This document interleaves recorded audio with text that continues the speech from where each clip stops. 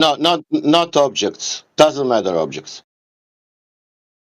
Well, yeah. How are You you know going to what? reference? How are you going to reference How the curve if you don't have how, an object how that's being okay. obstructed? Oh, you need something obstructed. Okay. That's right. That's right. If you're talking You need about the something. distance of curvature, you're going But to have something that is obstructed. Yeah. my question Yeah. will be this: what if something happened and it's not happening? That Mm. what then? Yeah. So I'm asking you, will you I'm accept asking. observation? I'm asking you this. I will accept if you, let's say, you are now making observation long distance observation, let's say 10 miles, okay? And then you show me in every location there is 66 foot of drop, you know? That is what Matt is saying. And then I will say, yes, Earth is a globe. But do you will accept if there is no obstruction, that you will say, oh, there is no obstruction. That means there is no sphere. No, Yeah. I think what I would say is that if you want to go out to the If you, coastline and observe, I'm asking you a simple question. If you don't find the obstruction, what you will do then? Yeah. So if you find that the object you're looking at is not being obstructed by Earth's curvature, what does that mean to you? I'm saying if you find obstruction, I will say Earth is a globe. But I'm asking Right. you if you don't find obstruction, what you will do? Yeah. What are you going to say? this is what I'm going to say. I'm going to say, okay, I went out and I looked at these oil rigs, and the bottom was obstructed. It looks like 60 some odd feet were obstructed, but there's some days Eh, when you go out there that Okay, can I ask you? Can I ask bottom you? is not obstructed. You're speaking about oil rigs. Can I ask a simple question on that oil Yeah. rigs? What is the behind the oil rig? Is it some physical thing or or some optical phenomena? What's behind the oil rig? What are you talking about? What What do Yeah. you is mean? What's what is beyond the oil rigs? what is 5 meter behind the oil rig? Do you see something or is some natural phenomena there? I don't know what you're talking about behind the oil rig. What do you mean? Do you see anything behind the oil rigs or is there is nothing? No, there's no other objects. Is that the What? water behind the oil rigs? Yes, Yeah. there's water. Do you see the water Right. behind the oil rigs? Yes. Okay, thank you. Well, welcome to That's Flat Earth then. that's all. Okay. Right. Yeah. So, That ladies and that gentlemen, we're water still, yeah, that water should to be on 1.2 miles. That right. line. In front of the oil rigs. In front, not behind Not it. on, yeah. And it should to cover 66 foot of the second oil rig. Right. Yeah, I That'd be understand over that. 10 miles, you see. That's why. Because that's the 10-mile one, you see. So what do you That water what is behind the oil rig should to cover 66 foot of the oil rig. Yeah. All right. So now what do you guys do? I've answered the question. What do you guys do when you go out there, you make the observation and the bottom is obstructed? Now, do you just say that's an anomaly? I mean, what do you say? I'm asking you this question now. Is it that water physical real there, or this is some kind of phenomena that water what we see on Telma? Have you ever seen photographs of observations that do things that you wouldn't expect? I mean, Yeah. You're not answering the question. The question was the water. Is it physical or not?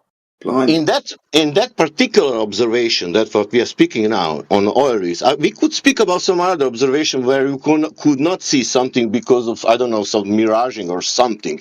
But in this case, we see the water behind the oil rigs, and that's the surface of the earth.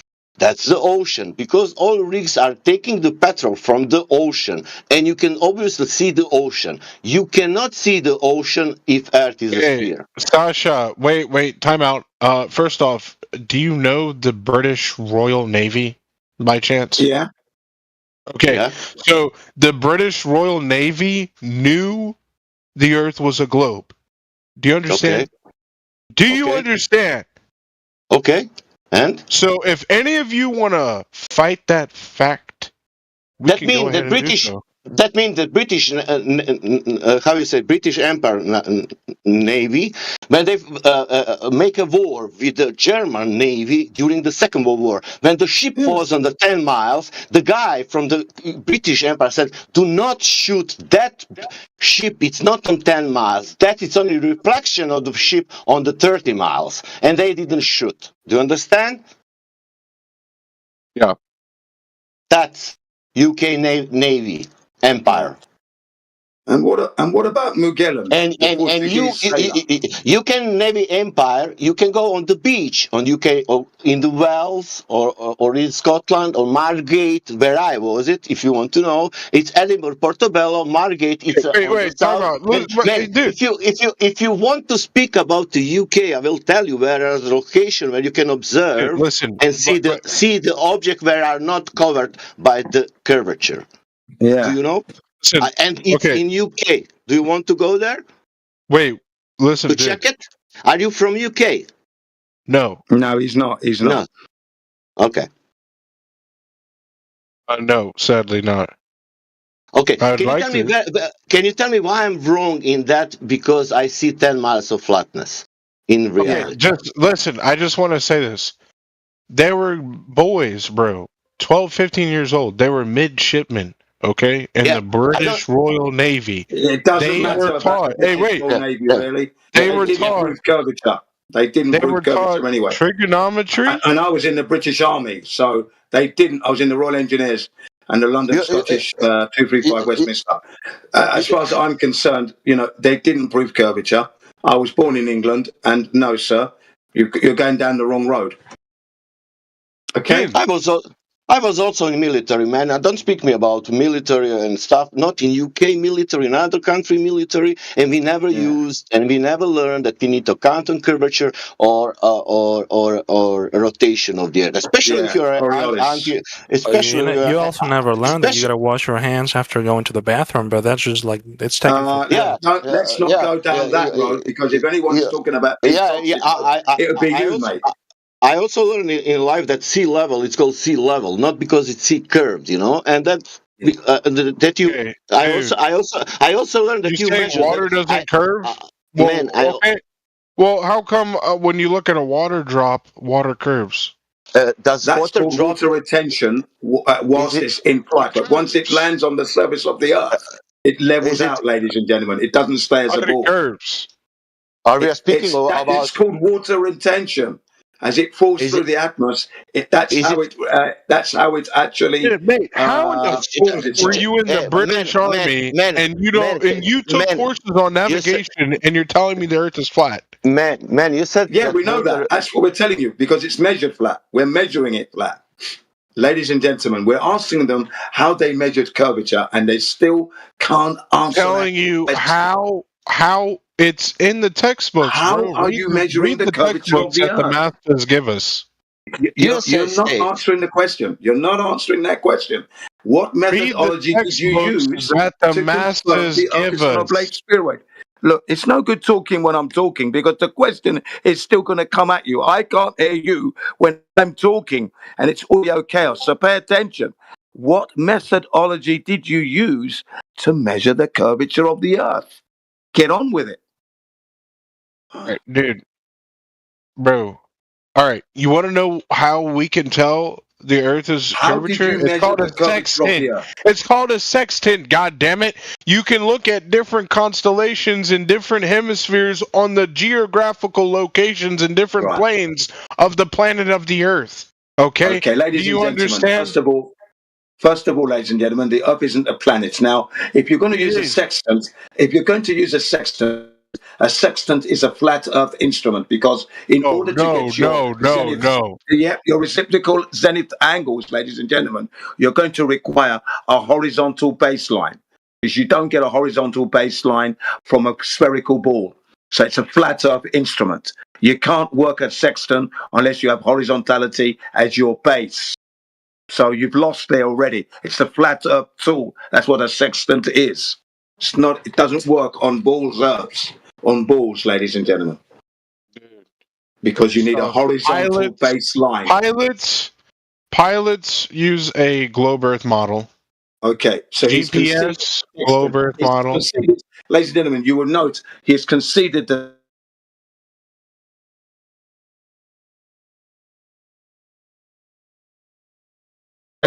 government agency documents that specify that if you're flying an aircraft firing missiles, you need to consider Earth to be flat and stationary, a non-rotating realm.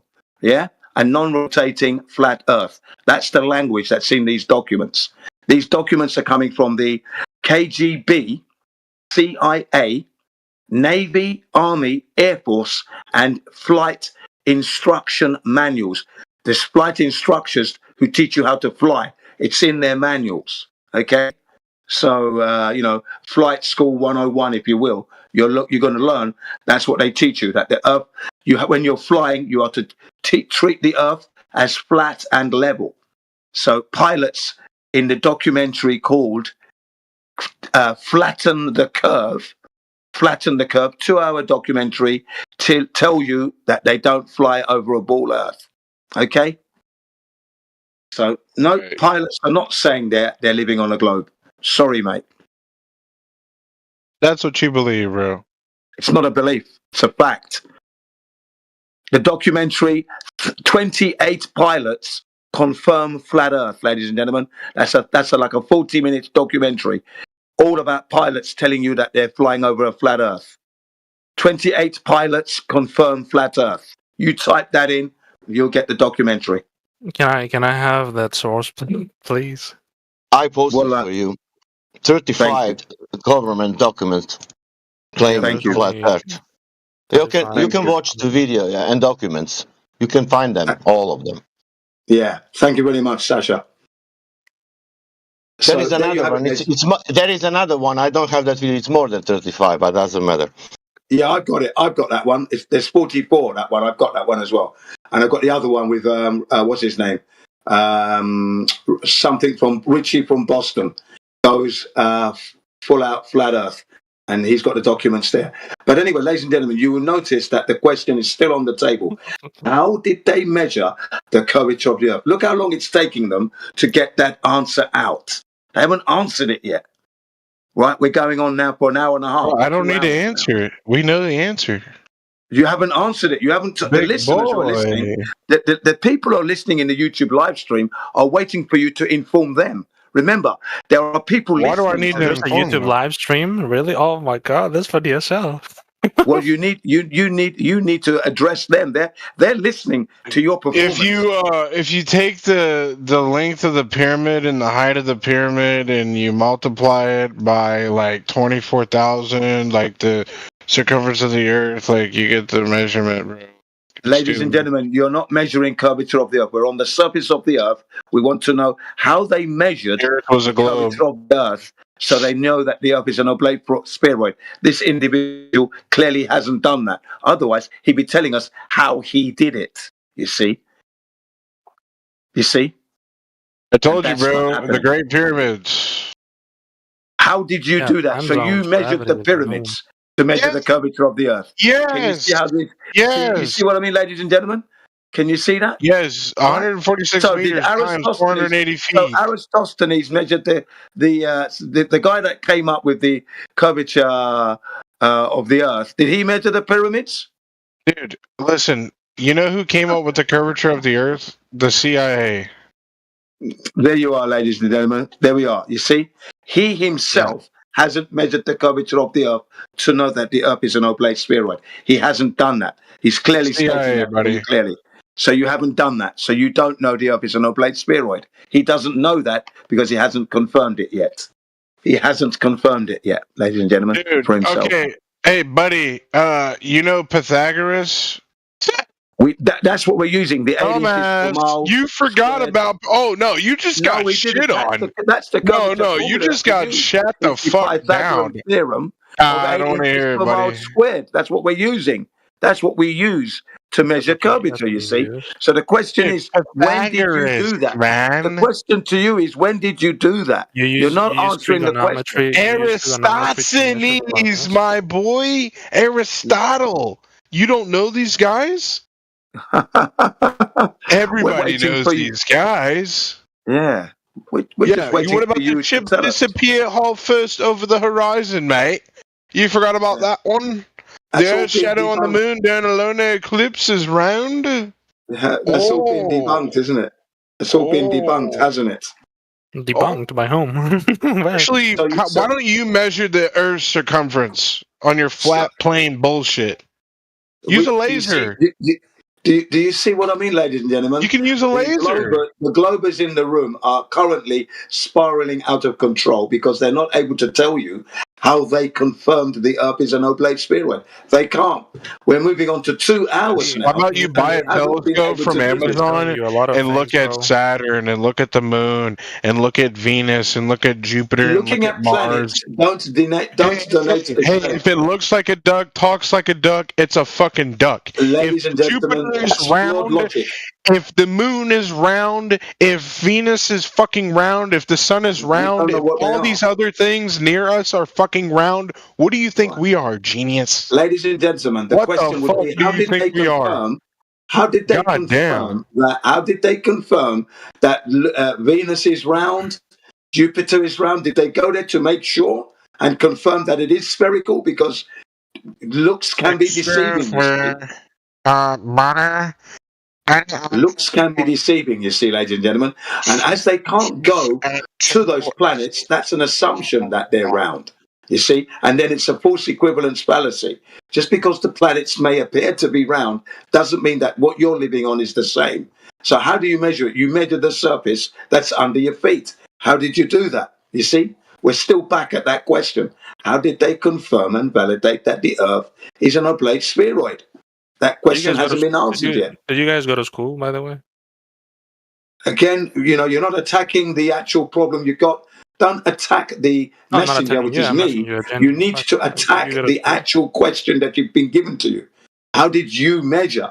You're showing your inability to understand a simple English question. Hey, buddy, how about you check the side chat?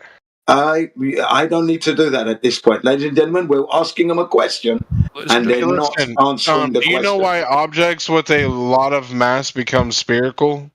Ladies and gentlemen, because gravity pulls thing towards the center evenly in all directions. Yeah, it's not measuring curvature. Quiet, bro. Again. Yo, Gene, can you be quiet, please? I'm trying to fucking read a book. And yours, gravity and shape. Gravity is a force that pulls matter towards the center of mass of an object. Ladies and gentlemen, gravity doesn't prove a shape. When an object is small like a rock, it chemically bonds in structure. It can resist gravity, so it keeps an irregular shape. That's a retarded answer, ladies and gentlemen. The question was, when an object is large enough, like a planet or a big moon, gravity becomes strong enough to overcome those rigid Ladies and gentlemen, gravity that doesn't gravity pulls all material inward towards the center. The only shape where all points of the surface are equally close to the center. Once an object is big enough, it relaxes into a sphere. Or closes into it. Hydrostatic equilibrium, and why planets, stars, and big moons are mostly all round. So, ladies and gentlemen, the question on the table is, how did they measure the curvature of the Earth here on Earth? And as you can see, they are unable to answer that question. You've got silly noises being made and a repetitive nonsense, gibberish at this point. So can you now get back to how did you measure the curvature of the Earth? Simple question. We're requiring your methodology. There you go. Go ahead. Do you guys believe in the Anunnakis too? Sorry? Do you guys believe in the Queen Elizabeth? Okay, you obviously don't. You're not listening to us. We don't do any believing. Flat Earthers don't do believing. You state facts. You only state facts. Sorry, we deal with the facts, and that's that.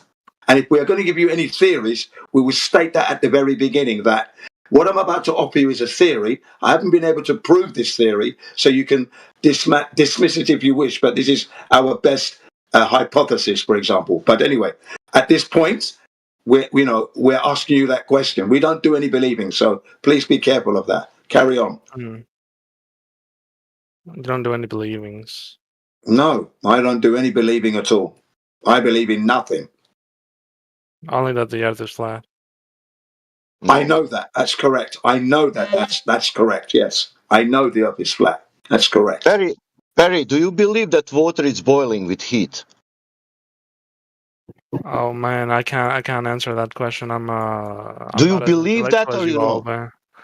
You guys are highly intellectual fellas, man. Isaac Newton would be proud. Well, you're not. We've noticed that you're not able to answer the question put to you. Such as putting to you a question, you can't answer such as question. Gene, just why did you mention Isaac Newton? I mean, me? Proud of you people. No, not you, Gene. Him. Yeah. Okay. What with Isaac Newton? Yeah. You guys are as intellectual as Isaac Newton is, if not more than him. No, Isaac Newton was very intelligent. Do you know what he wrote one time in a letter to one doctor? I don't know, man. Fucking he wrote like the Earth is flat. You know what? The Earth is flat. I discovered No. He didn't say that. It was about gravity. He said if anybody in the world that connects with him, that will be so retarded and absurd.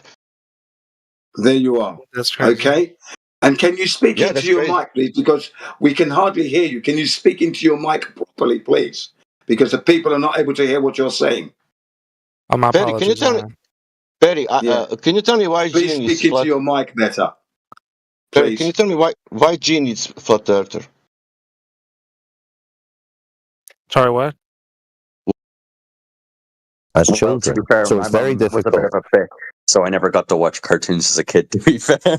Well, either way, as soon as you went to school, pretty much as soon as you hang your jacket up, they're just saying, "Hey, by the way, you live on the side of a spinning ball in a vacuum." But they're not giving you any evidence for that, other than unverifiable images, claims, videos, maybe. But yeah, of course, like all of us, we believed in the globe too because we were propagandized with it as children. And we were never given an alternative. We were never told, hey, this is a theory, maybe it's something else. We were told this is exactly what it is.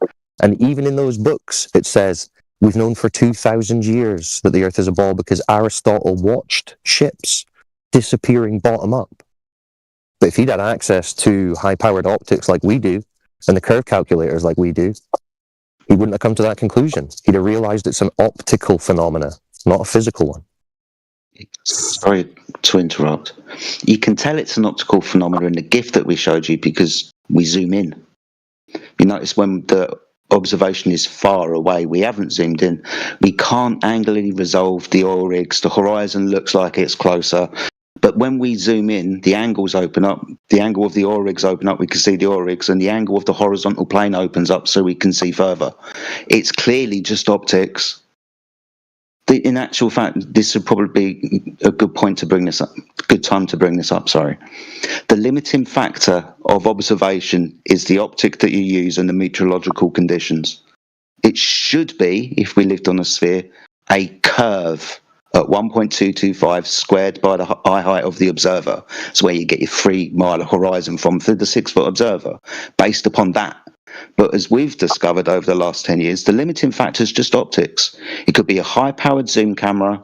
You could have very clear meteorological conditions, and you can see well in extent of the curvature of the Earth. Meteorological? Yeah, weather.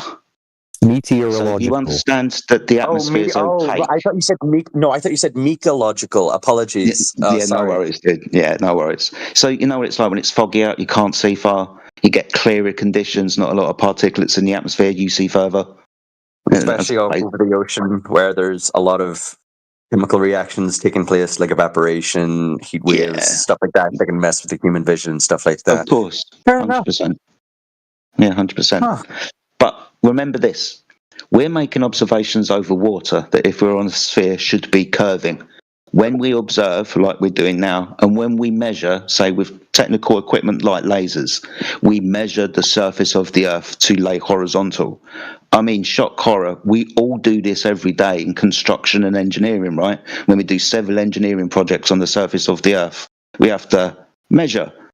What we do is we measure from a level. That level, that altitude is taken from mean sea level. That's the horizontal reference datum of the Earth.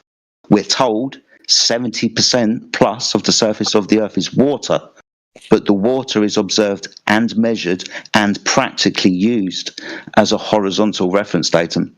So 70% of the surface of the Earth is flat. Can't be a sphere, dude.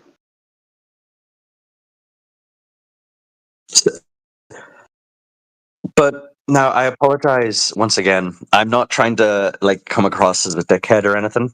But now, obviously, if we were a larger, I'd know some sort of. Now, this is completely theoretical, of course.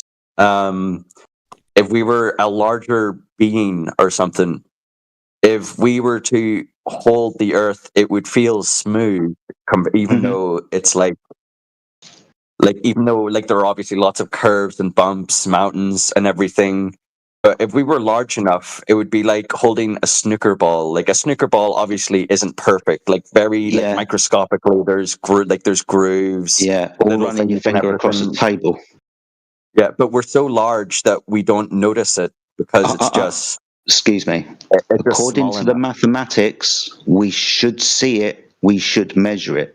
The curvature of the Earth rate is 8 inches per mile squared.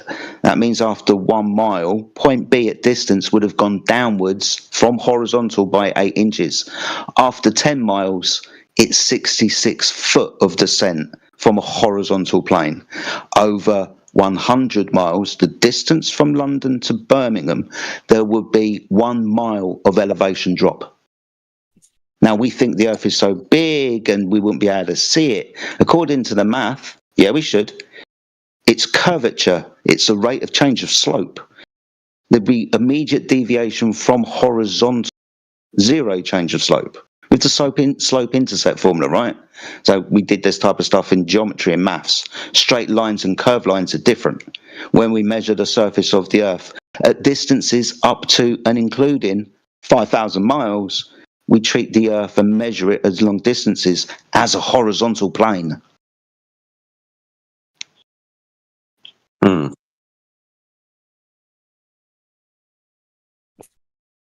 Damn. Well, I apologize. You used a lot of big words there.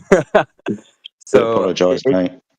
No, listen, I'm not the smartest. I just like learning, and I apologize if that's frustrating me being No, you're good. You're good. Stupid, but no, I would like you to repeat that, but in simpler. I'm so sorry.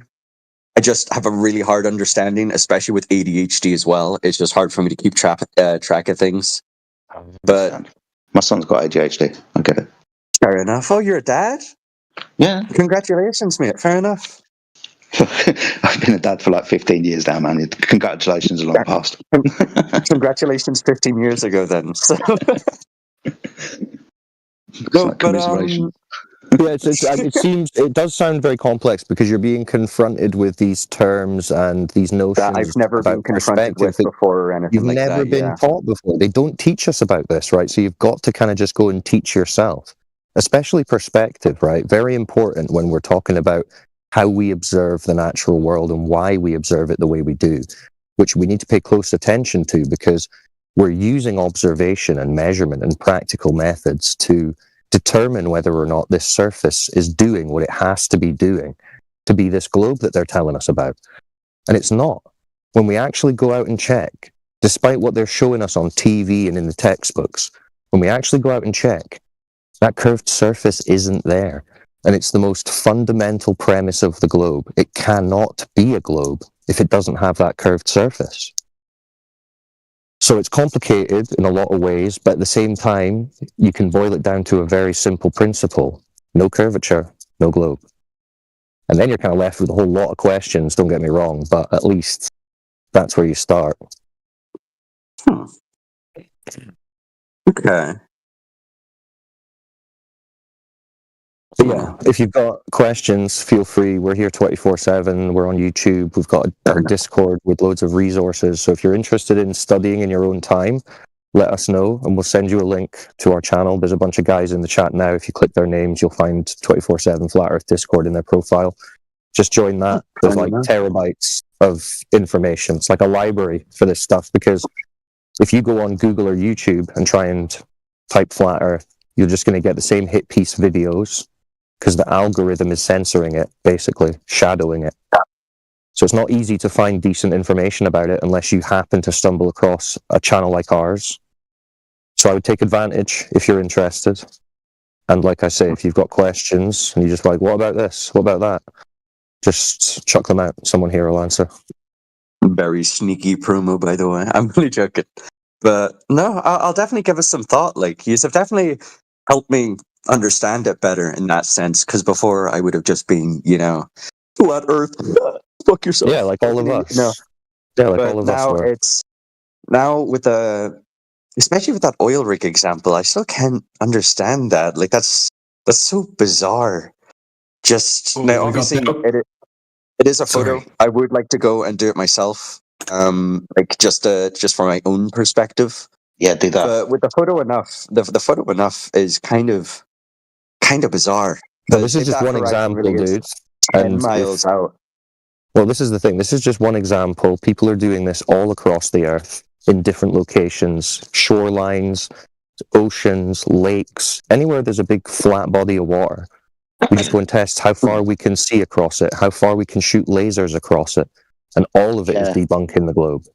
Yeah, so I was going to say, we've only just started. This is just observation. You wait until we start truly measuring with lasers and sending signals like UHF and VHF.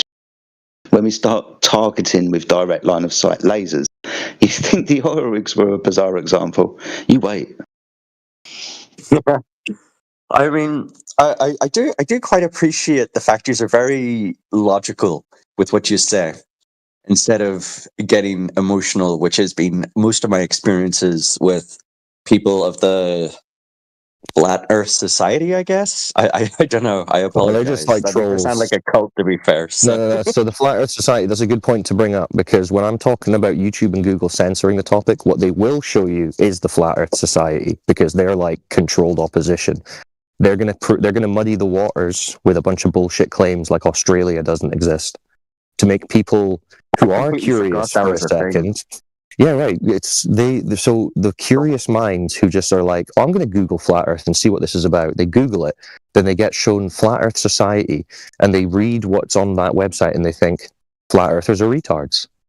And it's perfect. Think how well that works. No, let's not use that language. I think it's kind of offensive. Yeah. Well, whatever. They form incorrect straw man opinion about what Flat Earthers, quote unquote, are actually saying. We're not saying Australia doesn't exist. We're not saying. Yeah, but I mean, don't you think they're like a little retarded though? Like just a little. Settle down, dude. Settle down. Pointing that out. Yeah, he's being a funny guy. That's all right. This is a serious subject, even though, at first, if you don't know anything about it, you think it's a joke, like we all did. But no, the Earth directly measures flat, and therefore can't be this cartoon spinning space ball in a vacuum that we've all been shown cartoons of.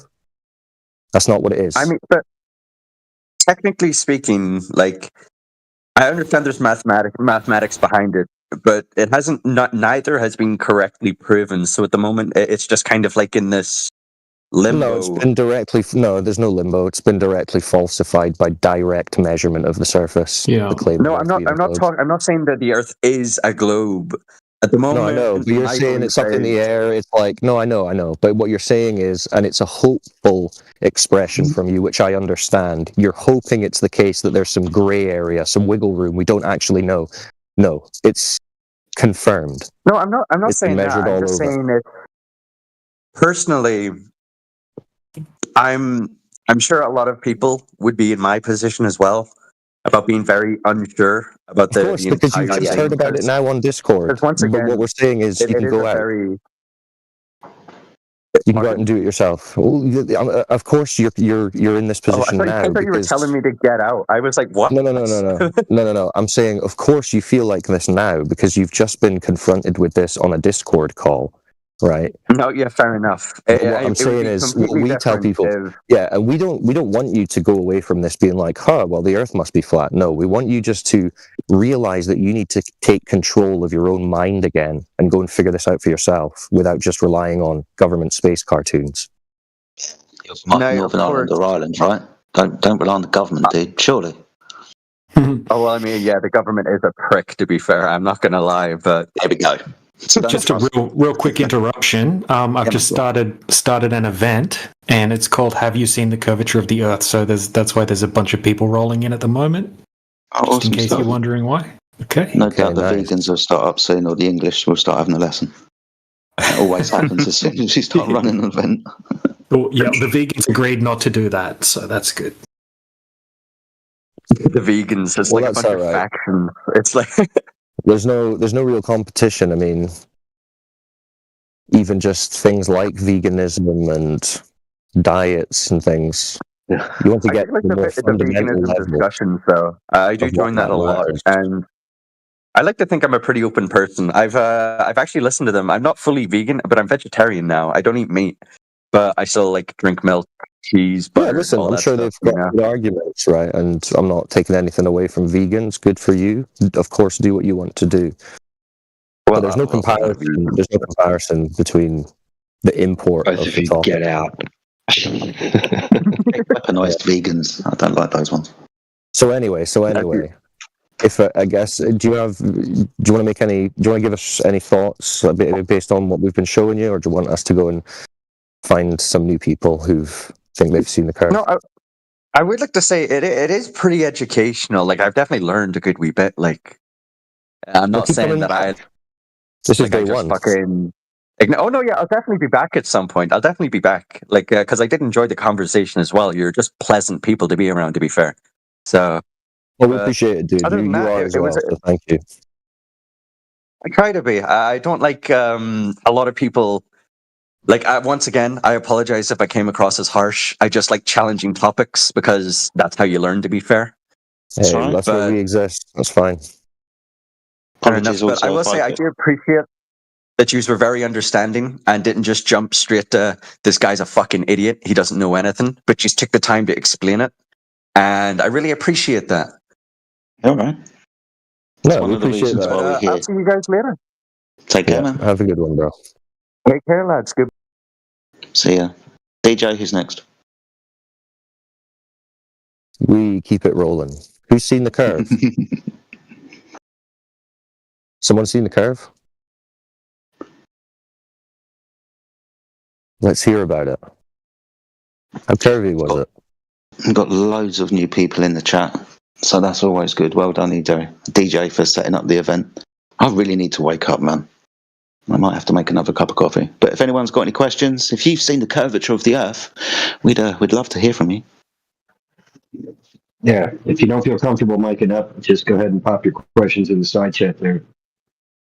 I was going to say, if we don't have anyone miking up, someone just shout out some of the questions in the chat.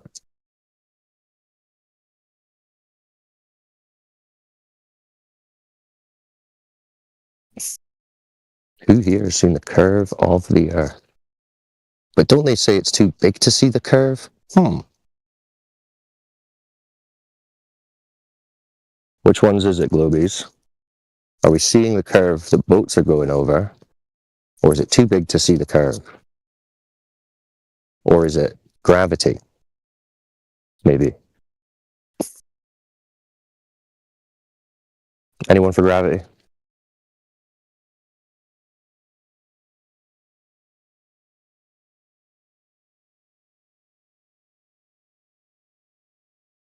You guys are shy? Say hello. Hello. Oh, you sound nice. I'm very nice. Oh, you're that nice flat earther guy. Hey guys, we've got a very nice flat earther in, if anyone wants to speak to him. That's right, I'm here. Juan Manuel? Just the facts, man? I endorse Radwin.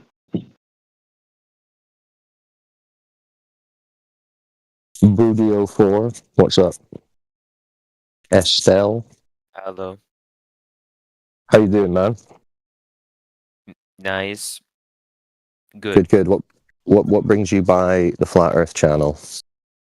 I thought it was ironic, so I wanted to enter to see if you truly believe the Earth is flat, guys. Yeah, well, it's not really a belief as such, because it's just what we fundamentally experience every day, right? When you go down to the beach, you see the horizon. It's a flat horizon. And you don't detect any motion of the Earth's surface unless you're in an earthquake or something. So you experience a flat, motionless Earth. That doesn't require belief. What requires belief is to then say it's actually a big spinning ball because I was shown images by some government agencies. The crazy part is, there is a diameter curvature to the Earth, and it has been proven since ancient Greece. That's what we're looking for. So who's measured that? I have some visuals to follow along with. Who measured that? Yeah, you're saying there's a curve of the surface? Pharaoh in Egypt once, they noticed that the Nile River would go down an inch at its base in Egypt. And every single day, a single day of the year, it would go down that multiple inches, that same depth, and it would repeat. So they noted that down, and what they did is that they stick a pole down in the Nile River, and they noticed that at that same a wooden pole, a stick basically, and he noticed that that stick had no shadow. So they put the stick in the river, and then they were looking at the shadow on the river? No, they just noticed it. They put the stick to measure the depth of that weird, like I said, dip. Sorry, who did this? Who did this exactly? His name. Yeah, where are you getting this story from? This has been on parchment, I believe. On parchment. Parchment that has been translated. Yes, it is. Could you link the parchment? Story. Could you link the parchment in We'd the like to text read chat? your parchment. Yeah, I would like to read your parchment. Because the Egyptians were actually flat earthers, so this is interesting. It's very interesting you say that because not only am I Egyptian, and not only is my mother has a doctorate in. So you already know then. You already know the Egyptian cosmology. Your brother has a doctorate in something that makes the Earth a Not globe my brother, now. my mother. Your mother has a doctorate, so that makes Earth a globe because you put a stick in the water. Because you put a stick in the water is what I'm trying to understand. No. Put a stick in the water, Earth becomes a globe. What I'm saying, good sir, is that people 3,000 years ago figured out it isn't flat, and we're discussing this now. Well, hold on. I put a stick in the water. Let me just give you Yes, Jedi, by putting a stick in the water, they noticed that the Earth is a ball by putting a stick in the water. No, they noticed that there was a 7-degree angle on the shadow. The year after, when they put another one near. Okay, yeah, sure, you can talk. No, he's talking about Eratosthenes in Egypt. That is a stick in water. Sure. I think you might mean a well underneath the sun, where Eratosthenes looked down the well and could see the reflection directly of the sun because the sun was directly above it. 1 second. I've just posted an image in the chat of the Egyptian cosmology, which is a flat, motionless, contained Earth. Yeah, in case that'll be Nuit in the sky, holding up the heavens. Yeah, they had a god holding up the sky or being the physical container. Eratosthenes, as you've stated. Yeah. Sorry, it's a little bit of miscommunication, buddy. There's a few stories from ancient past that sometimes people get confused. So apologise for that. It's not a stick in water now, is it? We got past that. It's still a 7-degree angle, and still. Yeah. I get you. So a 7-degree angle. Cool. Yeah. So we understand that an angle's 2 straight sides. Right? You understand the distance between the well that's underneath the sun and the stick is a straight line because you're measuring a triangle. The sun, the well underneath the sun, and the stick along the horizontal adjacent distance where you can then measure the solar elevation angle or the shadow length. This is a right angle triangle, dude, that he's used. This doesn't measure curvature of the Earth. Tell your mother that. Yeah? Bro, you're being toxic about the discussion. I have not been. You said your mother has a doctorate, and that means that the Earth is a ball. Sure, I did not say that. I said that I think he was... I have not heard of that resource. You are being extremely vocal about your opinion, and I appreciate that you were communicating here, but I have not said anything to the length that would require you to enter an insulting territory. That's okay. So we'll forget that your mother's got a doctorate. We'll forget about that your mother has a doctorate then. No, treat that topic with respect, please. All right. So you've understanding. Yeah, that's fine. That's fine. That's fine, dude. That's fine, dude. It's fine. So you've established now that the person who you think might have measured the surface to be a ball was a guy called Eratosthenes. It's definitely the same principle. That's true. Okay, so what did he measure exactly? 7-degree angle. He basically not only the 7-degree angle. He measured the diameter, the beginning of the diameter. Listen, the diameter of what? Degrees. If you divide the distance that's been measured, the straight line, call it, which is 500 miles. I'm not sure exactly. Yeah, 500 miles. If you divide sounds like a calculation to me, and times it to 360. You'd get nearly the exact same circumference. Of course you would. That we, with modern science, have confirmed. No. So this is the magic trick that's happened right before your eyes. The 360 degrees. You understand that he's not measuring the Earth as a curved surface. He's presupposing that the Earth is already a sphere in his example, and he can use the calculations to figure out its radius, diameter, and circumference. But that's not what he's measuring. He already thinks the Earth is a sphere within his example. He already presumes the light rays from the sun are parallel within his example. But what he actually does is take an elevation angle measurement to the sun from a horizontal plane. Yes. This is magic, dude. It's mathematics. Yeah. So if he sorry, Cyclone, I'll be very quick. If he thinks that the Earth is already a sphere and has 360 degrees within his calculations, I can use that same math, measure the elevation angle of the light in my scene, and my kitchen is now curved. You understand? No. The part is that the very interesting thing that's happened here is that, and that's the element that I think even enabled the assumption, is that one of the sticks that were stuck in the sand had no shadow, which means it was it was underneath the sun. Dude. Would then be presumed that it has been falling exactly parallel to that point. Dude, this is why I gave the example of the well. It's like you standing underneath a light. Right? Yes. Now, as you walk away from underneath that light and turn around, you can put a stick in the floor and you can measure a shadow because you're no longer underneath that light. He moved apparently 500 miles from being directly underneath the sun at his zenith in the summer. You can do the same thing in your kitchen, but if you presume the 360 degrees, you can turn your kitchen surface into a curved one, fitting with a radius. The problem is that it would be, if you presume that, you see, it would work because I think what you're presuming is there's a light in the kitchen. We put directly under the light a stick, which would have no shadow, presumably, and then we would look like, I don't know, 5 steps and put another stick. And then see the shadow, the other stick, which has been moved from the center. And that shadow would then be, our new circumference and measure a circle. Is that correct?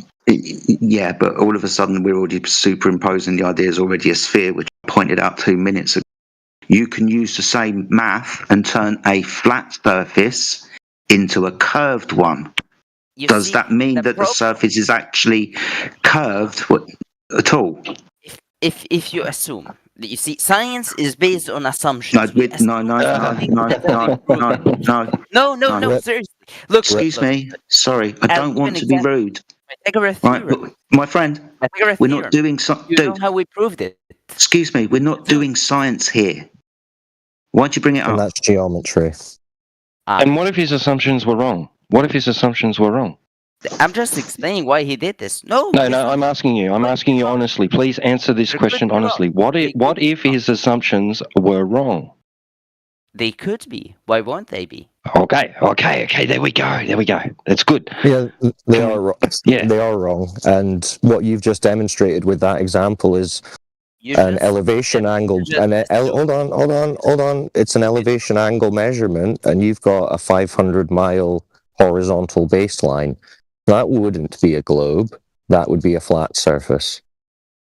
So yeah, that's not a measurement. That's not a measurement of the curve. Make my point that if it's a flat surface, truly, the shadow would have been much longer than 7 degrees. Prove it. Sorry, no. You can prove it in your kitchen. We just talked about this. Excuse me, no. You're just wrong. You're now saying it would be a different angle measurement. How do you know? No, I'm that not would saying depend on the light source. That would be dependent on the light. It would be longer. Hold on, dude. We've got academic papers on this. This isn't disputed. This is acknowledged by the Globe side. So people in the chat can post you the papers, and you can move on to your next argument, because that's not a measurement of the Earth's curve. So who did measure it?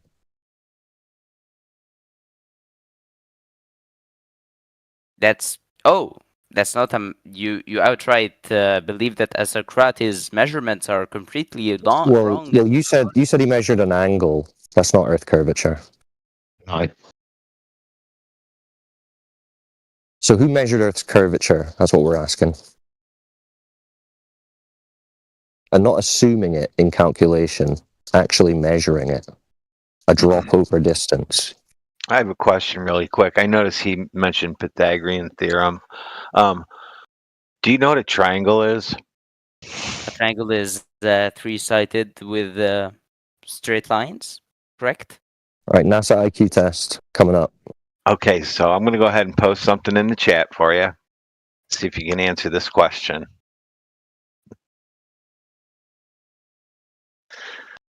You see it? See, I guess. Well, hold on. Let's present it first, and then you can answer. So someone read it out, and then you can answer, and then we'll discuss it. The figure below are not triangles? Is that correct? Correct. So which of the figures are not triangles? I guess B and D. Interesting. Let's look at the answer.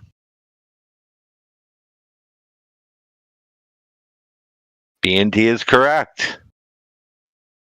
So you know what a triangle is. No, I'm just kidding. So you know what a triangle is. So now we're going to test some fun stuff. Now, do you know what an elevation angle is? Elevation angle, that would be the... No, I'm not sure. I don't think I do. Like, I would not mind revising that information. Elevation angle is an angle taken upwards from a horizontal. Upwards from a horizontal? Yeah, elevation means upwards angle. So, like you described, intersection of two straight sides, an elevation angle is an angle upwards from a horizontal. Horizontal being perpendicular 90 degrees to vertical. Right? And for angles, we have to be using triangles. Straight sides. So, Radwin, do you want to follow up with another question? Because, let's see. Do you understand what an elevation angle is now? Yes, I suppose. Okay, Radwin.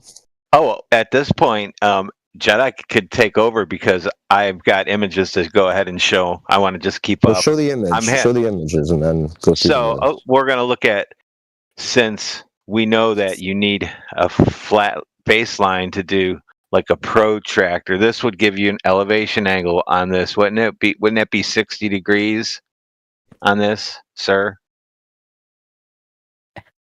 I mean, 180 degrees is exactly half. 360. C, B to C, B to C, B or B CBA. CBA. Yes. What about it? That would be an angle, right, of 60 degrees.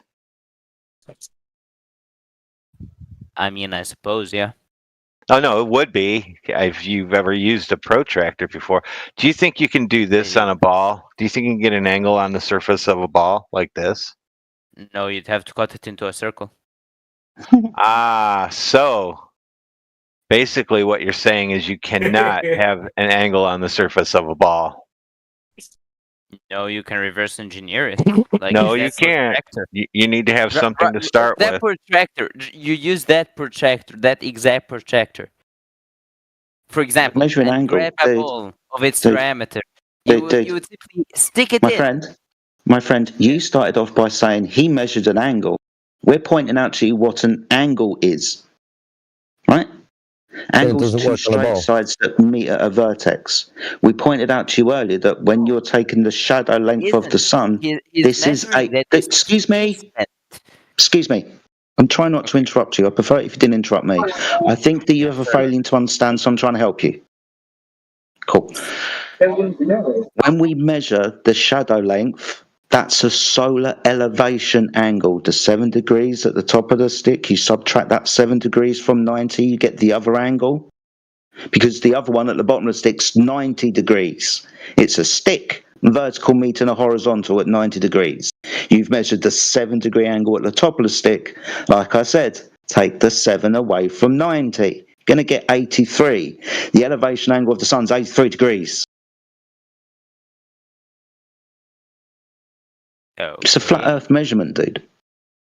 If you understood what an angle was, and you did, you defined what an angle and a triangle were. Straight sides. Would you now... Can I get back to a protractor real quick? We all agree that these are angles. Yes. Right? No one would simply say that these angles aren't true, correct? Mm-hmm.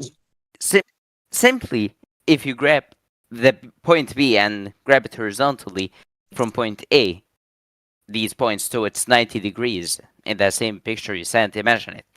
That would be a triangle if you clipped it right there. Yes. But there's a curvature if you've noticed from where we're assuming then you C to A. No, they're straight lines. They're straight lines.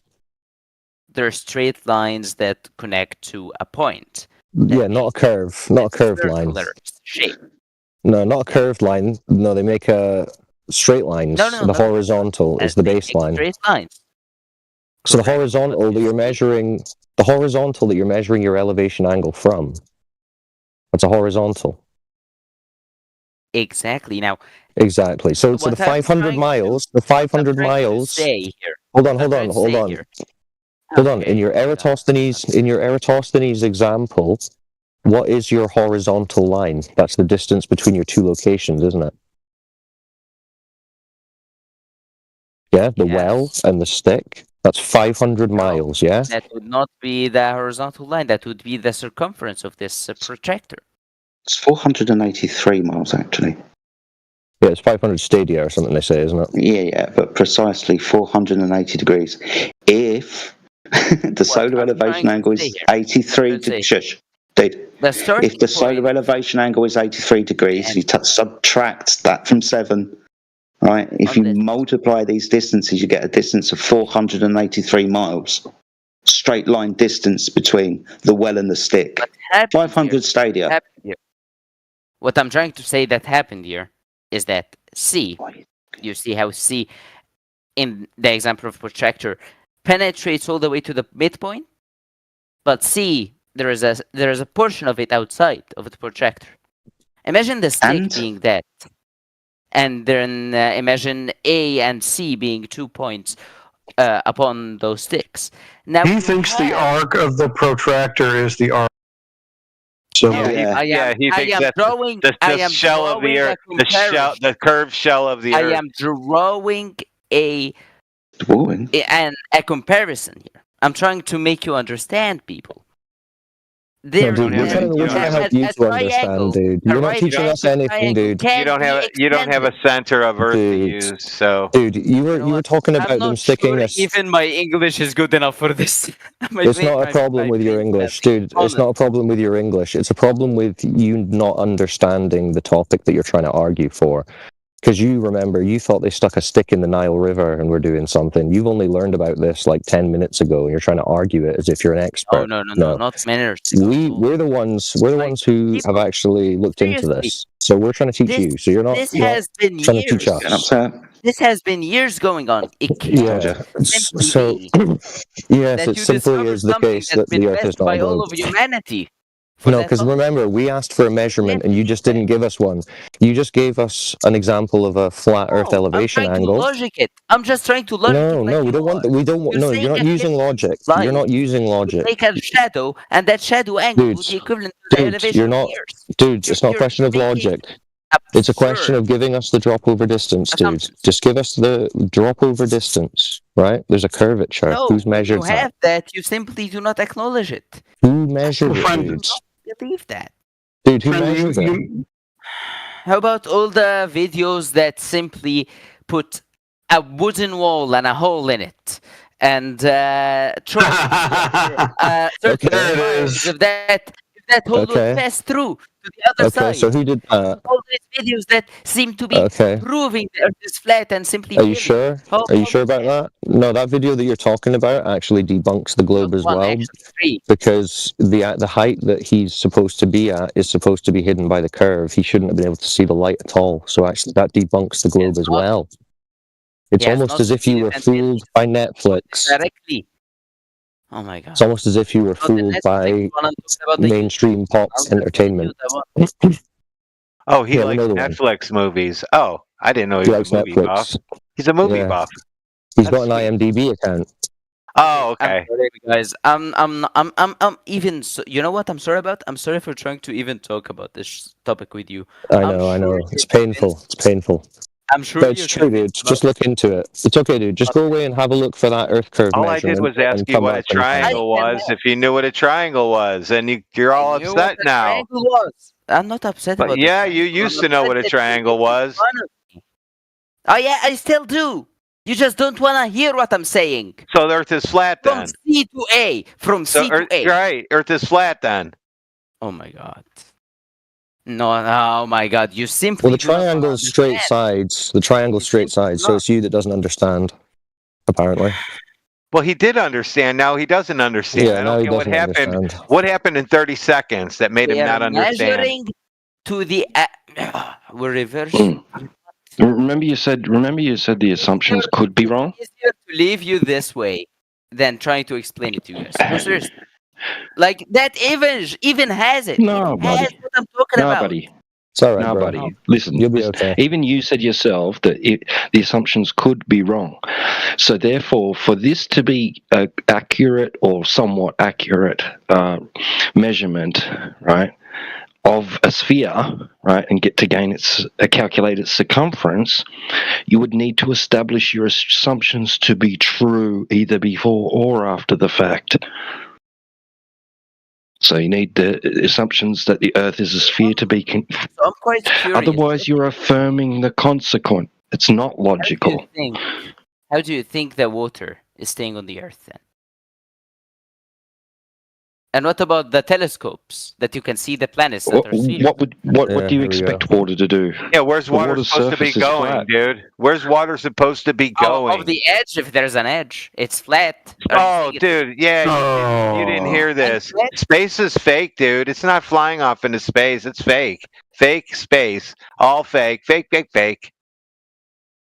Oh, so stars and spheres are fake. No, I see stars. Stars aren't gas balls. I don't know who told you that weird story. Oh, stars aren't gas balls. Okay.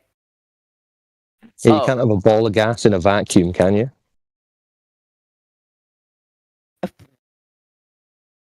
You can? You can? Could you show us? What? Show us, please. What do you mean, show us? So get a vacuum chamber. Get a vacuum chamber. Oh, right. So you can't demonstrate it. So it's just a belief. I guess. What about Okay, so it's just like a religious. So it's just. That have So it's just. Okay, dude. How do you it's just zero gravity videos? All right. So it's just like a belief then. You can't actually demonstrate this happening. Because in reality, when you put gas in a vacuum chamber, space should be sufficient. So what happens when you put gas in a vacuum on Earth? It does not become a vacuum because it does not have mass. So it just fills the available volume. Yes. It just fills the available volume then. What? Yeah. So it doesn't coalesce into a ball. It just fills the available space. Yeah. I mean, yes. Yes, but you're saying in your imagination you can imagine that not happening and it forming a ball. You're absolutely abstracting the concept of Earth's gravity from Okay, so where can you show us this gas forming into a ball in a vacuum then? Very easy. Anything. Okay, could you show me a video of someone forming a ball of gas in a vacuum then? No, I can show in space. Gas is transparent. Oh, in space? That's what you're trying to argue for. No, that's what you're trying to prove, dude. Yes, that's what you're trying to prove. Not space. No. That's not a ball of gas. That's not a ball of gas in a vacuum, dude. That's a ball of liquid. And that's but we're looking for a ball of gas in a vacuum. That's what you're trying to claim. Gas is transparent. How can you visualize it? You get colored gas or something. I don't know. You tell me. That things forming into a pole equals to gravity. Okay, so if it can't be demonstrated, why do you believe it? It can't. I went ahead and posted a demonstration for you with colored gas. Yeah, I went ahead and posted that for you so you can see what it looks like. Since you said you can't see gas, I went ahead and posted one for you that you can see. Well, that's interesting because if gas is transparent and it can't be seen, how are you seeing Jupiter? Ooh, that hurts. Oh, that's different types of gases too. Oh, special pleading then. So we could get a gas that you could see. Okay, so show me the Jupiter-like gases that you could form into a ball in a vacuum, so that we know your story is even possible. I mean, it would be very, very dangerous to make a vacuum in space, and you cannot have gravity to make a ball into a gas. Something. So in reality, react directly and fast enough with the gases in the air. Like okay, so the idea of a gas ball forming into a ball in a vacuum is just an idea. It's just an imagined concept. It's just a concept that you have to imagine. What do you believe gases are if they're not basically freer moving liquids? Well, little tiny bouncing ping pong balls. That's what I imagine. What do you imagine? Liquids aren't that? You think liquids aren't that? No, we're not talking about liquids, dude. No, we're talking about gas. Liquids. Liquids are not. Liquids are not gases. Yeah, you're claiming we've got a ball of gas here in a vacuum of space, but you can't demonstrate a ball of gas. You're in mistaken. a vacuum. Fluid dynamics, which is gases and liquids. Yes, exactly. Fluid dynamics. That's not gases are liquids. So don't say that. No, you sound stupid. No, not gases are liquids. I'm not saying those are. Okay, so so nothing. So gases are not liquids. Correct. Throw similarities. Do you think? Are you arguing that you can have a ball of? Are you claiming you could have a ball of water in a vacuum chamber? You arguing for a ball of water now in a vacuum chamber? Yes. Not in a. Okay, show me that. Not in a vacuum chamber, but in space, because that. Space is like three. What is Space it? is a vacuum, isn't it? Hold on. Space is supposed to be a vacuum. The air, the gas around you. No, but you can't do the ball of gas, remember? You already admitted that. Well, now we're on to the liquid. Because you think it's a ball of gas and liquid. Because you have air in space. You are not listening to what I am saying. No, space is supposed to be a vacuum, isn't it? Oh, yes, 10 to the minus 17 torr. 10 to the minus 17 torr. Yeah, so space is supposed to be a vacuum. So you can make a vacuum. How will you breathe? So how are you gonna have a ball of gas or water? How are you? Hold on, dude. Just answer me this. How are you gonna have a ball of gas or water in a vacuum? That's why Egypt doesn't have a space program. They tried to breathe in a vacuum, and they figured out that you just pop. So how can you have a ball of gas or a ball of water in a vacuum? You can't. Space is fake. A vacuum? Yeah, the vacuum of space. You never heard of the vacuum of space? Is that what you're going to say now? So what you're saying is, let me get this straight. Vacuum exists. Zero gravity. Of course it does. On Earth. Buzz Negative. Sure. Not in space, not around the Earth. There's not a vacuum around the Earth, no. No, zero G does not exist. Falling with an object exists.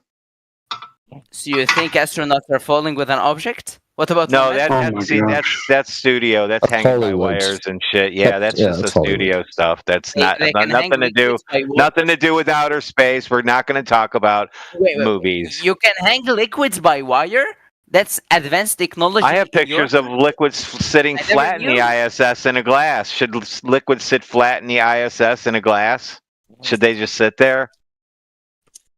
In a glass? The astronaut drinks it out of thin air. How's that in a glass? All right, let's find out. You're the one who makes all these fancy claims. Let's make you look foolish again. Let's make you look foolish again. Now let's look at the Chinese doing tricks, magic tricks in space. Yes, so far I have every single time. So pay attention. No, so far you've pay attention. There's a glass of water sitting in the ISS. And they're supposed to be in, quote, zero G. And why is that glass of water flat on top? I'm pretty sure that's just a demonstration. Besides, there's another logical explanation for why that would happen, because glass has friction, water in the glass, friction, it stays in. Basically. Gotcha. It's a different concept. I guess. Yeah, I guess you could just leave open containers of water floating around millions of dollars worth of equipment all the time, even though in reality, if you did that, you would get fired. Hey, dude, so looking at this photo, are those people in space, according to you? I wouldn't know, but if they are, how are they even? Well, how don't you know? Look, they're on the space station, aren't they? I don't trust that source because you don't trust it. Do you think that's a bunch of flat earthers dressed up as astronauts and made up a little stage to trick you? Maybe. Well, maybe now you'll use some of this critical thinking to actually challenge the cartoons you've been fed since you were a child, and you'll take this on and you'll figure out that you don't live on a cartoon spinning ball in a vacuum. Cyclone, I went ahead and posted a guy floating by a cable in the background. He's got a cable hanging off his ass. Do you see the guy in the back? Do you see the guy floating in the back? Hey, pay attention. Walls of ice? Pay attention. I'm not paying attention to you, by the way. Yeah, I know, because you don't. Do you see the guy floating in the back by a cable hanging by his ass? You are very loud and very rude. That? You do not know how to be. Radwin, I think that's some flat earthers again who've staged the ISS and the harness equipment just to fool at somebody's house. The globe believers. They're just trying to trick poor victims like Booty here. He's falling victim to the flat Earth propaganda. That's flat Earth propaganda right there. This is the flat Earth society up to their usual tricks. I think 4 a.m. is like enough time to stay awake. Good night, or whatever you believe is happening. Sweet dreams. Dream about NASA hanging by wires. NASA employees hanging by wires in a studio. Yeah, dude, the sun is still in the sky above the Earth. The sun is not below your feet. Have a good sleep. No. It's dark here. How can it be dark if it's yes, because the sun has moved away. The sun's moved away from you. Do you notice the sun moved? It sounds like CB. Do you know that the sun is going to come back again? Or do you guys pray to the sun, hopefully it comes back every day? I know it's just going to come back. I think that was about Booty's capacity, but it was a good effort. Let's get a golf clap in the chat. Who's next? There we go. Thank you. Who else we got? Anyone seen that curve yet? Anyway, someone's going to have to pick this up for me because I'm going to dip off soon, but I'll go and listen for a bit. Good chats, boys. Funny stuff. I just wanted to know if he knew what a triangle was. He got all bent out of shape after that. Yeah, and that flat Earth propaganda was the last straw. I wonder who's got all these studios, all these flat earthers. I've never seen them. Are they on here? Flat Lloyd, is that you? Yeah, a few of those are over at Indio's house, I'm pretty sure.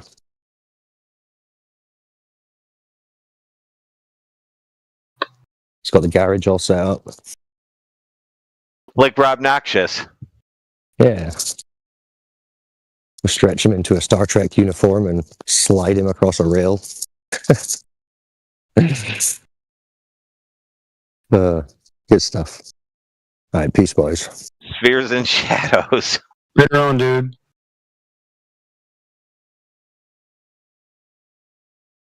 So the event title is, have you seen the curvature of the Earth? Are there any new people in here that have seen it?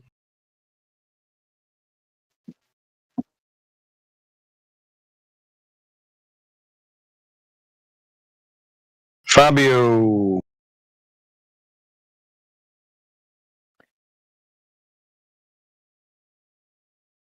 About Lord of the Rims. I seen you come off mute, bro.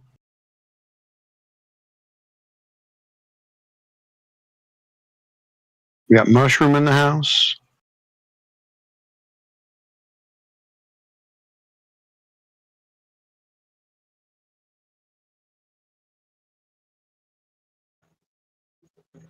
Who's Wax Crescent?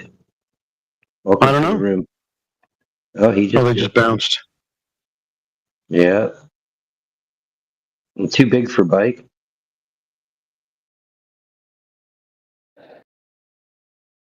Lord of the Rims, I can hear you breathing, man. I know you want to say something. Have you seen the curve of the Earth? Don't be shy. Maybe he wants to scream later. Probably so.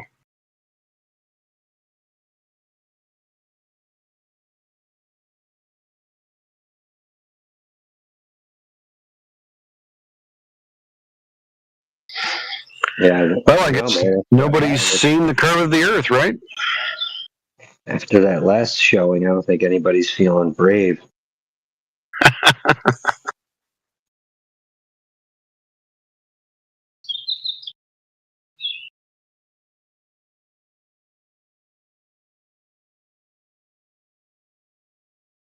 It's okay, everybody. The Earth is exactly as you experience.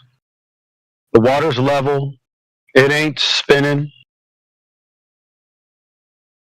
You're good. It's exactly as you thought. You don't have to believe in that globe anymore.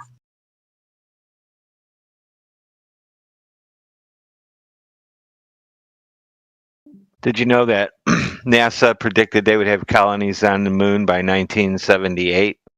I just posted a reference for you guys. Pretty neat. I wonder if they're up there now. Well, they've got the cars and everything. Yes, moon cars. That's so you can go to the Moon Country Club where they have golf. They started playing golf on one of the moon missions, so you know that was one of the first thing they built. Why else would you need a hotel?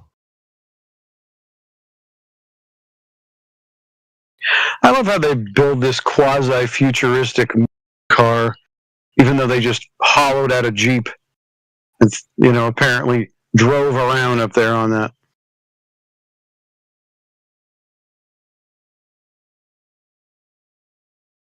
Look at the futuristic car in the newspaper. It's got beer cans going around for the rims.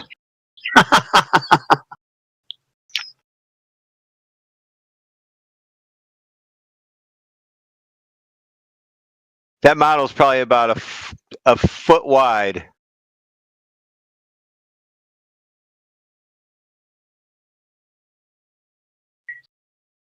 Lord of the Rims, can you tell me why they designed those rims for the moon?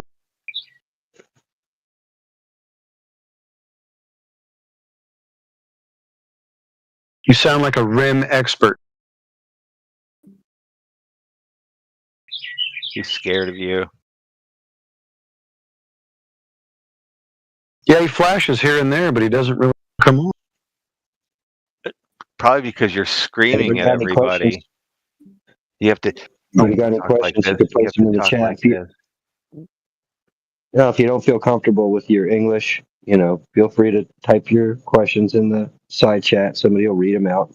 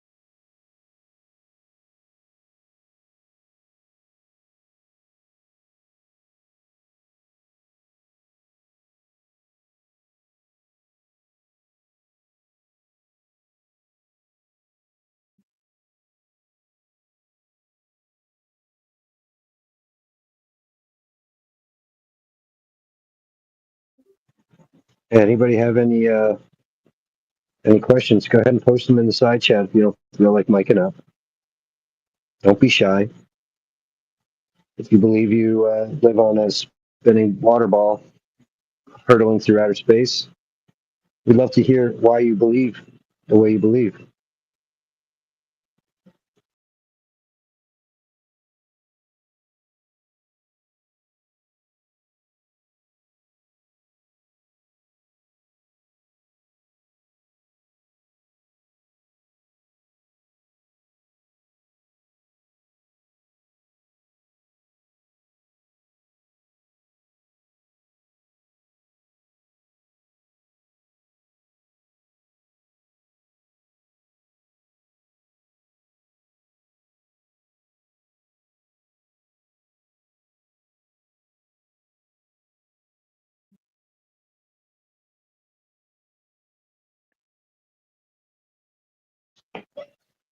Come on, give us something to talk about. We'd love to converse with you.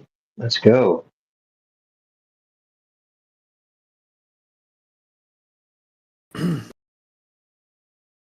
Well, since it's quiet in here, should I end the event? Because I do have to head off, unless one of the other mods wants to end the event at a later stage.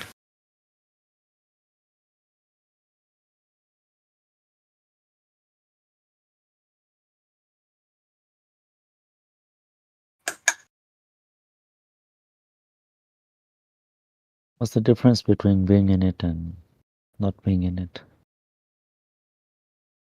Well, more people come when it's on, right? People see the event.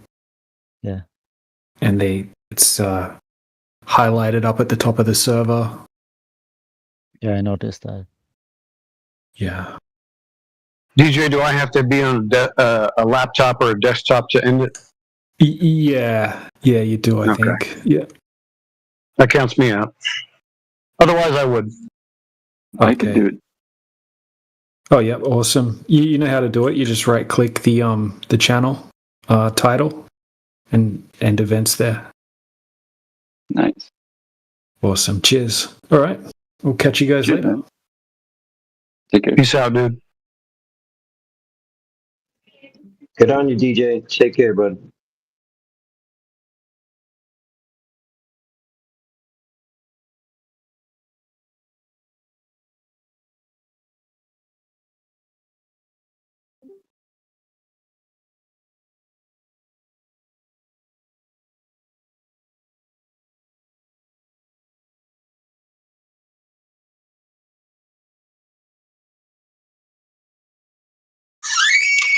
So the story goes that everybody knows, and these flat earthers are stupid, and they don't know what they're talking about, and their model is trash, and yada, yada, yada. So, I mean, I implore you, mic up, tell us how we're stupid, tell us how the Earth's a ball. Have you seen the curve?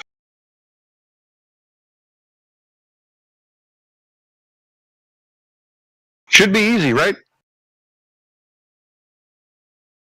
I mean, they feed this stuff in like syllabuses in school and stuff like that. I remember we had to write, I think, 3 points as to why the Earth is a sphere.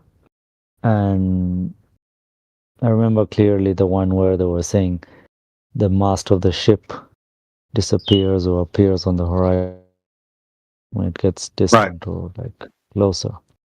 But all in all, everything is a draw up of stuff that is conjecture, because you have to put like what you see and feel and believe into perspective.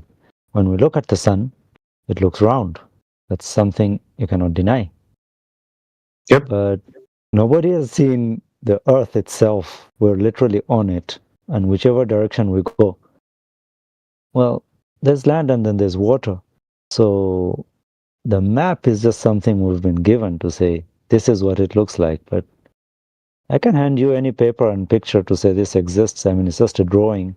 It doesn't mean that it actually does exist. Cartographers had their own challenges, and just the fact that they keep discovering new stuff and making changes to it means you cannot believe everything that's there or what's said, because even the very people that bring it forward will still come up with changes later or get challenged by other people later. That is very astute of you, my friend. So you would agree that there probably isn't going to be a way to prove the Earth is a ball? Yeah, I mean, yeah, that's probably hard. The only way we would be able to do that is to go into space and have a look back and far enough to be able to see that small. So you use the term space, and I'll forgive that. Let's just say that the only way to prove this, based on the theory that there is a space outside, yeah. But let's ignore that, because if we live on the Earth, certainly there is a way that we could measure the surface since we're on the surface, right? Right. Yeah. So everything that anybody has attempted to do to measure curvature or a drop over a distance, they have failed. What would we conclude if that was the case? That there is no deviation from horizontal, no matter how far we can measure? Yeah, it makes sense. I mean, if I think of it as a psychologist, our brain acts the same way. We cannot study ourselves too well, because the same brain has a mechanism to defend itself. So you cannot study your own brain while you're using it. And it's impossible to do it otherwise, like if you're dead or you don't have a brain. So yeah, it's kind of futile. I mean, I would think we've come over thousands of years, and humans have been on Earth for a very long time. And other animals do not seem to follow the spherical nature or theory of the Earth when they're flying, like the birds flying, and like generally even these that burrow into the ground and stuff. Right. And if people measure topography, you know, the contours of the Earth, they always measure the Earth flat, and then all the contours above and below that horizontal. So nobody actually measures the Earth. It's the only way that contours are actually easy to read on maps, and it makes sense to use contours because they're on a flat surface, on a flat Earth, so to say, because you cannot have a contour that's going in two directions. It has to be just one direction. That's the only way to use it. In a 1D? Yeah, it has to be measured against a horizontal. Right. Exactly. Yeah. Yeah. There would be no contours otherwise. So what we're left with is that everybody assumes or treats the Earth or measures the Earth as flat and stationary to describe or to map out all the features of the Earth. And so that's our axiomatic position, which is the Earth is flat and stationary. So why do you think it is that the idea of the globe has been forced upon the public? Well, over like different periods of like even in history in the past, there was always some belief that was prevailing. So it's just one of those. It's temporal. Humans did not believe this way back, and they probably won't believe this in the future either. So it's just a period where we're passing through, where we're fed stuff. I think humans just tend to do that. Like we make up stuff. It's just like the idol gods and stuff. They have powers, and then later on people forget about them, and it's just a statue. Nobody fears it, nobody worships it, but it might still be there. So it's just like maybe for fun, you know? Humans just have a tendency to like do stuff for fun. Well, I'll tell you what, if this is for fun, it is creating quite the upsetting reaction to the people who hold true to that belief. So the people that believe the thing that is not true are pretty upset. Yeah, obviously. Yeah. Yeah, they're gonna have to react because it's not necessarily that they feel it, but I guess that's just the way the mechanism works, because the brain is fed with information, and if that information gets threatened, it feels like your existence is being threatened, and that is very scary. Yeah. Now, do you think it's more important for us as a society, for lack of a better word, to teach children things that aren't true? Yeah, I'm against that just to start with.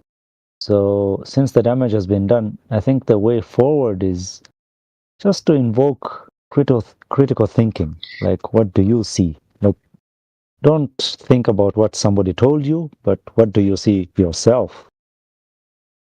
Right. So I'll tell you what, that's an uphill climb, man. Rather than what to think. Exactly.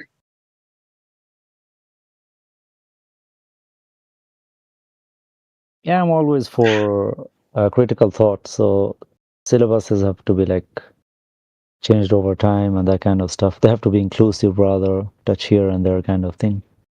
Instead of just one theory. Yeah. In school, we were taught the evolution and all that stuff, and it was just one-sided. They do not even teach the critique of it. Like, at least mention that somebody did criticize it, and this was the criticism. But they just teach you one-sided stuff. So there's a serious question as to why the other information is being kept away. Yeah, it seems intentional, doesn't it? Absolutely. Seems like there is a control structure that doesn't want to give the game away. Yeah, there's that part of they don't want to wake people up, or like those who are awake should not have that effect on other people. Don't wake up the others. Yeah. Yeah, it's an old trick where they take away your credibility, and then even if what you say may hold true, but your reputation or as a person has been taken away, and then you're looked down upon rather. It's happened in the past. I mean, most famous people were persecuted, and then their work and beliefs were later accepted, usually post-mortem. Yep. Take, for instance, Isaac Newton, who told people that he feigns no hypothesis of gravity, and that he would not want the idea of instantaneous action at a distance ascribed to him. He didn't want that to be tagged to him. Now, even to this day, people give the credit for mass attracting mass to Newton, and he himself said, I don't want anything to do with this. So even after you're dead, they're still going to find a way to loop you into a narrative by deceptive means. That actually works better because the dead person cannot defend himself. If you're alive, you can actually defend yourself. So it's easier to attribute such stuff to people who are already dead. It becomes harder to... Well, he defends himself in writing after death. Absolutely. So, but it doesn't stop people. Yeah, the thing is, most people do not know that, and later on they might still argue about it and say, "Oh, anybody could have written it." So it's going to be an unpopular opinion. Same goes for other people as well. They did try to defend themselves from stuff they were associated with during their lifetime, but regardless, people still associate the same stuff with them. Hi. You guys still talking about the flat Earth? That's cool.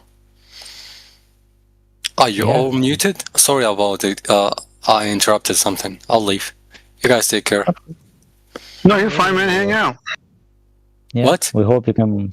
What do you think? Did you bring any new info or something? No. I watched a video when all YouTubers that believe that the Earth is flat against all YouTubers that believe that the Earth is round or whatever. So they went to that that's like frozen area of the Earth, whatever you call it. You know what? Yes, Antarctica. To see that the sun is not going down. It's not, there's no dark there. Okay, right. So just to prove that the Earth is round, and they were able to prove that the Earth is round for the others. Like most of the YouTubers that used to believe that the Earth is flat start believing that the Earth is round, but one of them or two of them didn't believe that. Even they saw this by themselves, they still didn't. I don't know, maybe their ego or something stopping them from believing it. But most of them actually that used to believe that the flat is Earth, the Earth is flat, start believing that the Earth is round after watching. We can help you there. What? We can help you with why. We can help you with why they didn't accept it as evidence.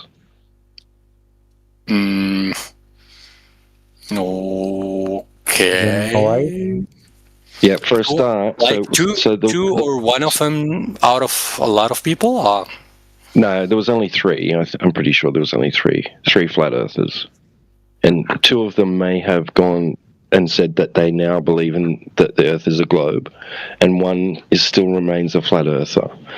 And the one that remains a flat earther, right? He didn't go back to the globe because he understands the logical fallaciousness of the argument, where that if you assume Earth is a globe, you'll expect to see a certain thing in Antarctica. You'll expect to see the sun do a certain thing in Antarctica. And then when you go to Antarctica, you see the sun do that certain thing, therefore you must conclude that the Earth is a globe. That's called affirming the consequent.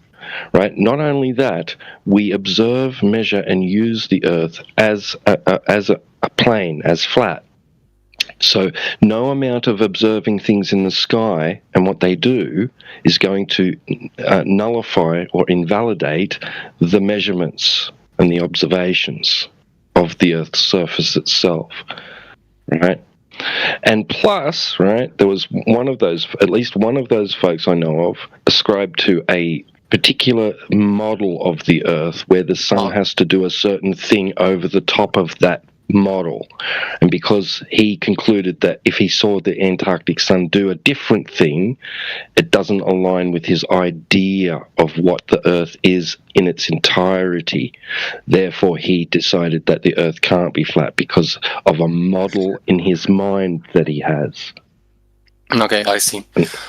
Well, sorry for this, but my English is not that good, so I couldn't understand everything. But yeah. It's something that I think that was a lot to lay on you. No problem. My English is my third language actually, so I'm still, I know the basics, I know the conversation, everything, but when you use like certain words and stuff like this, it's like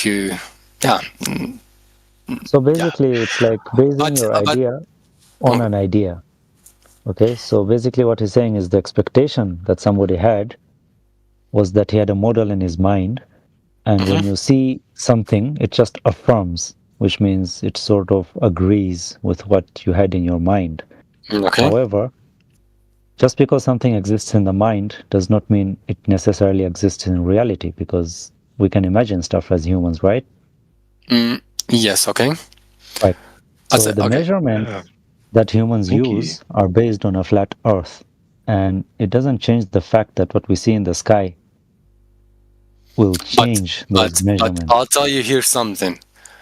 The one who believed that the Earth is round actually did know what is the reason why sun is not going down, why there is no dark in Atlantica, okay, or whatever you call it, this place.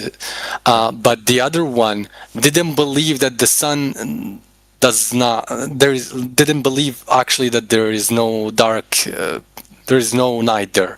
So when they see this, the model of the Earth they have in their mind, or the structure of Earth they have in their minds, and how the things move around it, the sun and everything, wasn't aligning with the thing they see with their eyes.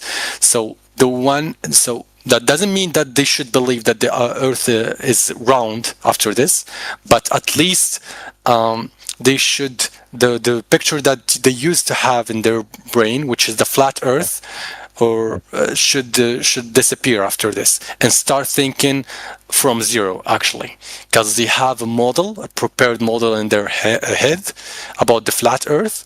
So from here, you don't need to change your mind, but actually just tell yourself that the model you have in your head, the flat Earth, the picture that you have in your head is actually wrong. Okay.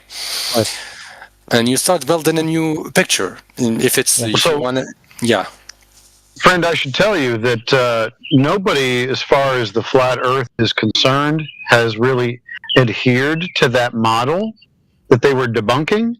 They were debunking something that was already well established to be false. So it's like disproving. Disproving.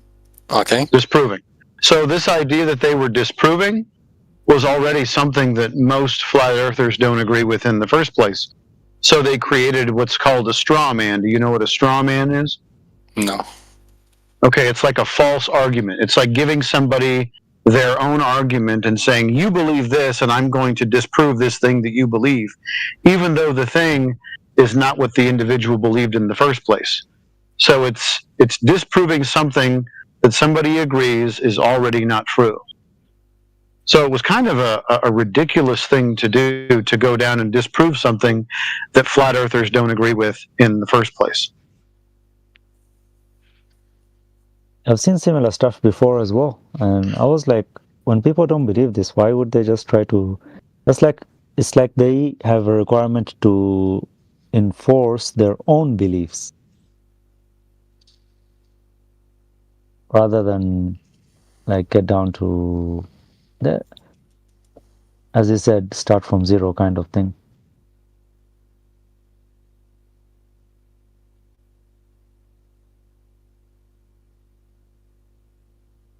Is this our current calendar? Yes.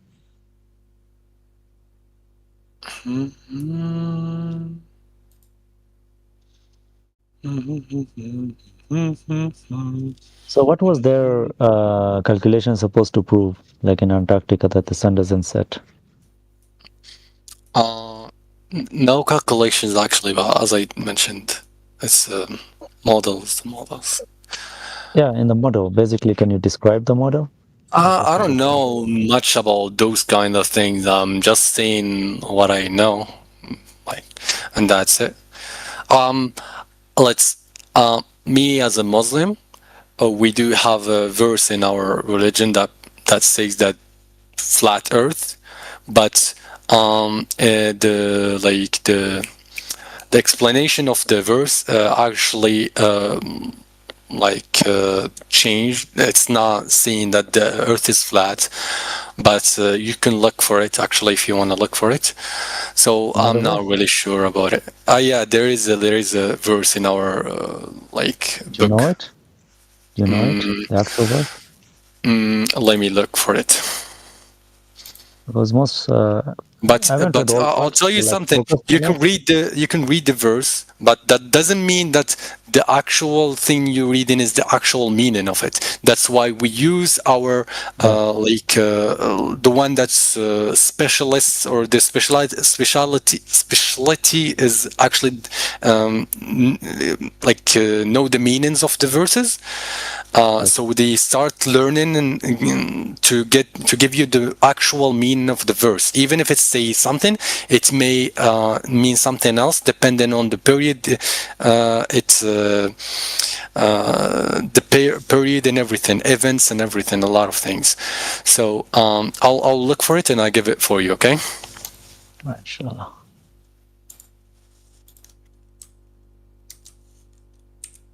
Interesting. I didn't hear Dr. Zakir Naik's speech about this, but I find that most people try to force a certain belief and just pick what kind of suits it, So they try to make it fit the narratives rather than just go with what's there, Yeah. You have to be open about this, if something is in front of you is provable, question the other one as well and see if it holds true. Is it equally something you feel, or it's just some model that exists that you were told, or it's in your mind rather than what's out. There's a reason we say, for example, as bright as day, was clear as the sun. It's something that is undeniable. It's literally just there.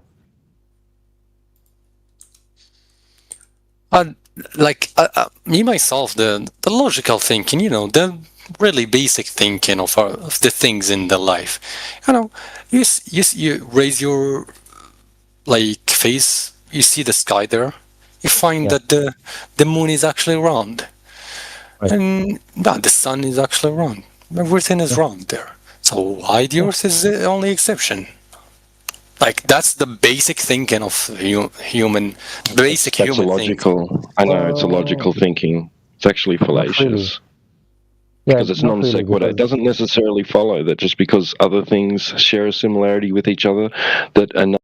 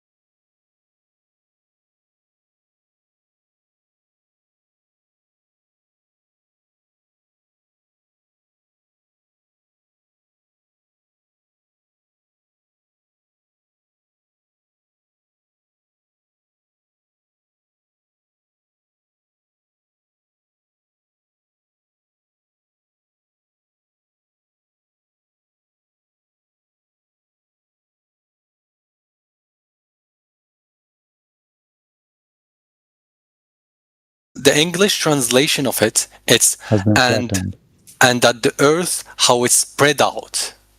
Yeah. Basically flattened. As-sath means flat surface. But it's saying spread out. It's using the word spread out. Like you said before, the meanings are, it's not one meaning, like it's a pool of meanings, right? So usually you've got 3 ways to look at the meaning, and they use that way in Arabic as well. So you get sath, which is the word for roof as well, for example. So it's called sath, the roof of a house or something. It's a cover, basically. So I didn't find the meanings in English. I want to show it to the others in English, actually.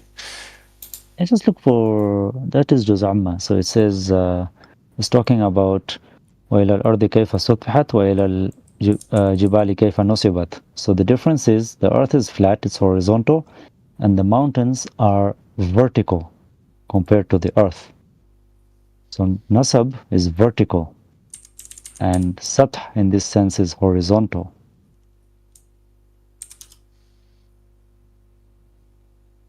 We actually have a server, a home server of our own. We're just here as guests, right, on this server. The owners have been very gracious enough to allow us this room. And we have a home server, though, where there's we have a whole channel dedicated to the Quran. And its, association with flat Earth cosmology. Right. Yeah, I'd love to pop in and pick on a few things. I don't know how to change the language actually from here. Hold on. Translation. Okay, English. Let's go with English. Can I change it from here? Look for exegesis. Look for the tafsir. I found the website that I was looking for. It's actually this one. I cannot share my screen here. I cannot share my screen. Yeah, in this one you cannot. You can post the link. I'm not sure what the permissions are with that. You might, if you're too new, you might need to level up, increase in your time spent here before you have those permissions. Maybe, I'm not sure. Brother, I can stream in every other channel. It's just the only exception is this channel, actually. Oh, really? Okay. It's probably because we're still in the event. I don't know. That's possible. I'm not sure how it all works. I'm almost a boomer.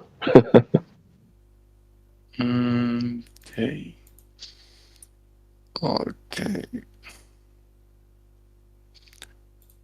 Okay, I can change it here maybe. Yes, this one. Okay. I found it, guys. Okay, maybe I can. Okay, it's this one. Paste it in the chat or something. Okay, I'll try to copy it, paste it in the chat.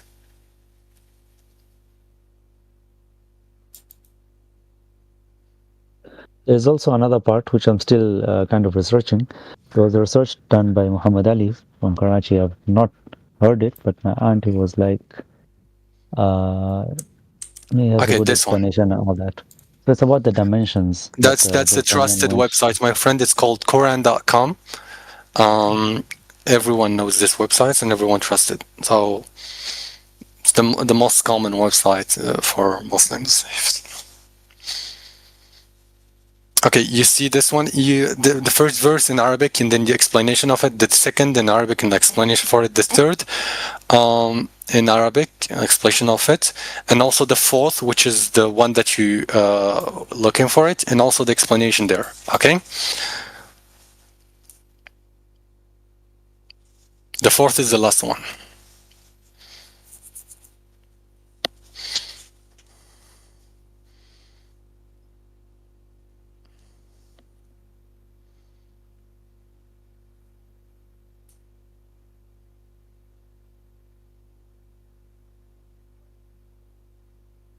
Yeah, so the translation is from Tafsir.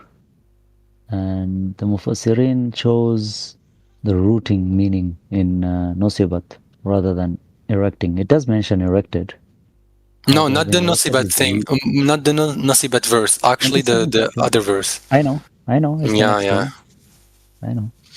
But maybe they link it with the other verses. That's why it didn't actually give the meaning that proof that the earth is flat. Actually, it does. It does.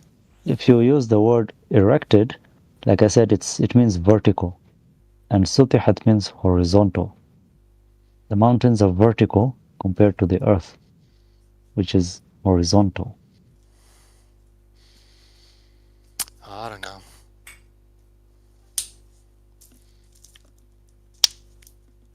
Tended and smoothened.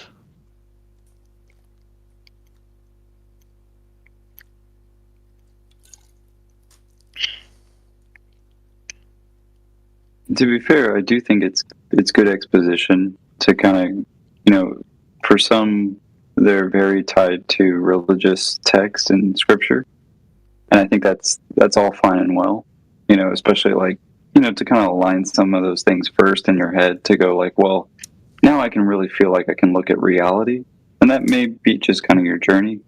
At least it reminds me of when we had actually the 24/7 server at the Islam server.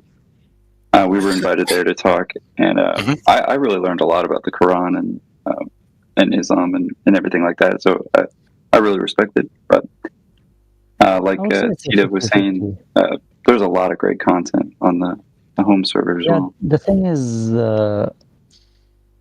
as a human being, you cannot exist without beliefs. However, you should be ready to question those beliefs. If you find evidence that comes, which is not matching with the beliefs, this is time to question them now and reevaluate why you believe those things. Absolutely. Yeah.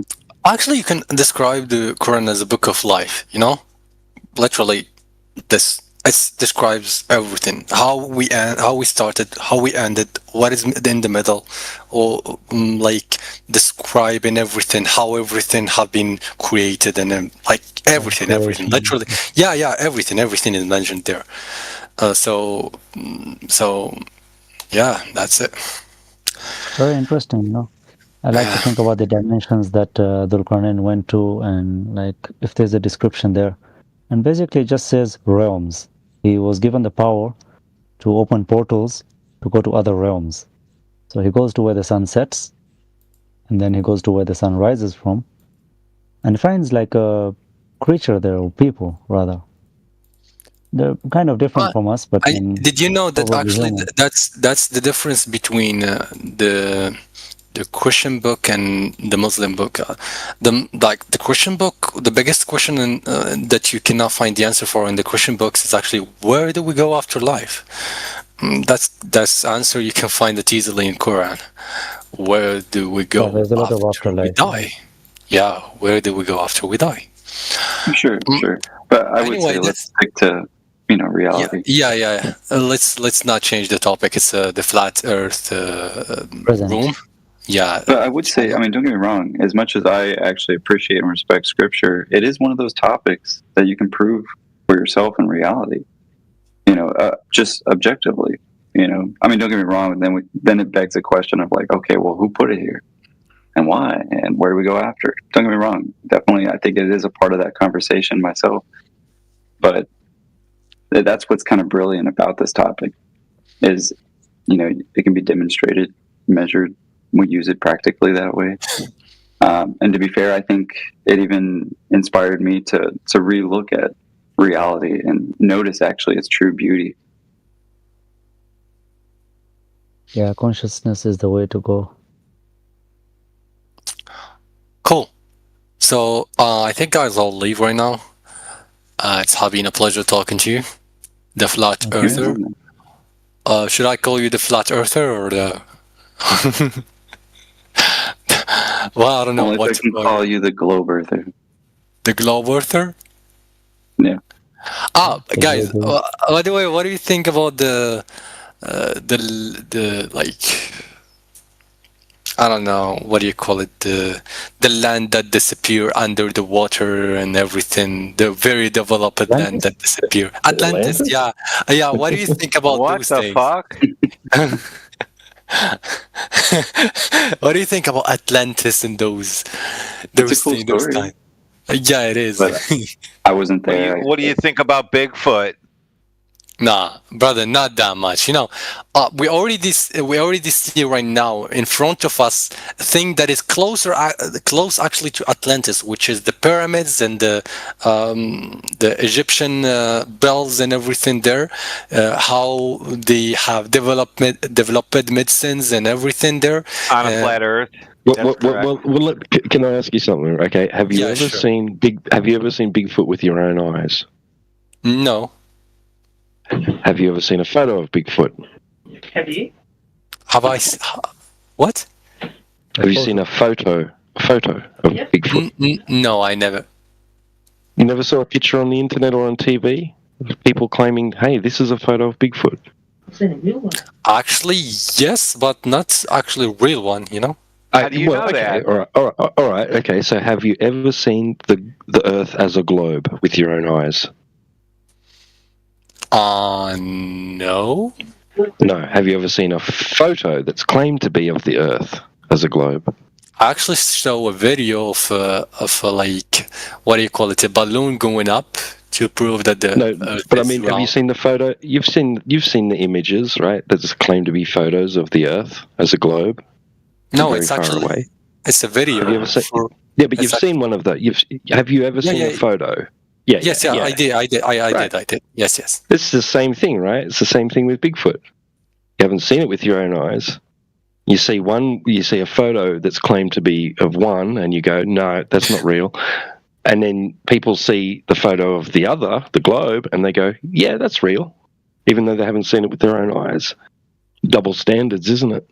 That's an interesting term to look up. Double standards.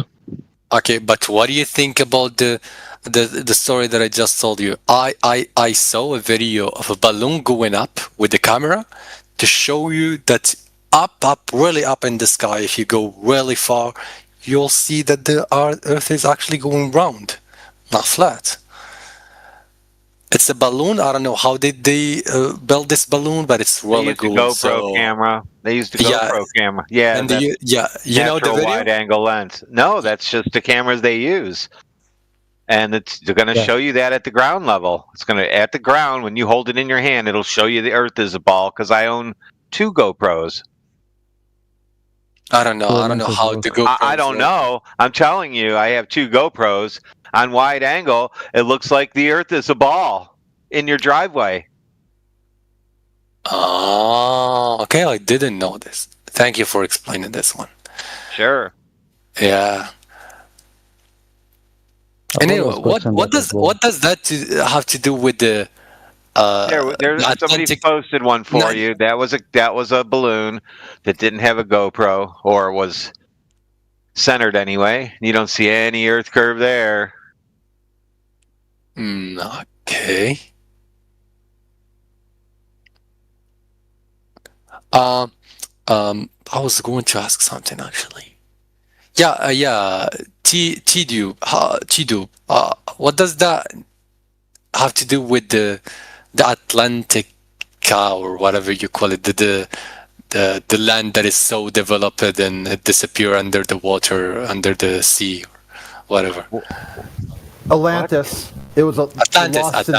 Atlantis, yeah. Yeah, Atlantis.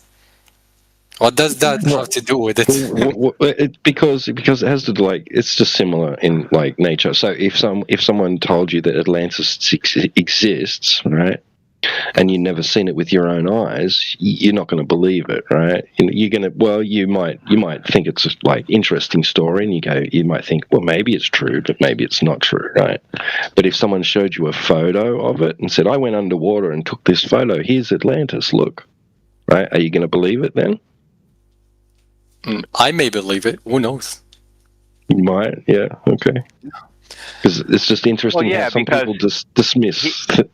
He would believe it because he likes Atlantis, right? So he would believe it, but he doesn't like Bigfoot because Bigfoot's not real. So any picture you show him of Bigfoot, I would actually I would actually believe it because of a different reason. Because there is actually a different example in the world currently, which is the pyramid, the Egyptian pyramid. So if you see how developed we have those in Ohio. No. I'm not talking about just the pyramids and how they built the pyramids like 1,000 years ago, or I don't know how many years ago, and also the how you call it, the science they have inside those pyramids and how many knowledge they have inside those pyramids. What science? You didn't look for it? You didn't read anything about the Egyptian science, the Egyptian medicines and everything? No, I don't read Egyptian. Okay, so you go look for it. They have literally a really developed science and really developed things inside those pyramids. And those things actually may let me think twice if actually Atlantica, or whatever you call it, actually may have a chance to exist in real life. Yeah, we already What's the significance? We know that people in the past had technology, like such stuff did exist, but what's the significance? On a flat Earth, anyway. Because you can only build a pyramid on a flat Earth. Can't use it to put one on a globe. Hello? I'm not talking because the base is flat. That's right. Yeah, Atlantis, not Atlantica. Yeah, I mean Atlantis. Sorry, I don't know how to say it. Yeah, but no, I know. I'm not knocking you for saying it wrong. Just that if you don't, okay, this is what I meant to do. Okay, I didn't mean to correct you. I don't mean to throw shade. Just if you don't use a close enough word, someone might not know what you're talking about. Yeah. Yeah, we won't know what that means. We won't know what Atlantica is at all. Yeah, if someone says, "Hey, have you heard of the lost city of Atlantica?" they would think it was like some video game or something like that. Yeah.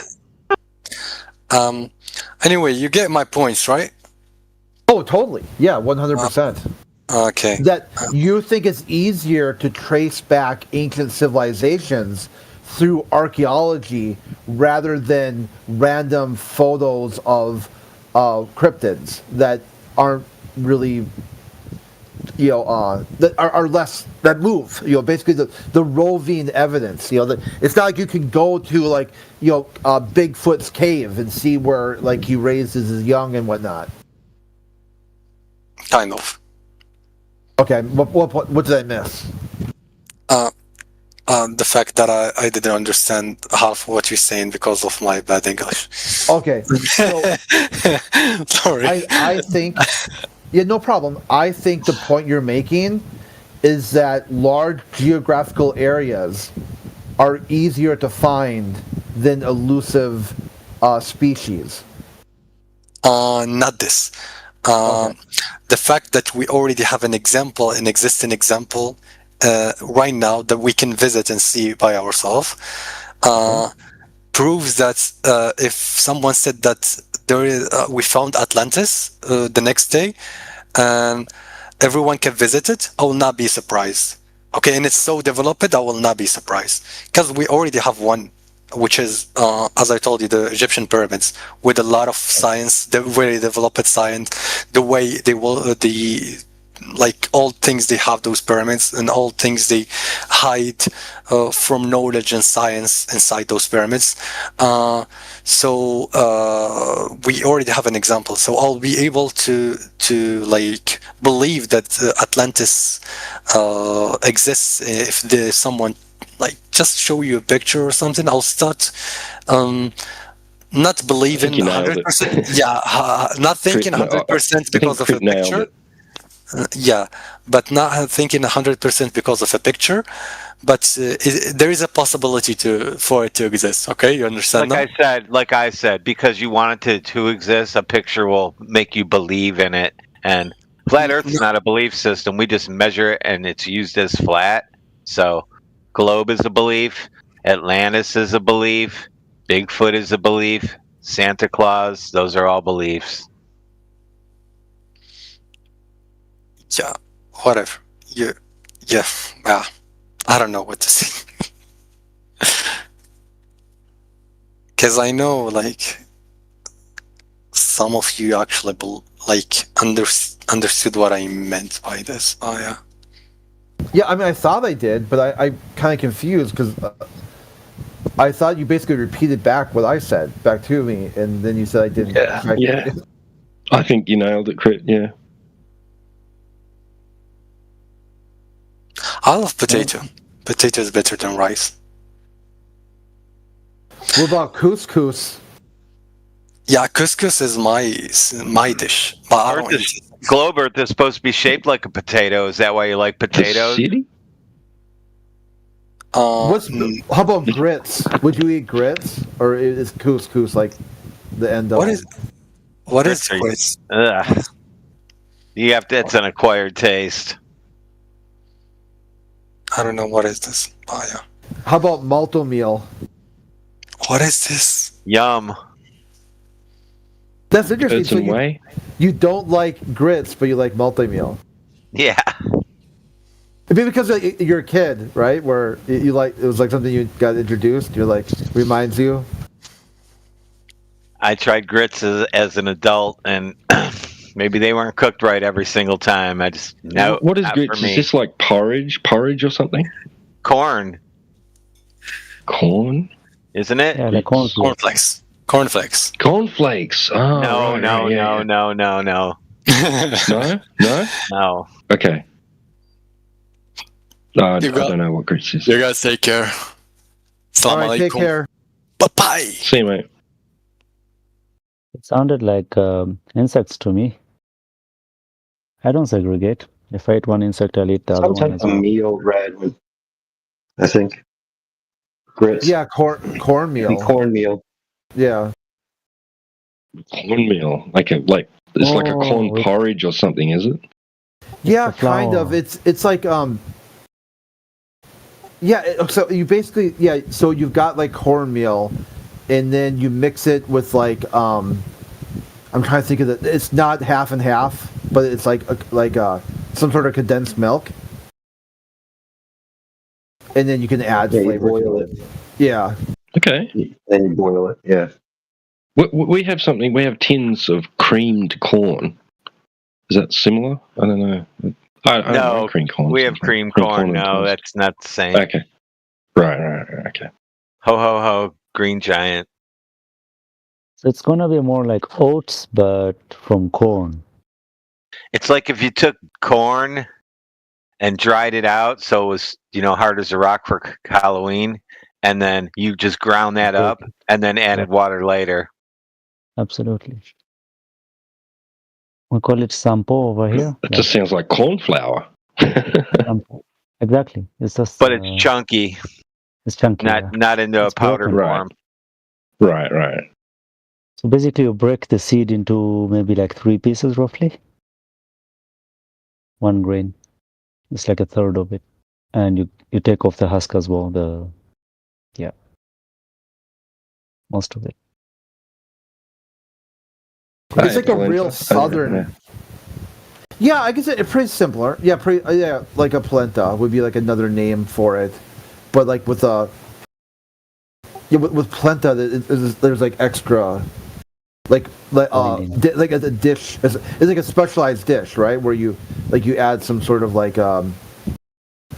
not like leafy greens and stuff to it, or. I'm trying to think. I've heard the name the polenta like in cooking shows where. So tell you what, the one in Europe is just like with cheese. I was a big fan. So we've got these cookies, like we call them biscuits, but I'll just use the term cookies. They're called arrowroot, right? They're just a plain cookie, right? And my mother used to put a few in a bowl, add a little bit of hot water, and then put a lid on it so that it all absorbed it up, and then you just mush it up and whatever, and it was delicious. A bit of milk maybe in it, Okay. It was delicious.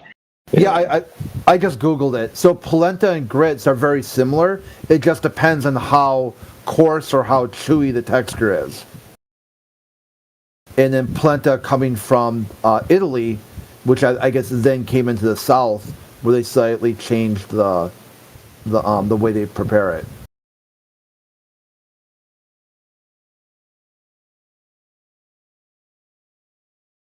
Yeah, so here, polenta, northern Italy, and it's like cornmeal, and same thing, grits, South America or Southern America or the American South, and then a polenta would be more chewy and coarse, and then grits is more finer, like a creamy porridge.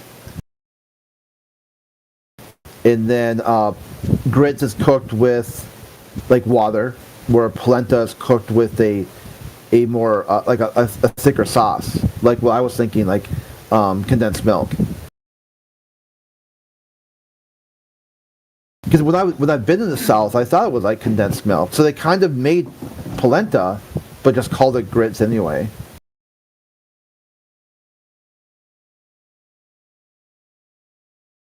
Yeah, when the ingredients are not always available, they get something closest to it.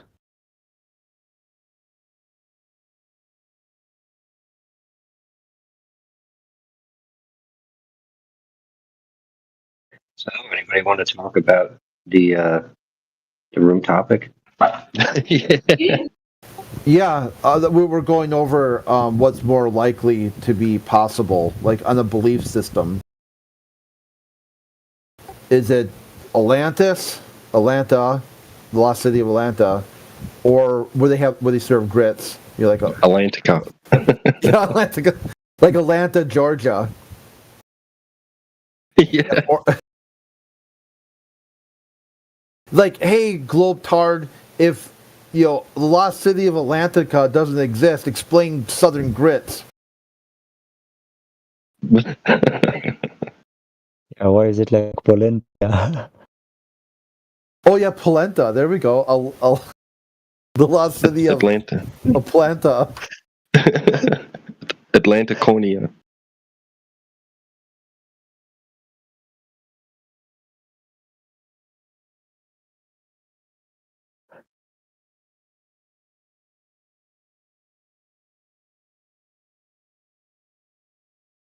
Yeah, because I was like, I don't know if you heard John, but I was like likening, seeing not seeing Bigfoot with your own eyes and then seeing a picture of Bigfoot, like a claimed photo, and dismissing it, right? Compared to not seeing the globe Earth with your own eyes and then seeing a picture of it and accepting it as real. Yeah, absolutely. Different standard.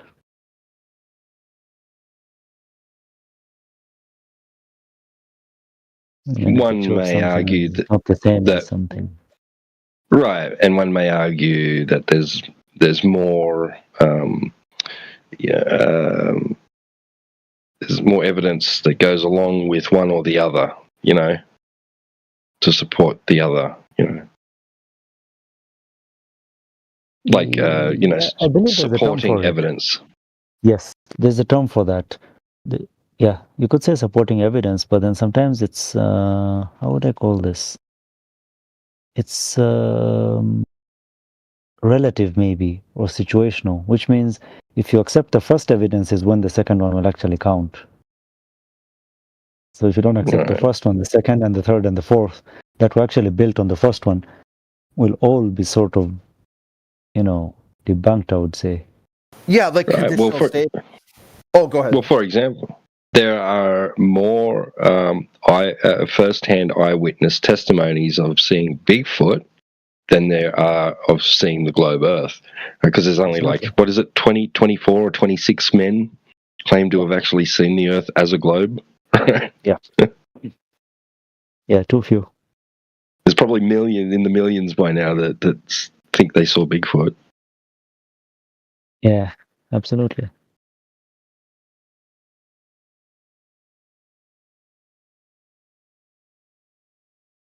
Well, the mind, they consider seeing photos as seeing the thing, which is absurd.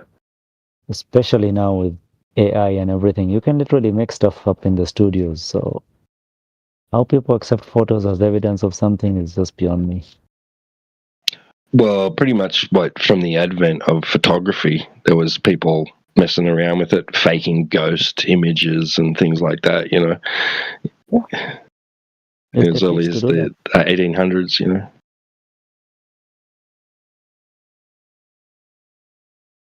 Yeah, we've learned to manipulate everything we get. Yeah. Double exposures and things like that. Yeah. Oh, so some of the old trickery in early moving pictures, video, is interesting. How they used to pull off some of the stunts, like someone jumping out of the torso of another person, right? It seems like they've just jumped through the torso of this person, right? Yeah, I see this on black one. and white film, right? And then they show you how they did it, and it's really clever.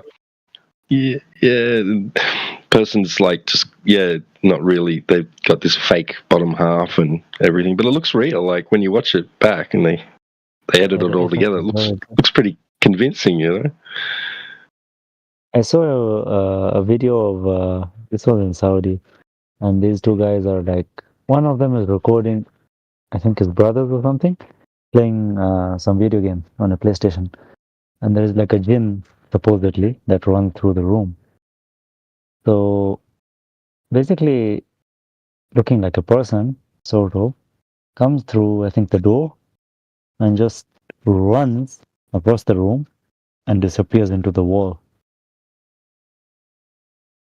And these guys just sort of jump from like where they were sitting. So somebody explained how it was done, and they just paused it. So somebody actually ran, and the moment it like got closer to the wall, they just paused the video in the same position, and this person just sort of goes away, and they continue recording from there. So it looks in the next frame as if it's just not there. It went into the wall.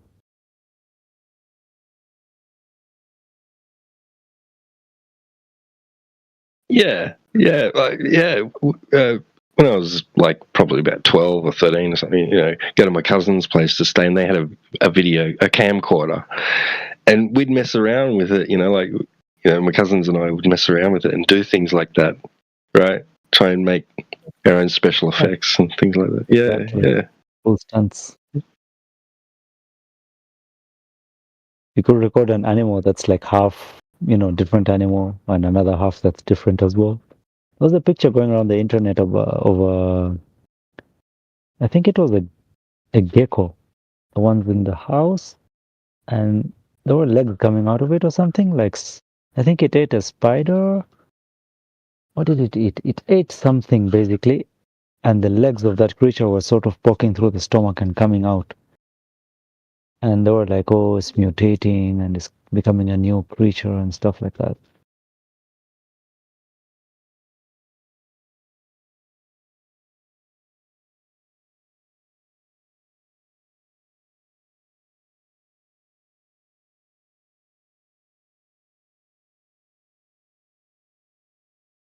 Yeah. The film trickery has been advancing ever since it was created or discovered, invented. So it's imagery, on a screen or in a book or whatever that's claimed to be photography isn't a reliable standard for determining truth. Not necessarily. But they didn't have CGI back then. Right. They didn't have CGI back then. That's the only way to fake an image is with a computer. It must be, yeah. I guess what's his name? Stanley Kubrick. Yeah, he must have had one back in '68 when he released Space Odyssey 2001. Yeah, it's got some clever trickery in it. Yeah, like Van Gogh and Michelangelo, they had computers, obviously. Yeah, they were computers themselves. They could print stuff.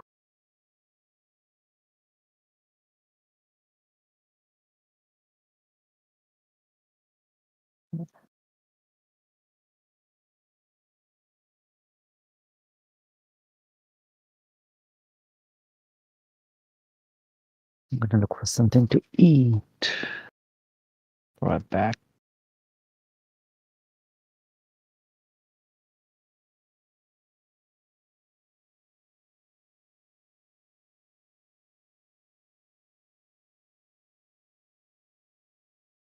Yeah, same. I'm going to have to duck out for a minute. Be back in a bit.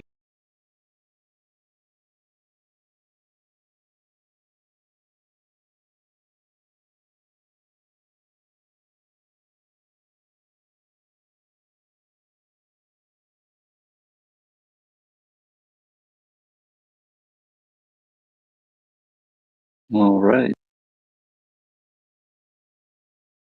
Good. Josh. Welcome to the chat, man. If you got any questions, welcome to chime in or put them in the text chat.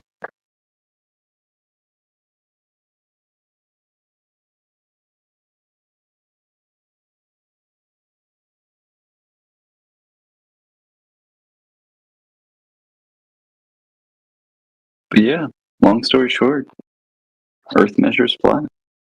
We were all taught a globe. A lot of us are starting to question that globe, put it to the test, and it doesn't check out.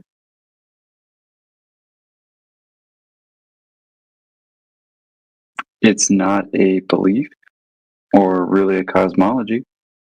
In this case, it's just measuring objective reality. It's pretty simple and quite the interesting topic.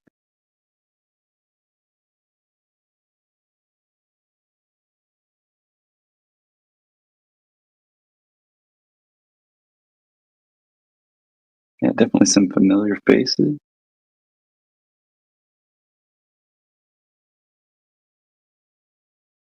Just the facts, man. I like the name.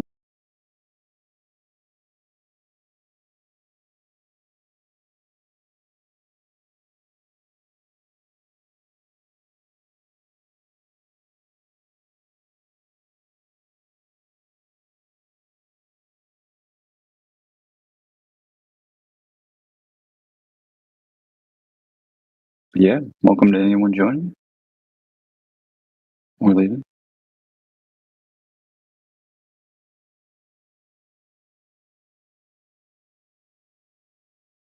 I would say it's probably time to stop the event. However, it is not giving me the option. Unless, there's anybody else who has some, if you've ever seen the curve of the Earth.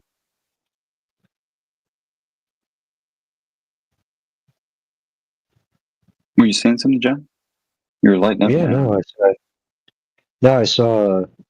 I heard you say that. And I was trying to remember exactly what DJ said as far as like how to do it. I've been right clicking on everything, looking for an option. I'll figure it out eventually. Until then, we have a live event. Yeah.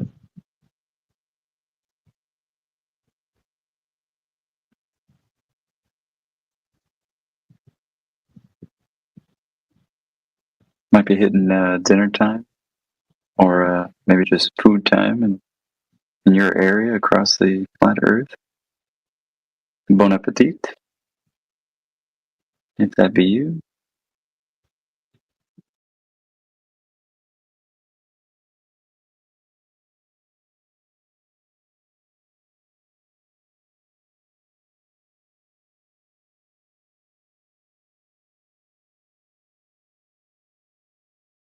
Maybe time for a cup of tea, coffee.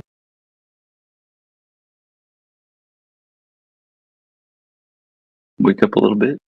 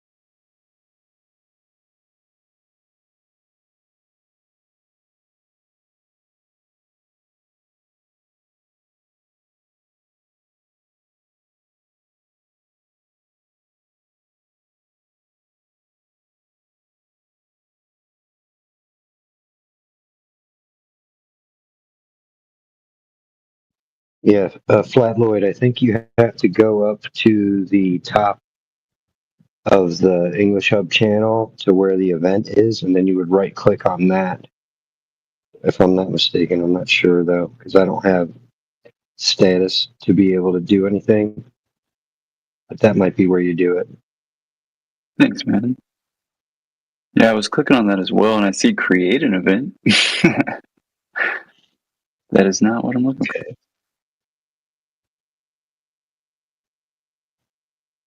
Which is cool.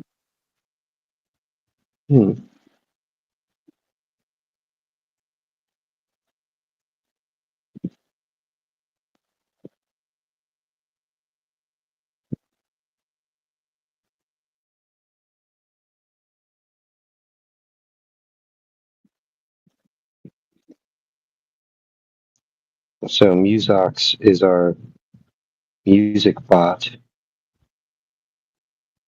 Nice. That has some commands and stuff. DJ was figuring that out. Yeah, he's been hosting these events in here, so he knows best on how to operate the system. I've never used Discord on a PC, so only on a phone. So I have no idea.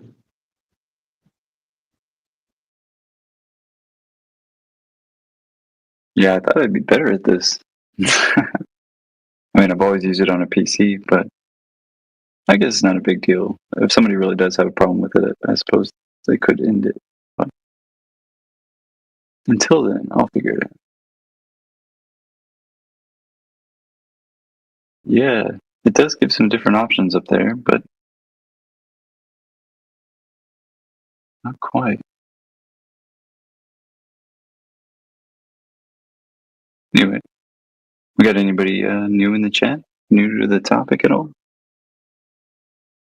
Maybe just listening in about the question?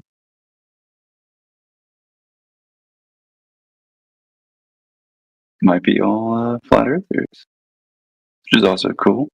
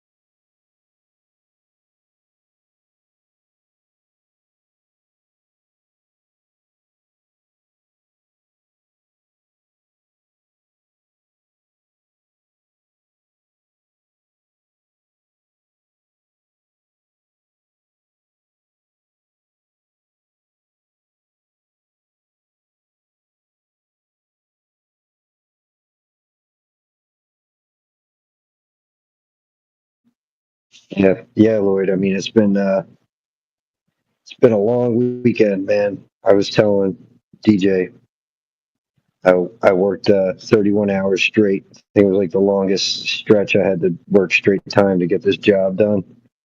We were on a little vacation in Savannah, Georgia, visiting my brother-in-law. I had to work. Yeah, my wife had work yesterday evening, so. And when I realized how much I was in over my head time-wise, I was like, oh, man, looks like I'm not going to be able to sleep until I get this thing done. But yeah, I got it done and made it back. So it's insane. Yeah, those are always good times. The all-nighters. Comes with the job.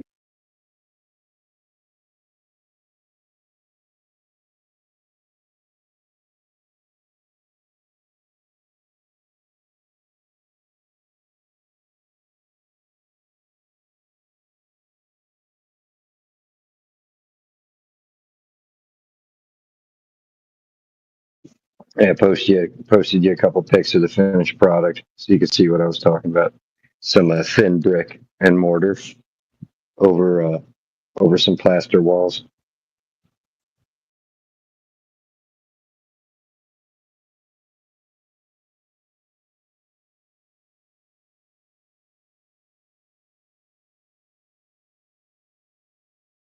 Nice, man.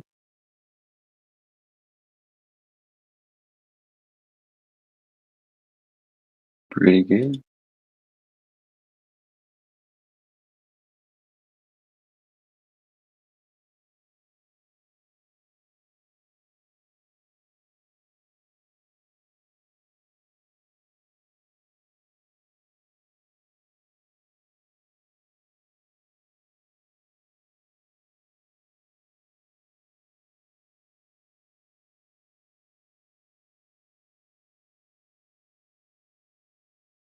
See, we have Lucas. What's going on? Didn't see you popped in, but welcome.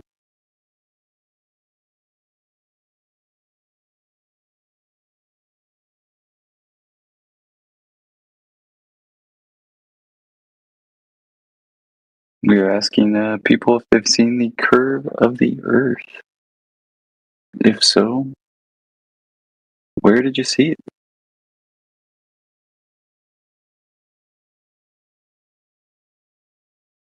Panel would like to know. That's for sure. Or is it possibly just a story we've all been told?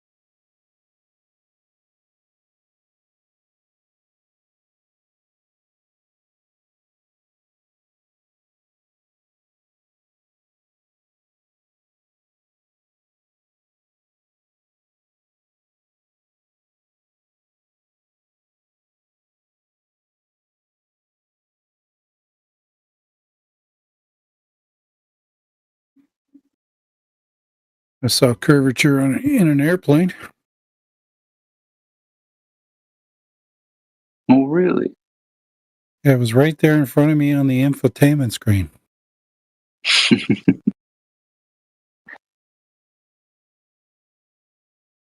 Explain my Google Earth.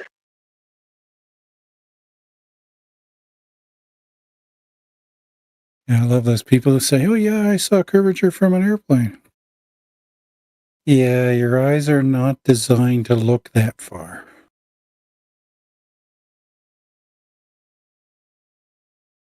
Well, now every time I'm in a plane, I'm like, dang, that's super out there.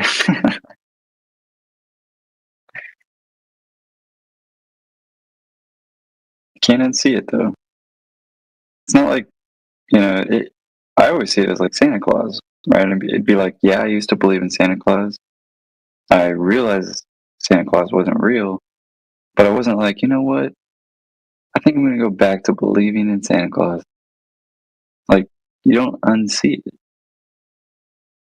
Come on, they believed in Santa Claus 3,000 years ago. Must be true. Come on, man. NORAD tracks Santa Claus. How can any of you deny him? I got pictures. That's right. What do you think the presents get under the tree? You don't show up by themselves. And who else eats the cookies and drinks the milk?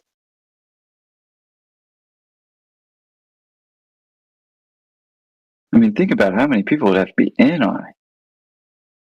You think they're all lying about Santa Claus?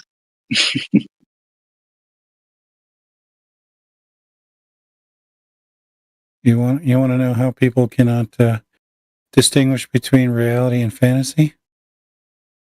When Gilligan's Island was on the broadcasting, people were writing into the Coast Guard, telling them, "Why haven't you rescued these people?"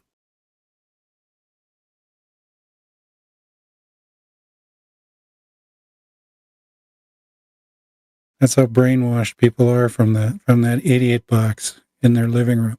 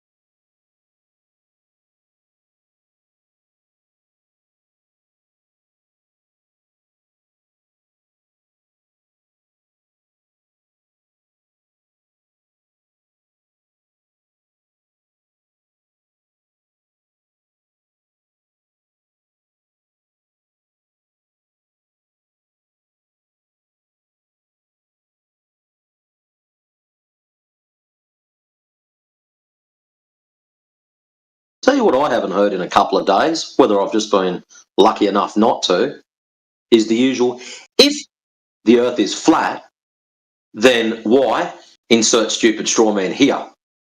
I haven't heard that for a couple of days. They broken or something, or? Well, I heard that today. Someone said if the Earth was flat, we would see the sun and it would light up the entire Earth. Oh, thank you. I feel better now. Oh, man, there it goes. I think they still believe the sun is 93 million miles away. Yeah, nah. No, it's not.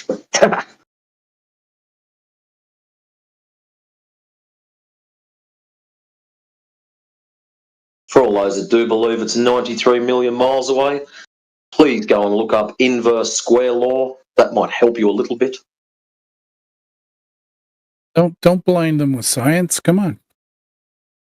Blinded by science. I'm not trying to blind them by science. I'm just trying to direct them to the correct science. Yeah, and then don't tell them that we wouldn't be able to see the red of Mars with our eyes if Mars was 140 million miles away. Wow.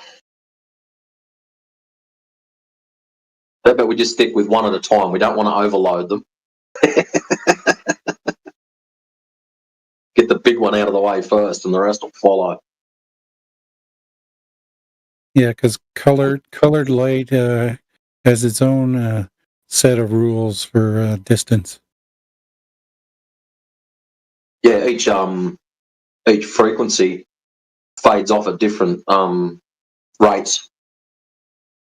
So yeah, red light can only penetrate about 10 or 20 feet of water.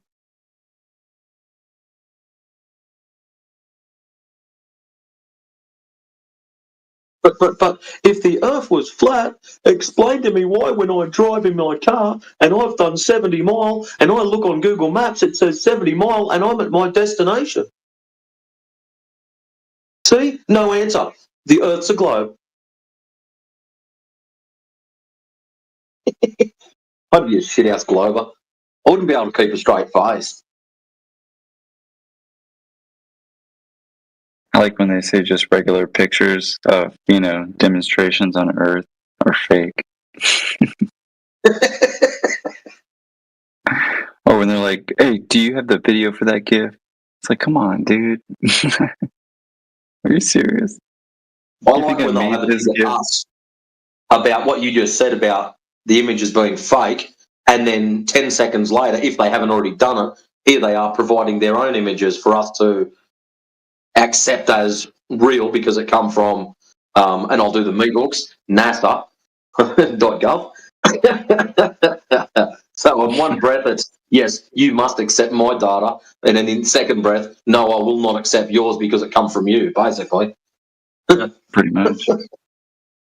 There was a young chap that was on yesterday, I believe it was, who was asking for data from my light measurements.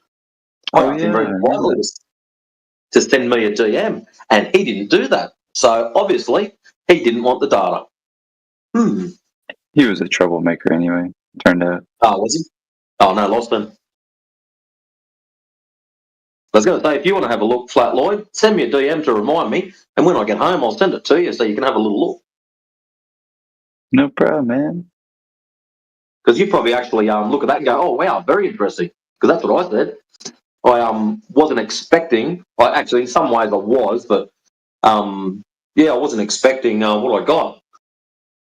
So what I did was, to start off with, out in the real world, outside, I grabbed my light meter, and every half an hour I did a... oh, yeah. I remember you doing that. Yep, took a reading, and I can only see so much light for so long because I live in town and there's buildings and whatnot. The sunlight gets cut off, and early, and it starts off cut off, and late gets cut off reasonably early. But anyways, that aside, I took readings every half an hour and graphed the readings out just to see what the line was generated.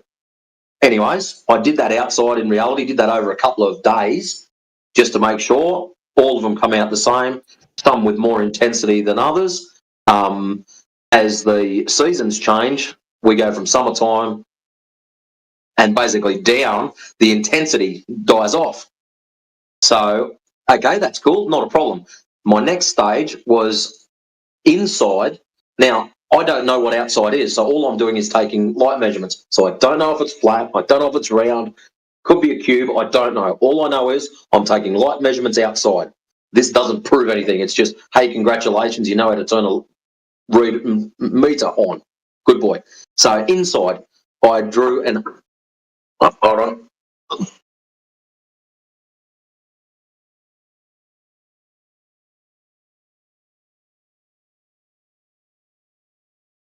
Nice, but yeah, I would definitely be interested in that day. Yeah.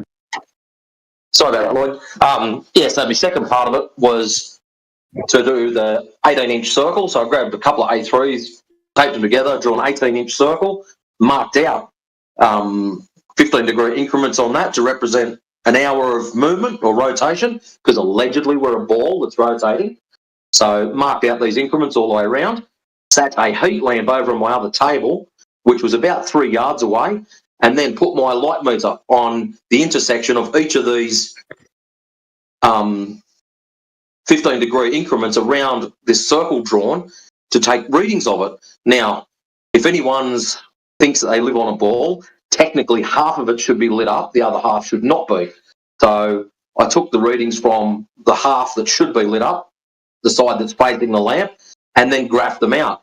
And the two graphs do not look the same. So just based off the graph alone, without applying the inverse square law for any type of weird stuff, just the straight up graphs alone don't even line up the same. And they should do, considering we're allegedly on a ball rotating, so there's no difference to me doing a circle and moving around in front of a light source. That is exactly equal to us rotating in front of a light source. The next stage of my little thing is to find a very large warehouse and grab a light source and run it exactly horizontal to the floor, or parallel to the floor, I should say, and take readings. So leave my meter in the middle and then move the light source closer, closer, closer, representing 15-degree increments all the way across the warehouse. I've seen this done. There was a short documentary where someone has done this, and I've already seen what their results are, and I can assure you now the results from inside the warehouse are exactly the same as what we get outside in reality. So, very interesting stuff. Yeah, that's great.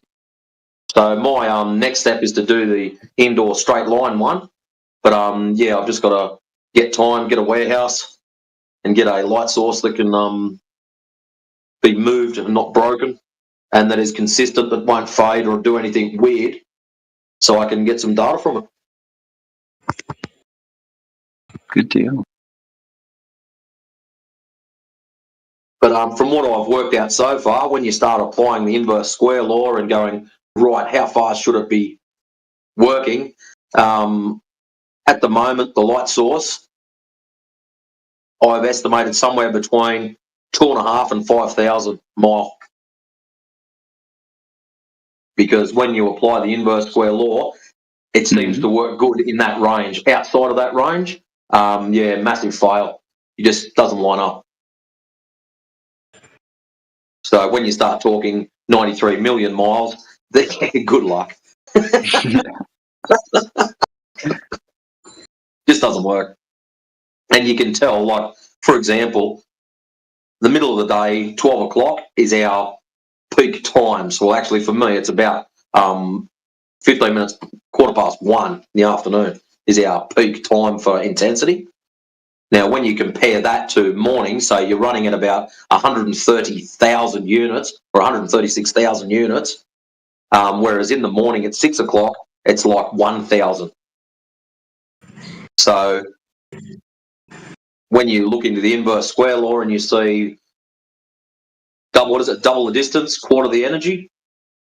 Every time you double your distance, it's 1/4 of the energy. So allegedly, if we're moving in these ridiculous distances, the Earth would have to move, instead of just spinning in front of the sun, it would have to be following a sawtooth, moving closer in the morning, further away in the further away in the afternoon. So moving closer from 6 a.m., moving closer, and then at lunchtime, move away, and you're talking millions of miles to get the inverse square law to match up with what's happening in the measurements in reality. So, yeah, I think they're quite a long ways off with their 93 million miles. So, anyways.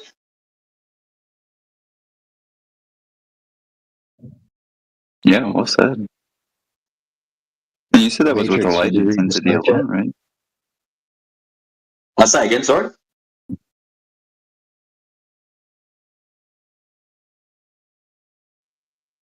No, I'm sorry, I interrupted you guys. I was just saying, if you take a look at the side chat YouTube.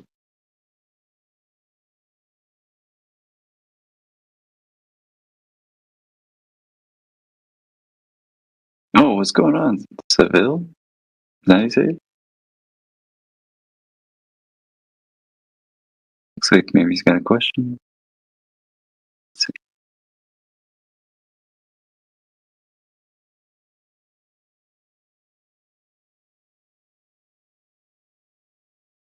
buy a mini rocket and put a camera on it.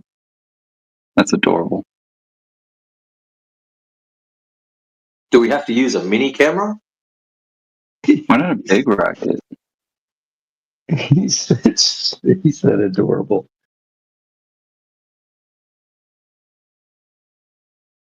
He thinks he can go to space and take a picture. Well, go do it, man. What's stopping you? We're actually the ones here who believed in the globe, questioned the globe, and found out in reality it was in fact not a globe. And if you found out that the Earth's surface wasn't curved, well, what does that make the Earth?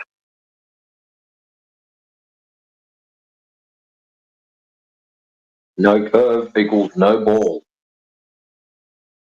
Yeah, I mean, you can really pick a lot of things, Seville, but the fact of the matter is that there's no measurable curvature, drop over distance, anywhere on the surface of Earth. You don't have to leave the surface of the Earth at all. In fact, they give you a globe Earth calculator, right? Have you ever put an observation to the test? Look for that curve yourself.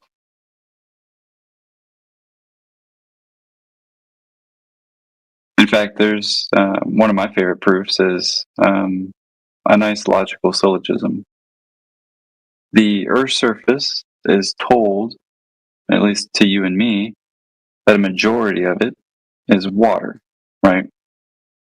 Earth's surface is a majority water, 70 to 75%. Premise 1. Premise 2.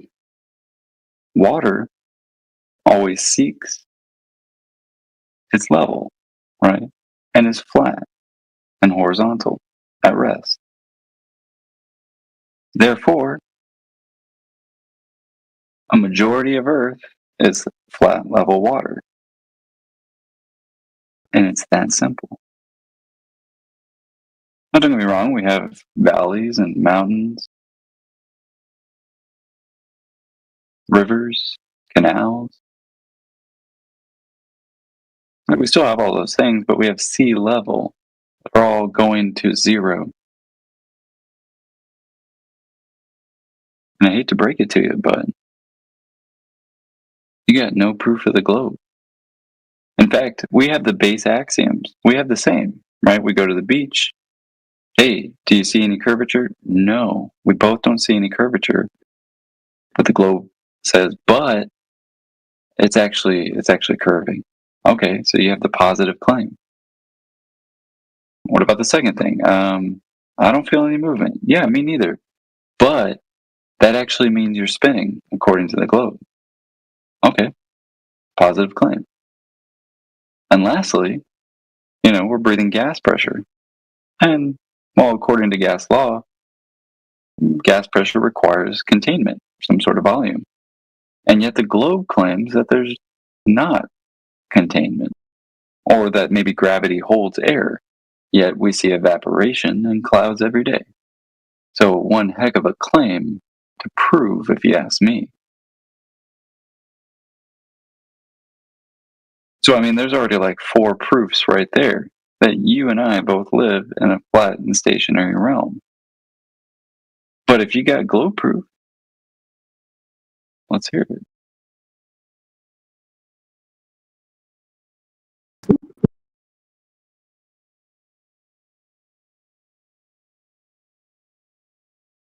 Is it really all this silence I'm hearing? We're holding our breath for him or her to type, I suppose. Oh, okay. I'll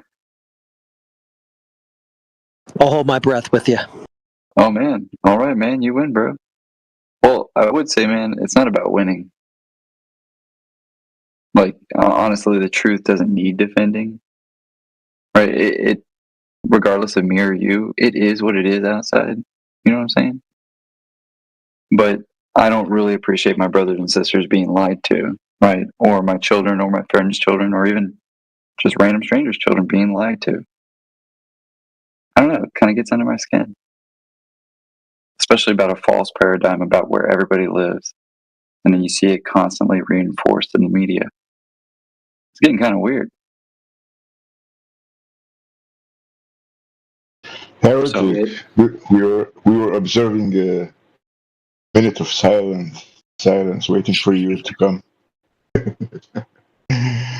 Heretic, Leloid, I think, does also. John Luna, Matrix. You were all there today when the mathematician was in the stream, right? No. I was trying to forget about that nonsense that he was talking. Yeah, I never heard someone talk so much and say so little. But I'm sure Heretic was there. But Daz, you didn't tell me. Daz was the only one who was civil enough to write to me in the chat that I was hot micing, but I was not talking at all. I was smoking all the time, and maybe I was walking forth and back in the living room, and I was making a couple of notes of what this confusing guy mathematician was saying, and I noticed that he was playing AV. So I felt pity for AV, and I wanted to chime in. And I'm sure you all know that I'm saying the truth, that I don't jump in unless I find a gap in the conversation, because I am aware of my weak English. That was something which AV mentioned yesterday, and it was okay for me. But then Jimsy jumped in and chimed in and said exactly what I wanted to tell AV. Jimsy said that that the mathematician is contradicting himself, and he's asserting things to us. And then I also chimed in, and I just wanted to say to AV that was one of the points which I was trying to tell him. And then AV tells me, okay, enough, Berserk, let's stop, and we will change the subject. Okay? And after 2 seconds of silence, Jemsy continues to argue with the mathematician, and then someone else also jumped in. I think it was John Luna. You tried also to say something, how stupid he was, and the things he was saying. And it was, I think John Luna even said that he was confused. And that was what I noticed. The guy was playing. He was trying to be as civil as possible. For example, I even still had the notes somewhere. Yeah, I put it in the book. Yeah, one of the points was that he said that we mentioned that. AV mentioned that. The DNA has a code, or I think Jemsy, and either AV was that or Jemsy. One of them said that the code encoded in DNA is a proof of the creator, and then the guy comes in and says this way of thinking that a coded programming in DNA points to a designer. Is a way of thinking, a process of thinking, which is used by the globers. He was saying he was fallacious, is all. Yeah, he was fallacious, but I don't know why. I don't know why AV. I don't know why AV tends to in the last times in the last days. It tends to mute me immediately, and AI Lord too. And a couple of days, I was in another stream with AI Lord, and he was very how do you call it? He was very unnice, and he talked to me like as if I was a child, and I think it's short with you. I noticed. I wouldn't take it personally, man. But I would say, knowing when to talk and knowing when to talk can be some. No, Luna, were you in the misogyny stream? Yeah, I remember all of that. I remember. You remember that? And, you remember how respectful I was to. Yeah, but Berserker, this isn't really the time for that, right? Especially like when there's an event. that's going on that I can't seem to end, and we have some new people coming in. I mean, don't get me wrong, your opinions are valid, right? But there's time and a place. And even just now, I was actually talking and you just kind of butted in, and maybe you're unaware, right? But I would listen back to the live stream. It might be a lag issue, Flat Lloyd, because quite a few times he's done that, and he's about 5 seconds behind, which might be a contributing factor. But anyways, I've got to go. I'll get that data across for you this afternoon, Flat Lloyd, when I get home. Sweet, man. Appreciate it. All right, cheers, guys. Have a good one. Take care. Cheers, man.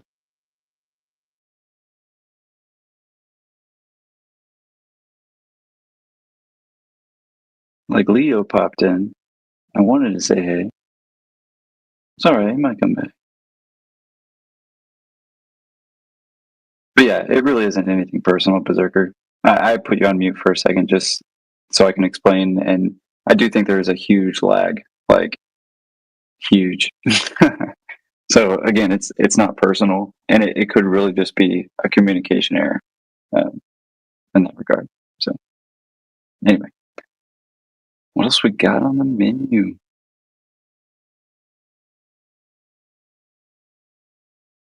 Undefined behavior. I like it. Cool name. Thank you. How's it going? That was good. Nice. What brings you by?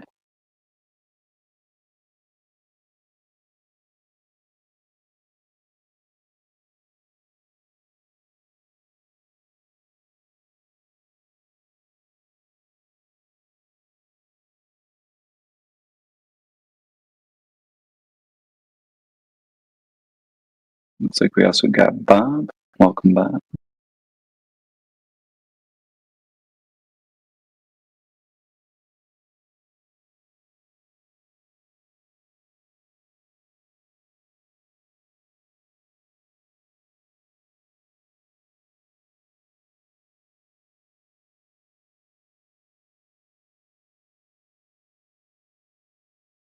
We got Salves. I like it. Welcome.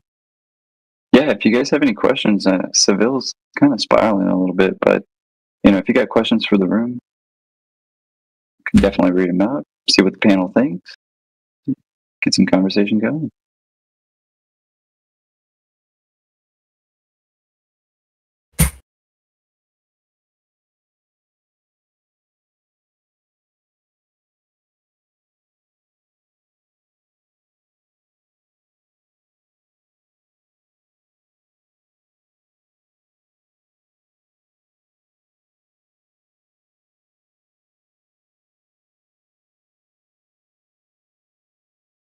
Yeah, step 1, right?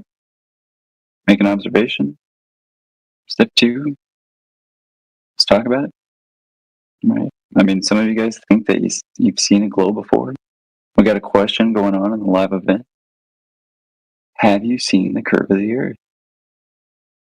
Could be a simple yes or no question, right?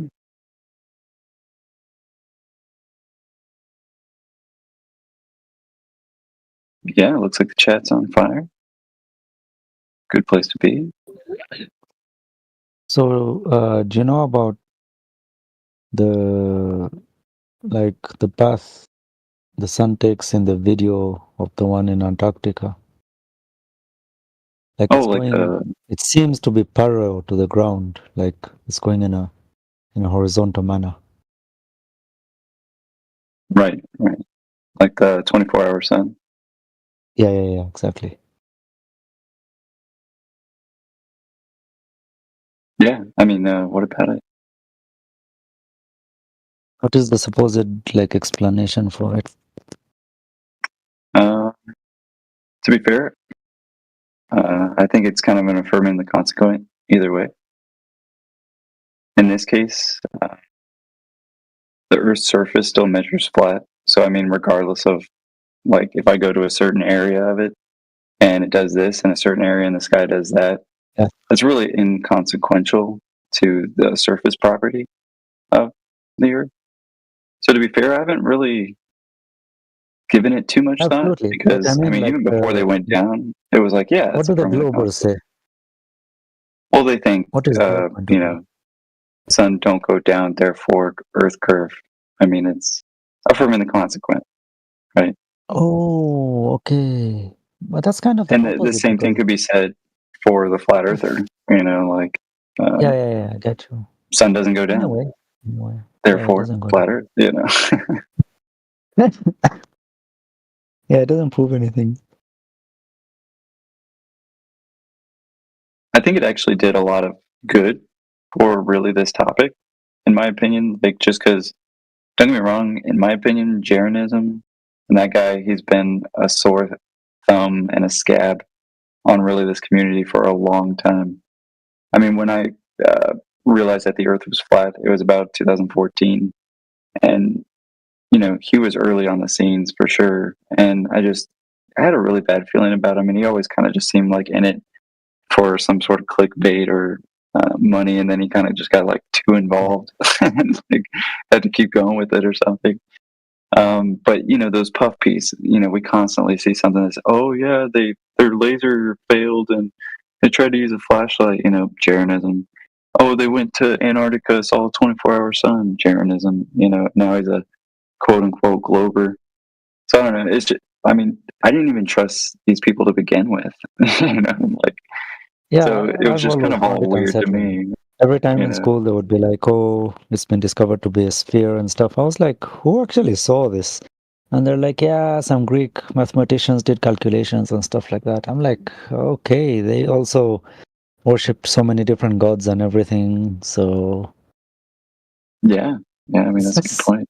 never settled with me, you know. Like we see the sun moving, and then somebody is convincing you that the sun is not moving; you're the one moving.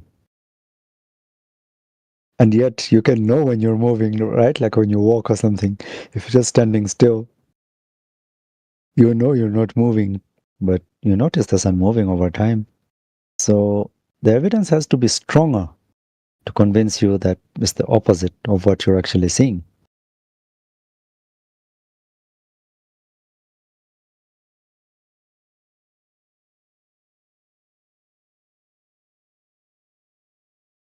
Yeah, I mean, absolutely.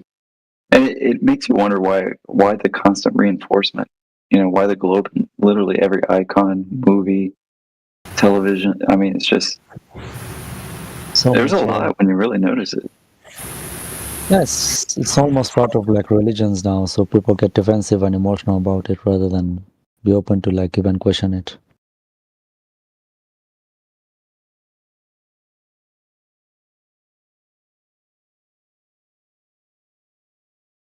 But yeah, it never sat right with me either. Like I was missing something. And I would definitely have those thoughts as a kid, like, I don't feel like I'm moving.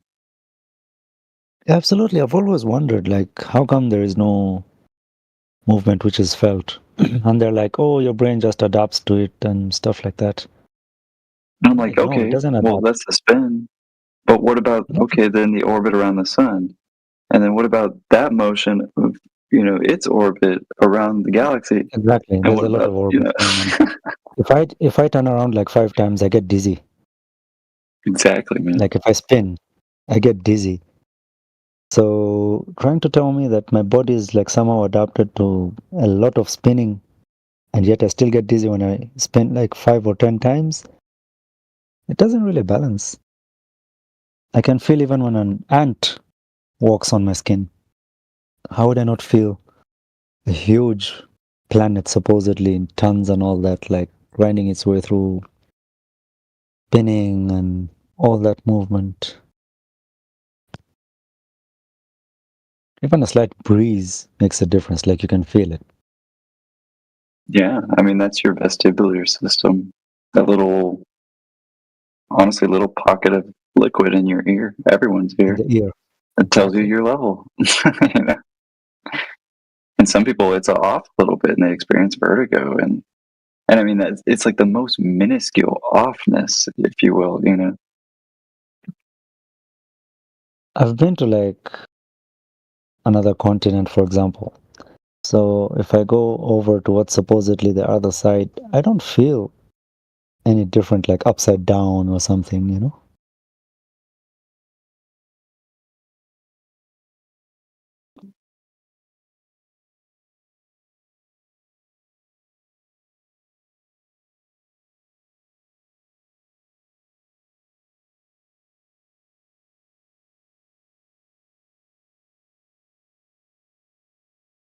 What do you think about the movie Upside Down? There's a movie called Upside Down? Yeah, it's very interesting. I just thought of it now.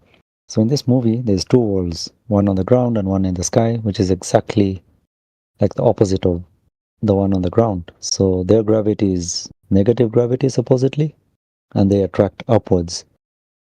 And there's like two kinds of people and objects. They cannot go into each other's worlds, or rather, they're not supposed to. So in the movie, I think it's a girl.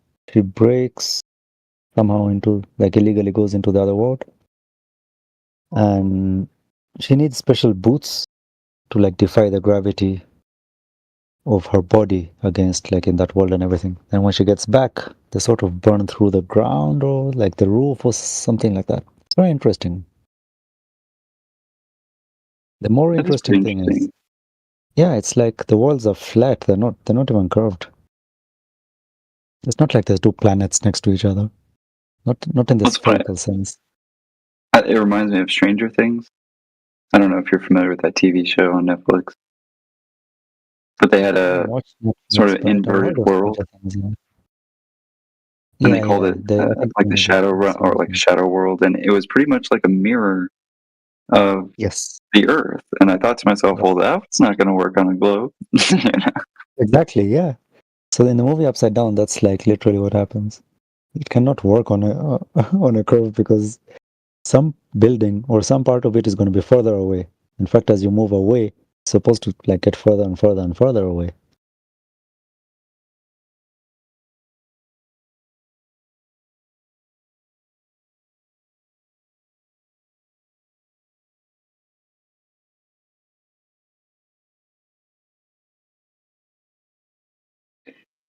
Yeah, I think that would be cool to make some more movies with like a flat Earth as the base for the plot. Yeah. So maybe even make how do the Globers describe the sky? Like, do they describe the sky as being all around this supposed sphere, and the sky is also spherical, like at the bottom and at the top as well at the same time, kind of thing? Yeah, it wraps around the whole thing according to their model. So does it wrap outside the sun or inside, and the sun is like supposedly outside the sky, kind of thing? Because if the sun is inside, then there's supposed to be the other edge that's sort of reflecting back. We should be able to see the reflection of the sun from the other end coming back to us. And if the sun is out, that would be even harder to kind of prove that the sunlight can come through, but other stuff cannot.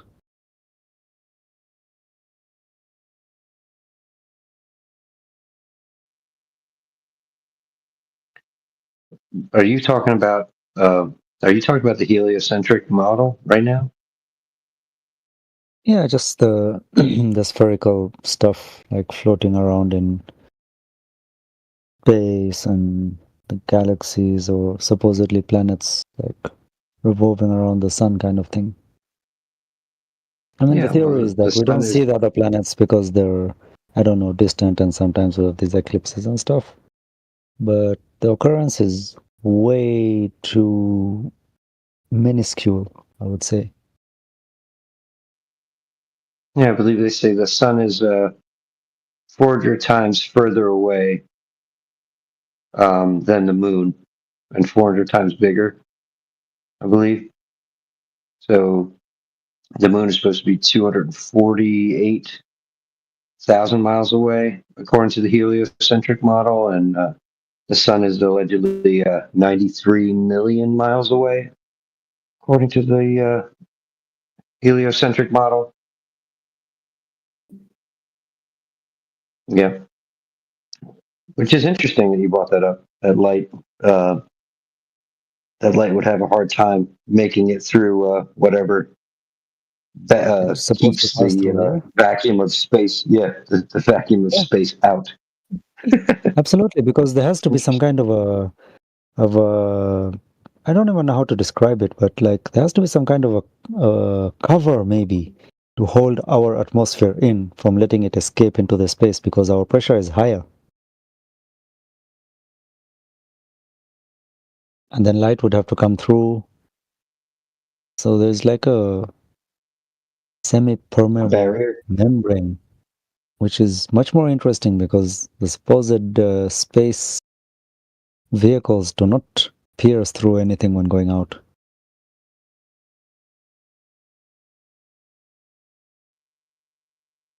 Yeah, I mean, some good points you're bringing up there, man. Strong enough to keep out the vacuum of space, but weak enough to allow spacecraft to just pass to and fro. Yeah, and let sunlight through as well, but not let meteors come through, right? Meteorites. Yeah, they literally burn up and stuff.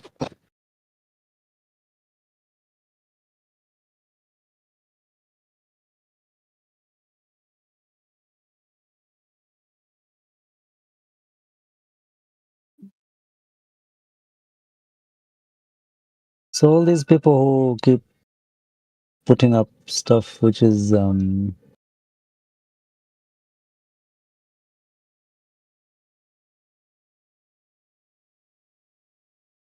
photos that they keep posting of like the curved stuff, how hard is it for them to understand how lenses work? I mean, it's a very known fact that you need a concave lens in a camera to capture a picture. Even in telescopes and everything, it's supposed to be curved. You don't get a flat sheet of glass capturing light for all these devices.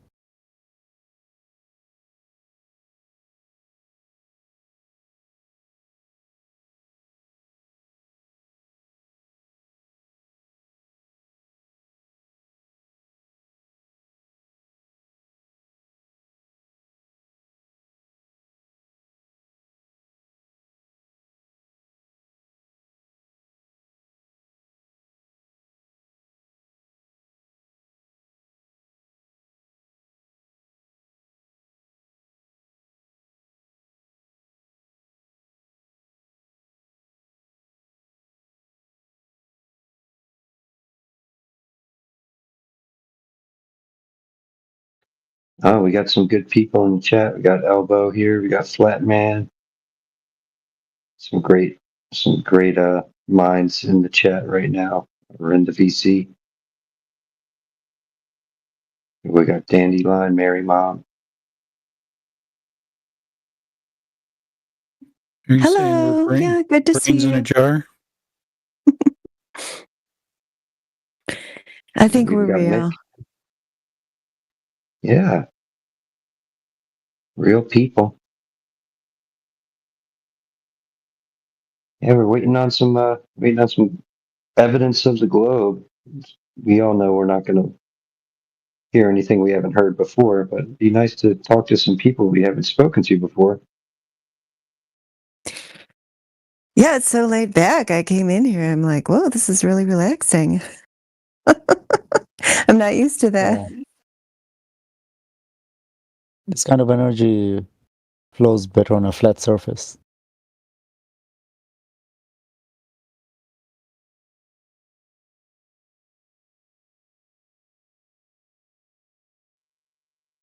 Yeah, well, welcome to anybody just joining. If anybody has any questions about the room topic and the event topic, please. If you've seen the curve of the Earth, we'd like to know when and where that has happened for you.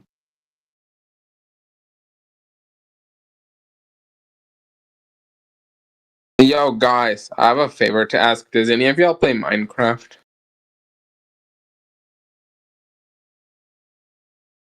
This is a flat Earth server, not a Minecraft. Is this a what server? Yeah. It's a flat Earth topic today, and this is the server for the flat Earth discussion. Okay. It was so quiet. Yeah, we didn't really just. It was quiet, and I thought I could ask some people for help in Minecraft. You know. Yeah. No. Sorry about that, Sonny. You're in the wrong room if that's what you wanted to talk about. But like, why do you guys believe the Earth is flat? That's a better question. We know it's flat, brother. How? Just why and how? You just measure it. You put the globe to the test. They give you a certain geometry, and if it's not curving, what is it? If it's not curving, what is it? Okay, never mind. I am the worst person to debate this topic with because I. Okay. It's all right, man. Take your time. No, I'm sorry. I'm literally the worst person to learn this topic, debate this topic with because I don't know why. I don't know why there is I don't know why there is a discussion for flat Earth. That's my thing. It's pretty easy, man. What's the evidence they give you for a globe? The globe. Okay. Yeah, what are the evidence? What makes you believe in the globe? It's not the globe that I believe in. It's the like also because the Earth. I know that the Earth is around. It's a big sphere. How do you know that? Because I can't. Unless I go to space, I won't. You guys need to go to space, bro. Like, try so hard to go to space, and like maybe you'll see. How many people have gone to space? Like many. I know that many people have gone to space. Give me a number. How many do you think? I don't know. 100, 1,000. 100,000? Let me tell you, supposedly the people that actually would have been able to see the Earth as a sphere, it's only been about 29 or so. Okay. Everybody else has gone to supposedly low Earth orbit, and from that height you can't see the Earth as a sphere. Okay. Oh. So 29 people.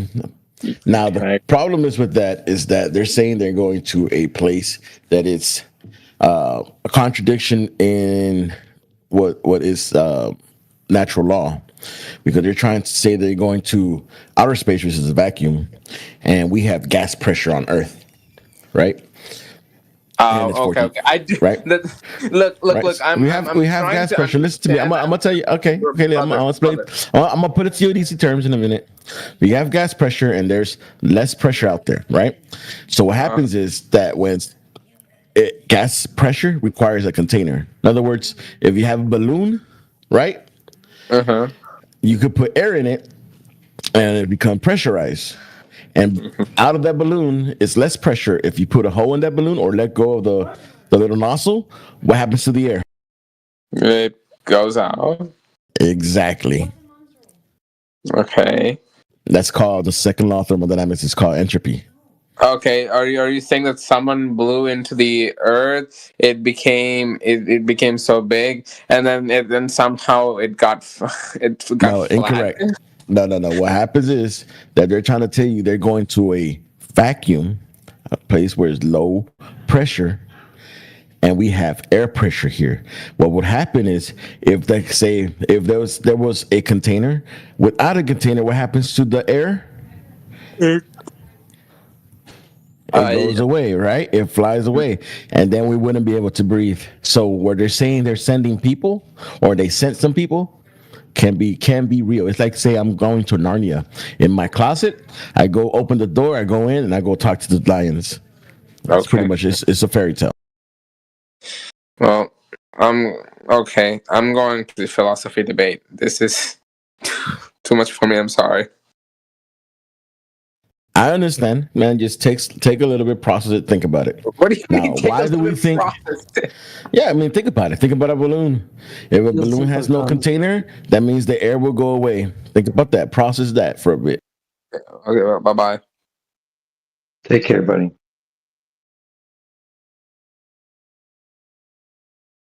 Take it easy.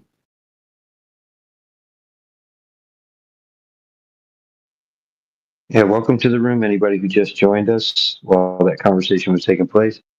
If you want to take the stage and mic up, introduce yourself, maybe ask a question or two. Let us Find know some when information. you saw some curve. Yeah, why does it matter if it's flat or round? Well, I got an experiment for you. Go tell everyone you know that the Earth is flat since it doesn't matter to you. See what happens. You know, Okay. since it doesn't matter. If I say it's flat, that's fine. I don't care. What does it change? Well, it is flat, but That's no, fine. you're right. Nothing changes outside. You change. No. You're no longer scared that an asteroid is going to come at any moment and blow up humanity. You know for a fact that space doesn't exist, therefore our sun isn't going to explode in 1 billion years. You stop believing the false stories. You change what you do in life. At least I did. Now, to be fair, I don't know what you'll do with truth, but I mean, if your partner was cheating on you and you really love them, wouldn't you want to know? Would it even matter why they did it? Or they did or didn't? It depends. I mean, if my partner's cheating on me and I know about it, that's going to affect me emotionally. But if I find out the Earth is flat, I don't care. It's not going to affect me emotionally. I mean, how do you know what you don't know? Because I'm telling you, it doesn't matter to me. Like, you could tell me, right? You could convince me, and I wouldn't care. I would be I'm like, just okay, saying, why are fine, you the so Earth is flat. insecure that you have to say like it doesn't matter to you when you're clearly here, interested in the topic? I'm not insecure. Did you just say you're not here? Huh? Okay. You just say you're Do not you here. not care if you're lied to? Do you care about that? Do I care if I'm lied to? Yeah. It depends. It depends. If there's a good reason, that's fine. Just the place where you and I all live. It doesn't matter if they lie about that. Just Yeah, I mean, if they told me, hey guys, you know what? It's actually flat. I'd be like, cool. I still have to pay taxes. do you? It's fine. I don't pay any taxes. Yeah. Why? I realize that Okay, actually. I would. Just question it for myself. I would though. I would. Yeah, because you don't have any knowledge to do anything otherwise. I'm just making the Believe point it that for the- that's what truth can do for you. It can I save can you some set money. free. Yeah, but okay. Intrinsically, what would it change in my life if I find out that the Earth is actually flat? Like I You're the said, one who I don't know what controls it. truth will do for you, brother. You're the one who has control over your life in that sense. What would I have to change if I find out that the Earth is flat? What would I be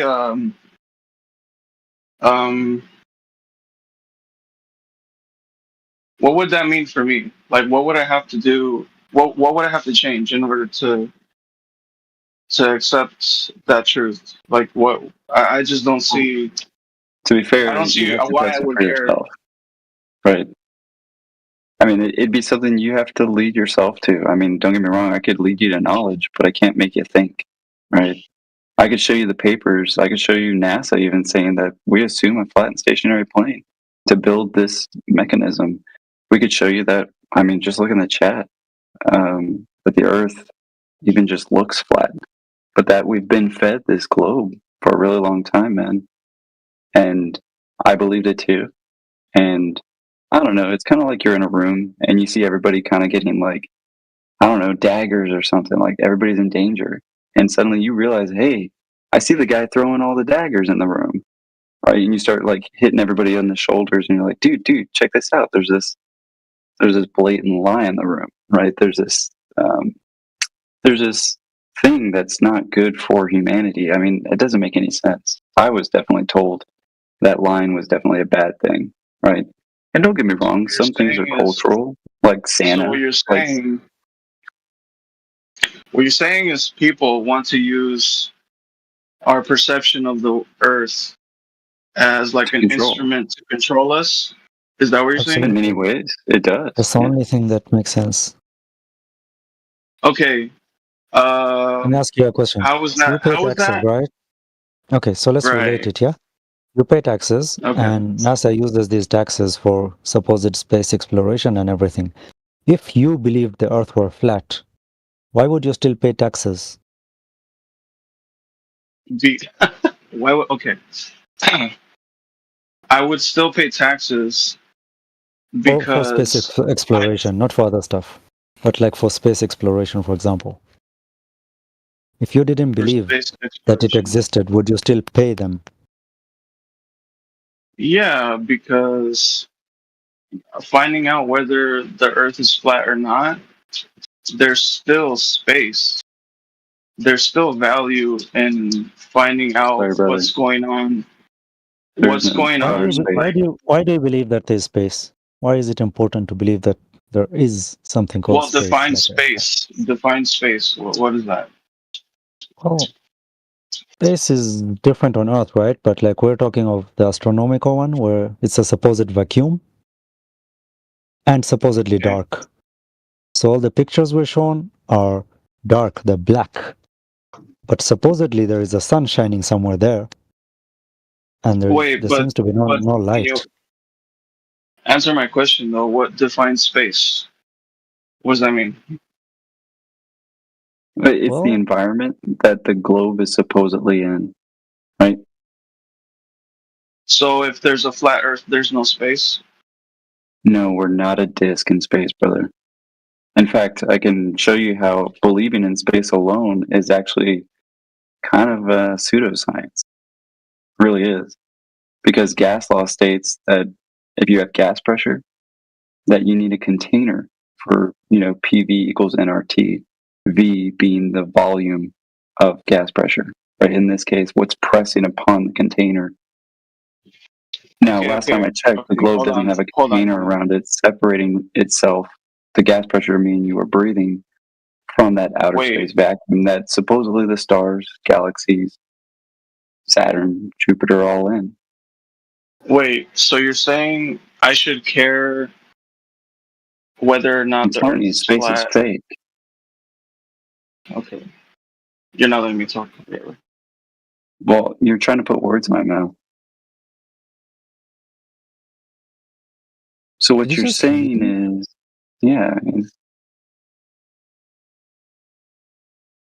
I didn't hear the maybe doesn't have a strong dad figure. Yeah. The weird thing is, people become defensive over a belief which they're supposedly saying they do not care about. Why would somebody get so emotional about something they supposedly do not care about? You raise a great point, man. Well, when they say, why would they lie, they're accepting that they're lying. In a way. Also a good point. They're saying, oh, okay, they're lying, so why would they lie? Like, why is my girlfriend cheating on me? You accept that she's cheating on you, and then you go, well, why? Yeah, like the other dude was much more richer or handsome. That's a concession when they say that. Yes, that's absolutely a concession. Yeah. And that might be why he left so quickly. Yeah, some people are okay being sheep, basically. Like they want it. They prefer it.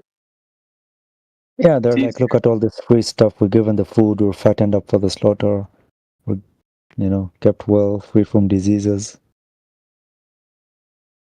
And they're okay with that. He goes, we have space, and then he goes, what space? He's asking us what space is when it's his claim. Oh, tell me what space is.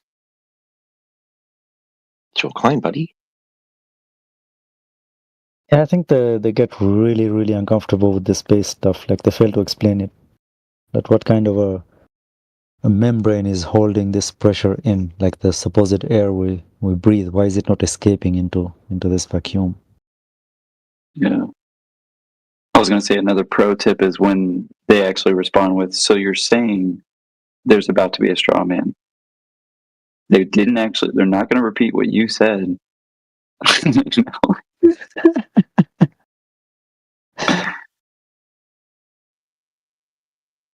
Welcome to the room. Anybody who just joined recently, if you have anything you want to say, please go ahead and mic up and let us know where you've seen the curve or any questions you might have.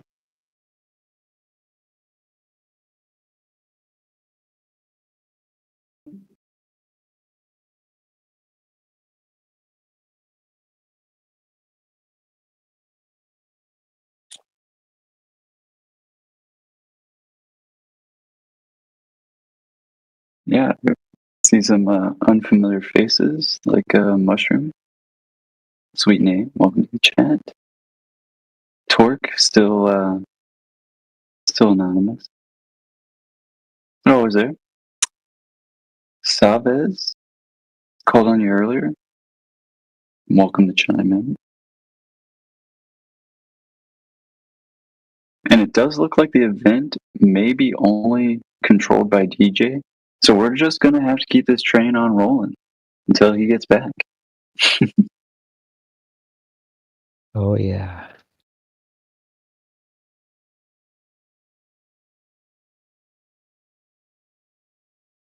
What's going on, Blue? Yeah, I think Vivek can give you status, or might be Cyclone, because he was the original who had mod status in this server.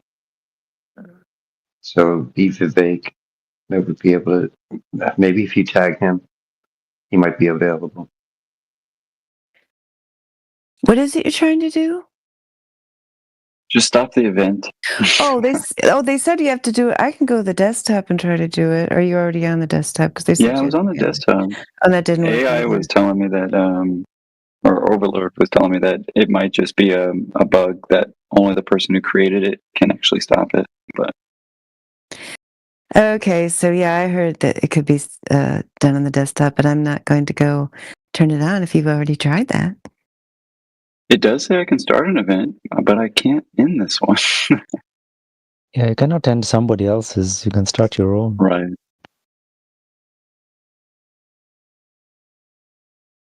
Makes much more sense.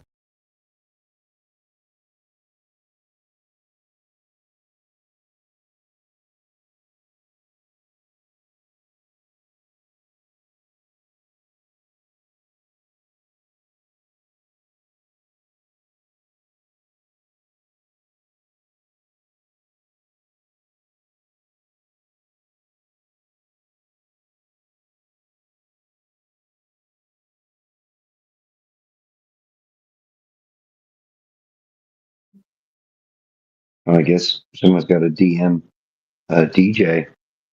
Let him know. Wake up. Probably not back yet.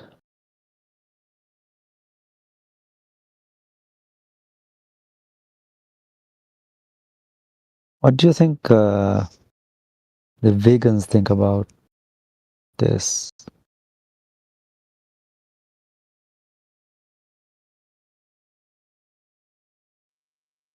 Well, we know they think they're better.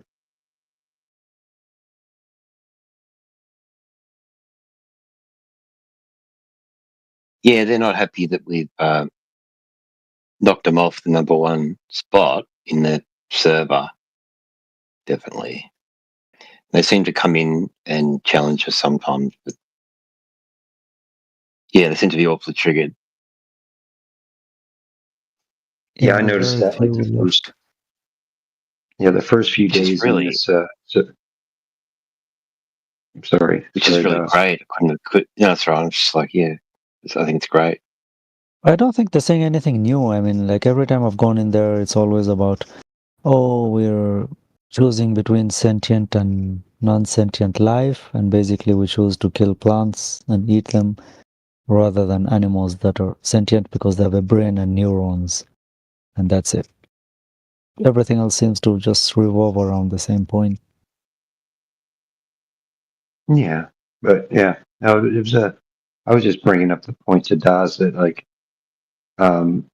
since we got this guest room over at this server, since we were invited to open a guest room here, that yeah, the first few days it was a lot of mods from the other servers coming in. That's all.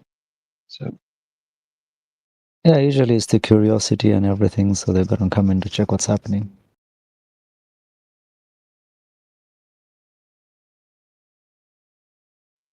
no, they were just straight triggered by the topic. The ones who were coming in, yeah, just basically like, I don't think you guys should be here. I'm just like, wow. But yeah. Yeah, but almost every other major religion has like the rooms and stuff. There used to be Ask an Atheist. I think it closed down. And then Ask a Muslim came up, and then there was Ask a Christian, they made their own. Then Ask a Hindu made theirs. There was briefly Ask a Buddhist as well. Didn't last much. Probably not enough Buddhists there. Then vegans came.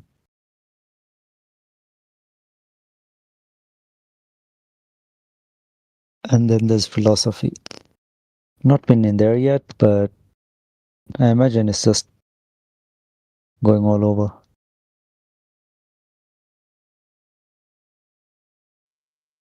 Yeah, any conversation can be productive. It really just depends on the people participating, right? Absolutely, yeah, So, absolutely. Well, the nature I of like this philosophy is topic. that it's like it's not fixed to anything. So people love this what do they call this? Multiple existence kind of theory and all that. Everything is just a perspective and all that kind of stuff.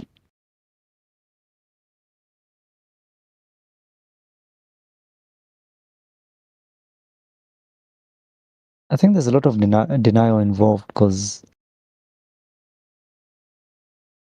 people are standing on the earth and live on the earth.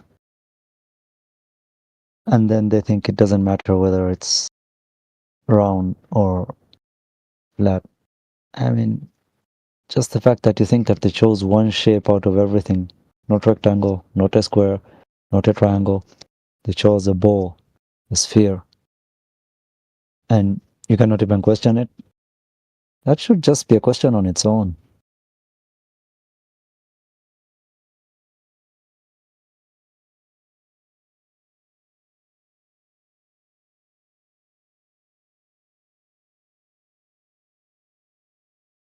Yeah. I mean, it's a good question that I would answer with they reverse engineered, the basic observation. In this case, I think they took the celestial sphere and they go, well, what if we just make that terrestrial sphere? Wow. And we started to basically use the sky and reify that it would be the ground as well, And if you think about it, when you're taught the globe or any really globe point, you don't point at the ground, you point at the sky. Yeah, even when telling the time, for example, when the sun moves, most cultures will point at the sun or the position of the sun to indicate the hour or the time of the day. So no one will be like overhead usually and stuff like that. Nobody points to themselves or the ground, pointing to the other side where supposedly the moon is or whatever.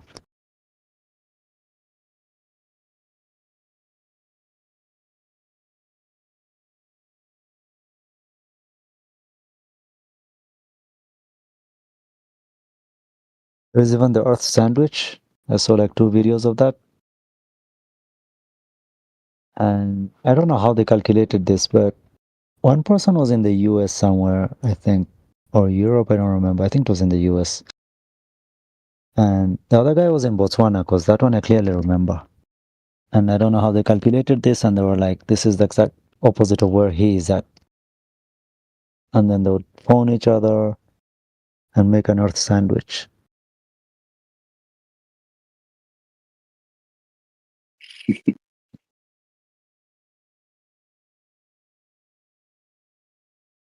I think that's probably why I like that question the most. Why does it matter?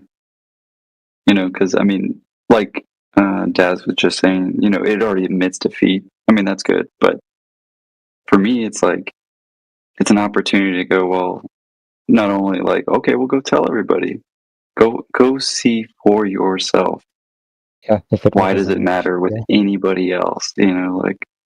Yeah. Why do they start yelling at you? Why do they start defending? Like you were saying, why do they just start defending this thing they didn't even make themselves? Yeah, you're gonna get attacked by people that. Yeah, it's gonna be quite a revelation, I would say.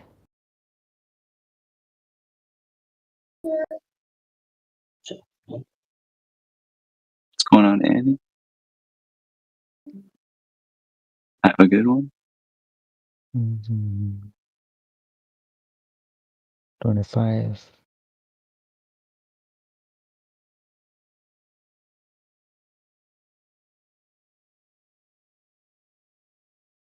So when there's an event, there is no limit to the amount of people that can join, right?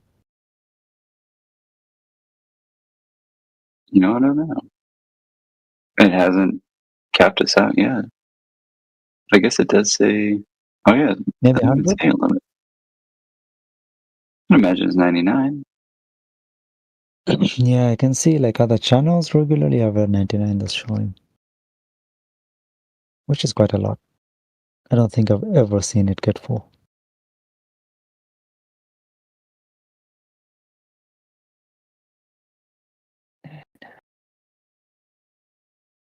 It's definitely interesting.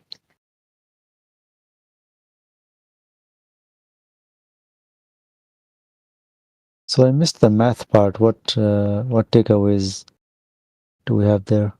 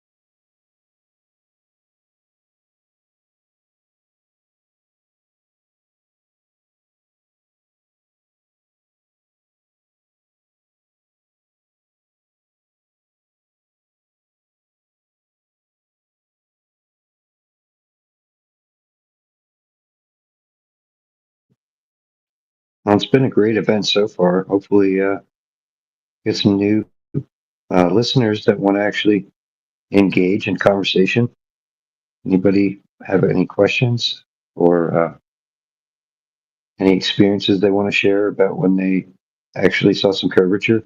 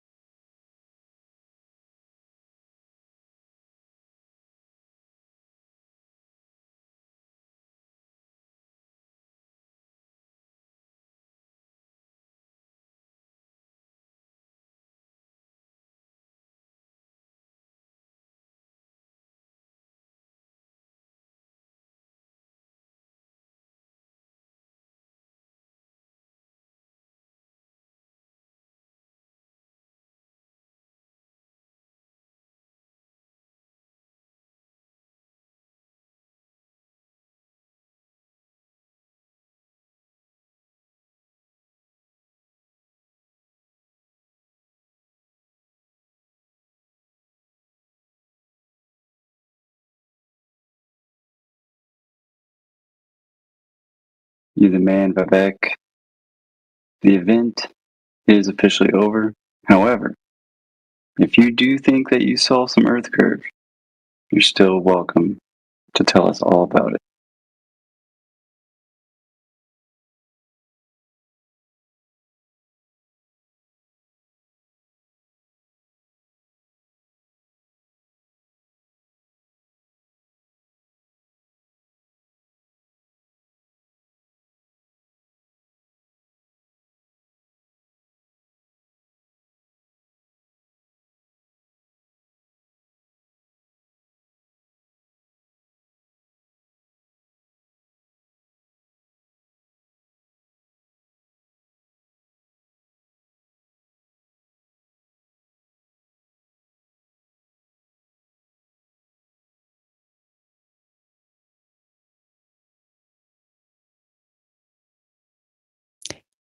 Did he change the permissions so now you can do it at the tab or what? Because I tried doing it at the tab the other day and it Yeah. didn't work. He changed it?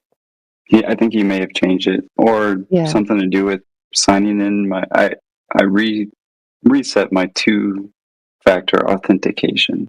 I may have done it too, but Something worked. That's good.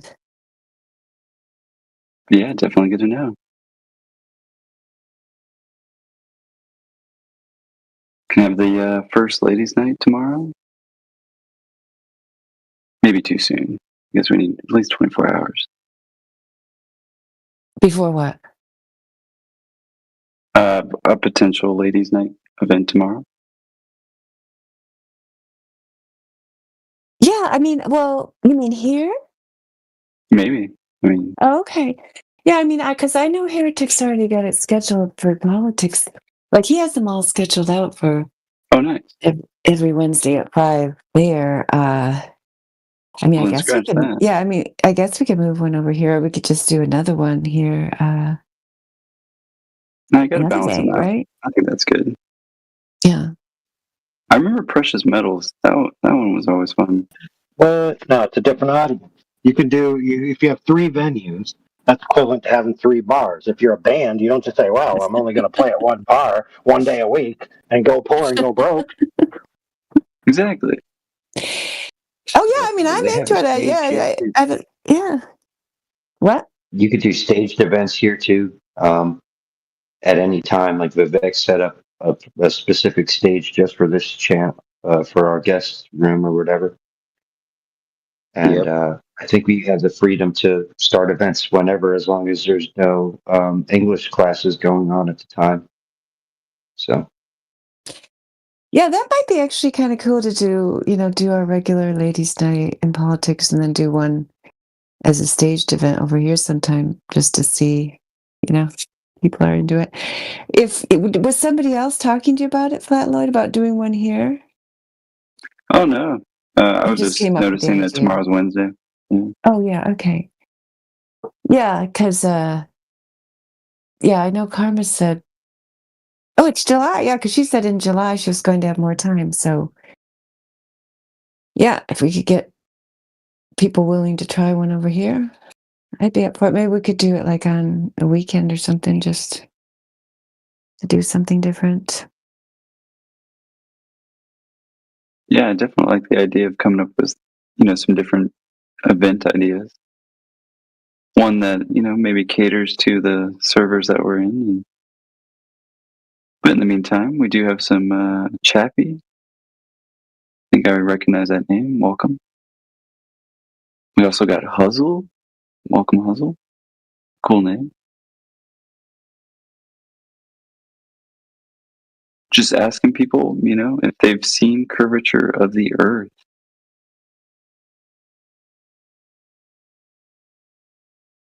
And if so, where?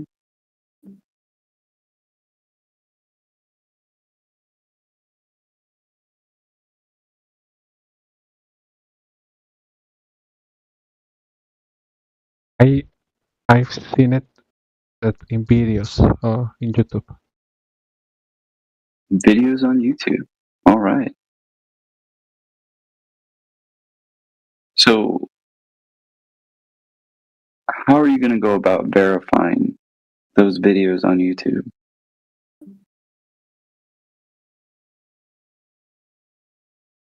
Can you verify?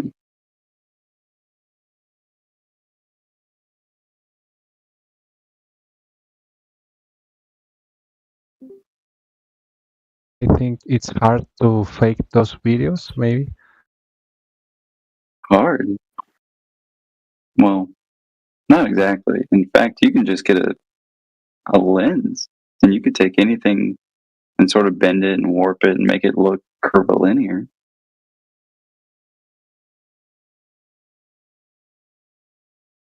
So you believe that the Earth is flat or something? Yeah. Most of us, we measured the Earth for ourselves, right? We put the globe to the test, and we realized that it wasn't curvilinear, like they're telling us at a certain claimed geometry. Do you know what that geometry is that they tell you and I about the globe?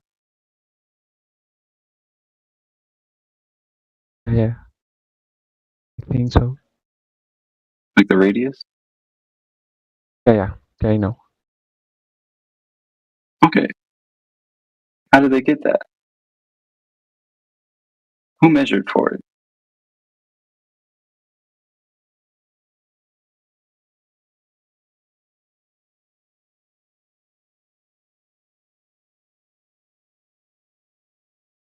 I think that you can measure the Earth with the angle. With the angle. Yeah. You do know that an angle requires two lines, right? And the angle is, of course, between those two lines. And lines are definitely straight. So what do you mean? You just put an angle on the Earth and suddenly it's a ball? Or would that actually need a flat horizon? It's from the sun and vertical object. Yeah, sometimes it can be a vertical.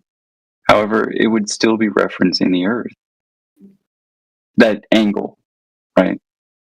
In this case, maybe perpendicular, again, to that horizon.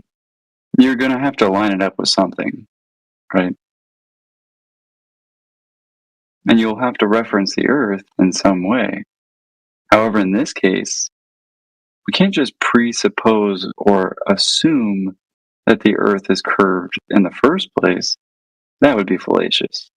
Instead, let's, put the one that they give us to the test, right? And see if we can measure the curve for ourselves.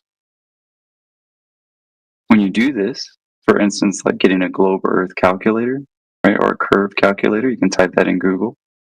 You can take a simple observation height, right, and you can test where this supposed geometric horizon of that sphere should be. And well, if you test that over and over again, and maybe in different places, maybe different weather conditions, right, and you find that not only is it apparent and constantly moving when it's supposed to be a physical Earth edge, right, but you find out that it's actually quite optical and changes all the time and is demonstrably way off from the said prediction that this globe geometry claims. Which is why I asked at the beginning, if you were to measure the Earth's surface and you found that it wasn't curved, what does that make the Earth?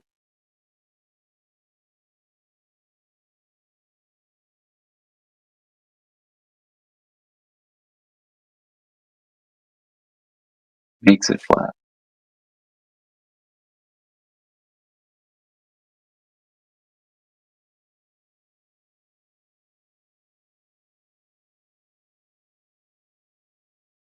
But yeah, man, welcome, Chappie. It does sound like you're learning and well on your way in English. But I mean, let me know if you want me to define any words, or if you have a question about that word that I just said, or no big deal. Feel free to ask. Okay, thank you.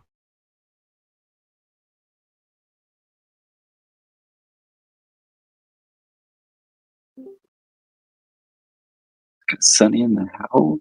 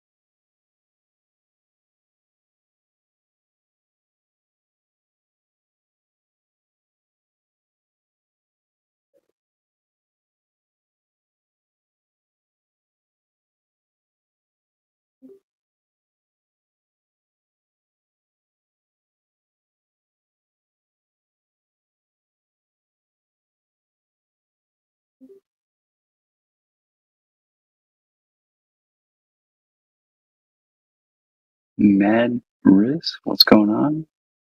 Cool name. Welcome to the chat. And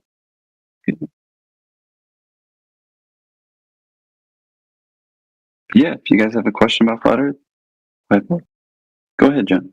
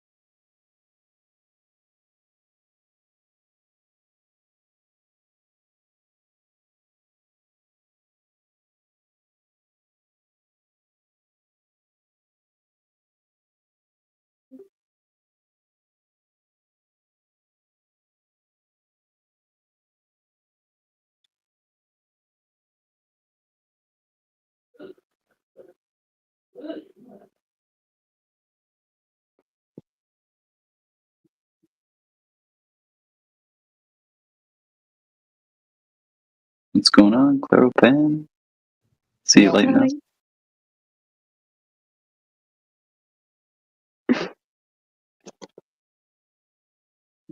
How's it going? Are you hot mic in there? Oh no, I'm sorry. No one. Why they don't talk? Oh, we're just waiting to see if anybody's, if they've seen Curvature of the Earth. Oh, Have you? what? Have you seen this globe that everyone's talking about?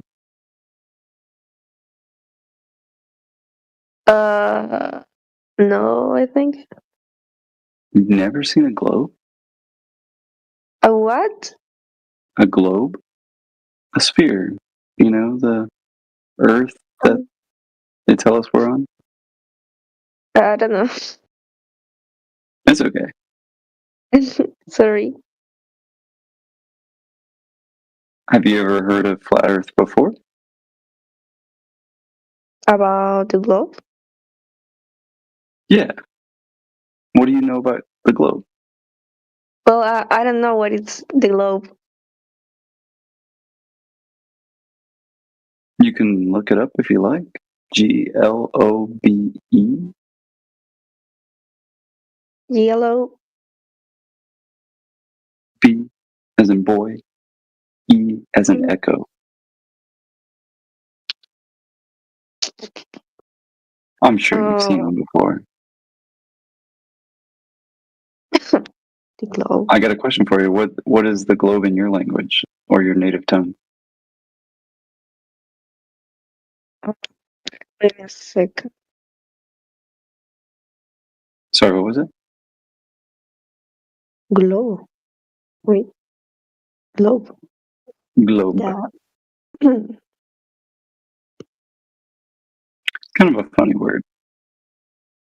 Say it too many times and it becomes glob.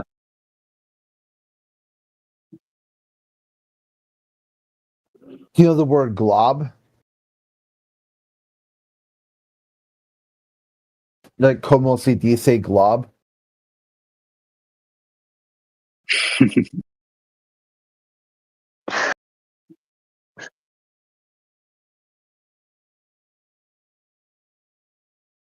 What language do you speak that's like better than, or that you would understand more than English?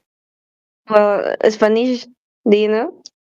Oh yeah, yeah, a little. I mean, like sometimes it flows. I can just say it, but other times I have to think about the words. Poquito. What it means globe in Spanish? Yeah, here. Give me a second to see what the translation would be. Because there are two meanings.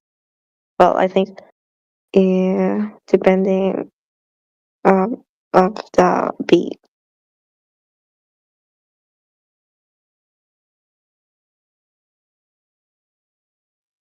Yeah, I guess in Spanish it'd be. Oh yeah, globo. You just put the O at the end. Globo, but Globo. global. Yeah, the object, but Like Terraco. Globe Terraco. Basically globe Earth. Like Terra. a globe about what, or just globe?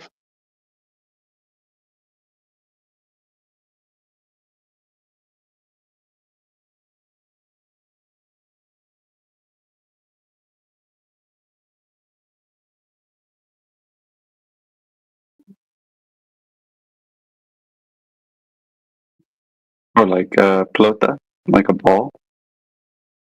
Okay. You've heard of the ball, right? That they tell us we live on a ball.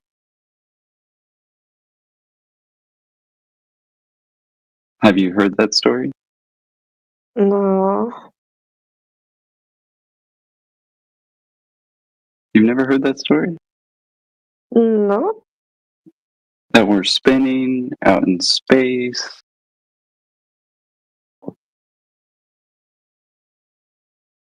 Like the story about the, I don't know, the universe.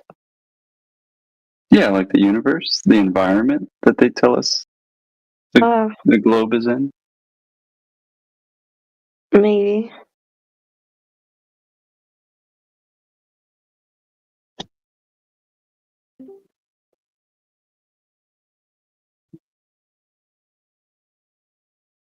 Miguel would be perfect for this situation. Well, I don't know. Yeah, Portuguese and Spanish are pretty close. Fairly close. Even Jimsy. Yeah. But Oh yeah, Gemsy's native speaker for Spanish.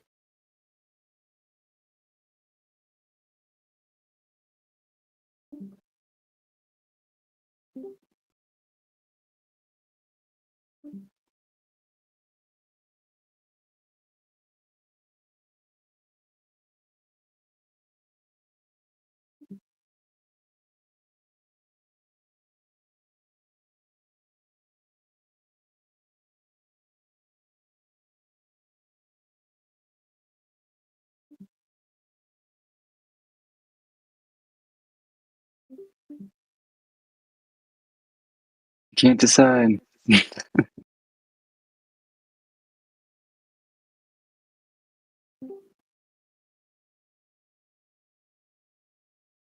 Hold on, Will. Welcome to the chat.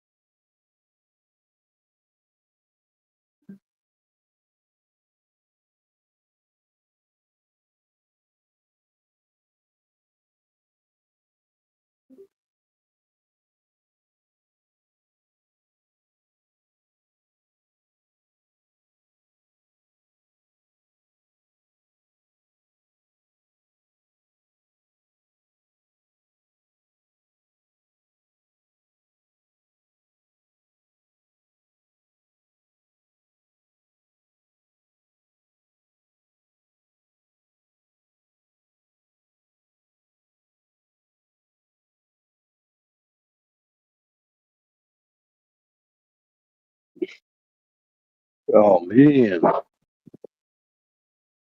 Happening here.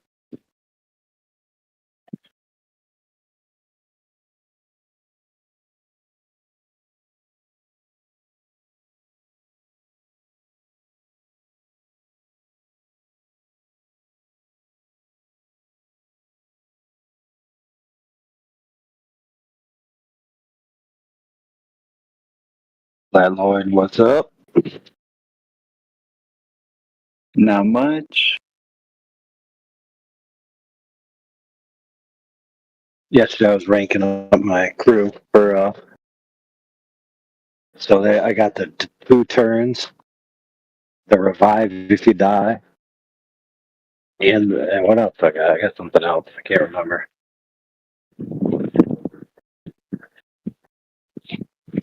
Dude, I realize it's like the best game ever. I mean, I accidentally kind of beat the game and defeated the Paintress, but you get to choose at the end, so it's really cool. And it tells you like a rebirth in any other game. You get to do that, but you keep all of your stuff, and I got to tell you, it's really great going through the whole thing again, but like powered up.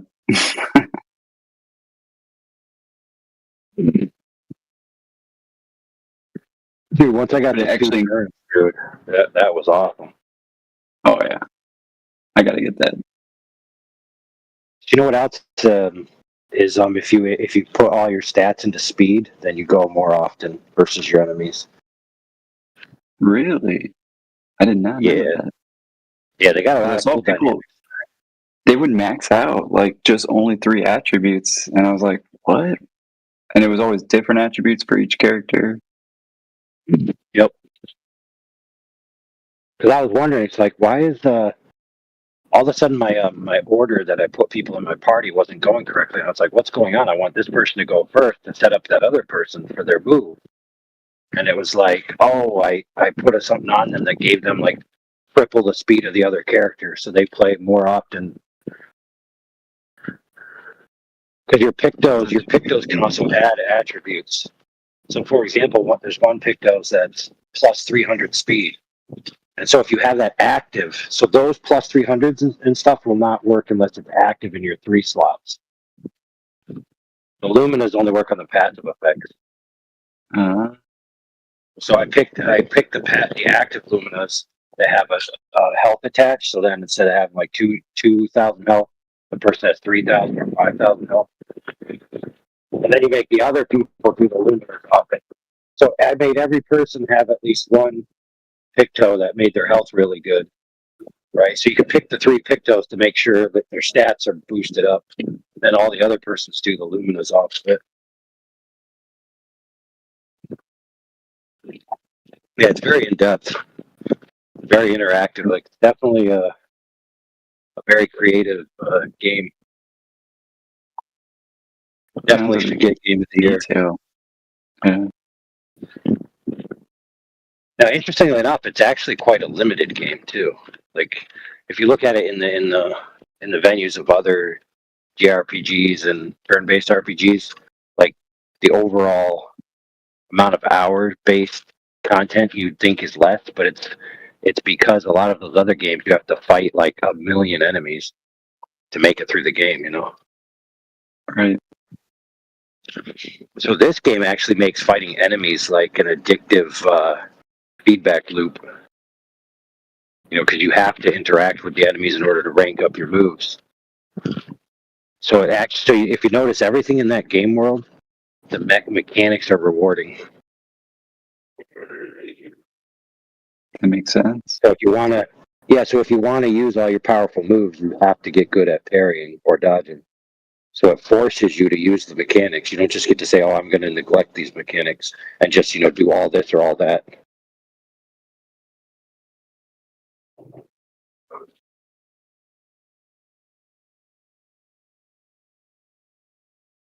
Yeah, I like how some of the enemies, like, you can shoot certain parts and things too. Like, it's dynamic in that way. Yeah. It's not just like hitting them, oh yeah, it did damage, like a Pokemon or something. So if you made a game similar to that, because they do have a lot of platforming in that game, but you notice how a lot of the levels are just pretty straightforward. And that just is part of the it's part of answering the question of a lot of people are intimidated by long form turn-based JRPG style games because they require a heavy time investment. And so people just aren't interested in spending, 160 hours to finish a game necessarily. I'm right there in that pool. So a lot of people were interested in this game because they were told that you can beat the whole main game in like 20 hours or so. If you just focus on the game and the objectives, you can beat it in, maybe, a few or 5 sit downs if you really wanted to. So it made the game completely accessible to the most amount of people, but then still made it where if you want to go deeper, you can. Because I started flying around, dude, and there's like so many levels, dude. Seriously, that's why I was like, the Rebirth is like, oh shit, this is great. Like, do you start off flying though? Well, what's weird is that like, like it has the in-game character. Like, so I'll change like Gustav. I changed him to look more like Verso, and it still puts it in the the movies like him. Gustav's still alive. And what's weird is some of the stories are different. Like some of the where it cuts into a scene is like, whoa, I definitely don't remember them talking about that. It's almost like Gustav is aware. Anyway, I don't want to give away too much, but a hell of a story. Well, dude, it actually even fits into the story again. Like, it's great. Exactly. And here's the thing. It's like, I don't know how many people have actually played enough of the new game pluses, because there are games. Now, this game actually hints to another game, which it pays homages to a lot of RPGs that it brought together. And one of those RPGs is called Nier. And the way Nier was is you play the game through, right? And then you get to this crisis point where you actually have to essentially go back to where you made a decision in the past and then relive that whole thing from somebody else's vantage point. So it goes through the vantage point of each character. There's about 5 different ways to play the game, and each time it's focused on the different character's story. But it's the same game. But it's like 5 iterations of it. There's another game like that long, long time ago where the whole game has 5 different ways it plays out, but it all has to do with timing of when you arrive at certain locations. Because it has a time element to it. So it could be the case that after 5 playthroughs, that all of a sudden all the characters become aware. You know what I mean? Yeah. And then they drop a DLC on you to where the characters in the game go up 1 level and invade the family house. And it turns out that they themselves are a sub-level, much like the 13th floor, if you know what I'm talking about. Exactly. Like, that's what makes this game so perfect. Like, exactly, because when you think about it, it's like, who's to say that the up 1 level is the final level? And then they start talking about, we've got it's essentially all about artists, right? It's like you've got the painters, you've got the creators, you've got the people who enjoy the works that they create, and what they create has its own life to it, kind of like the game world. It's very meta. It talks about society, it talks about the value of persons versus experiences, and it talks about how art impacts people and how you can live through art and how you can live through others, even imaginations, how you can live an entire lifetime. Because keep in mind, the people who are involved are in a differential time frame. Because if you look at the young girl, she lives an entire life. But from the perspective of the other lady, it's only been a week. Exactly. So the young girl lived an entire lifetime from being born as a baby all the way to a teenager in a week. Which is much like being in a dream, because how they talk about in that movie Inception, how each dream stage is time framed like a doubling. So the further you go into a dream state, the more experiences you have in the less amount of time. So to you, it's a single amount of time, but to your body, it's a fraction of a second. I've done that. I fell asleep, right? Woke up 5 minutes later because I looked at the clock. And during those 5 minutes, I had a dream that was like hours long, you know? Oh, definitely. It was very interesting the way it's looking at that. Well, maybe I kind of view the creator differently too. Yeah. Like, is it really just the Pinterest? And the soul embedded the image of, the art.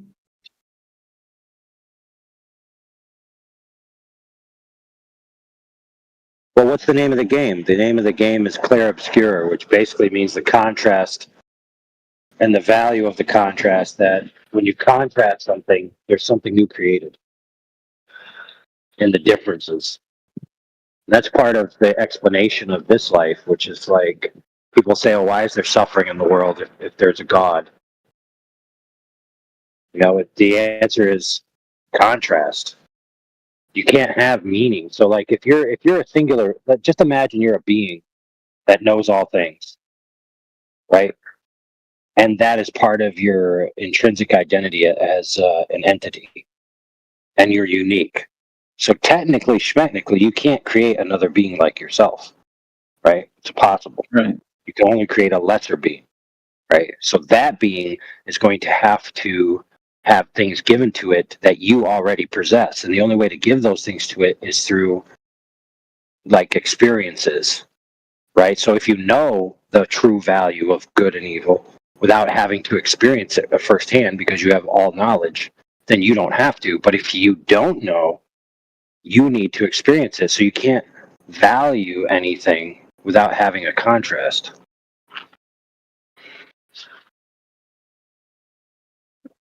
Very true.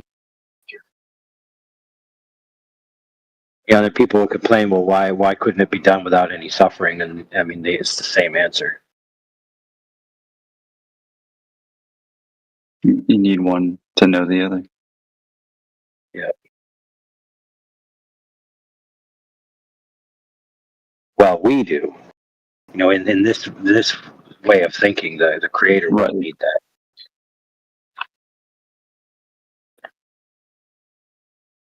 But keep in mind, like, for many of the classical major world religions that have a creator, the purpose in the biggest ones is that the creator is attempting to create eternal beings that will be able to appreciate him and he commune with them, right?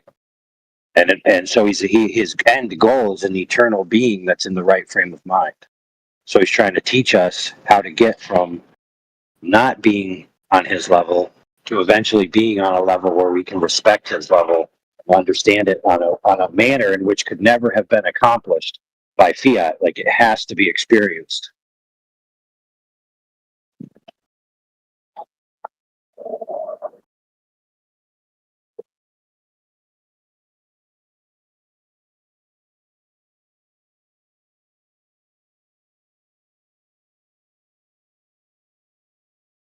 And all these great metaphysical questions about, all that stuff, like, they don't even apply if you're just, an amoeba that, got zapped by an electric and now you're just an electric walking mud puddle that's going to fizzle out and get consumed by the sun in an ever expanding universe of balls just floating around.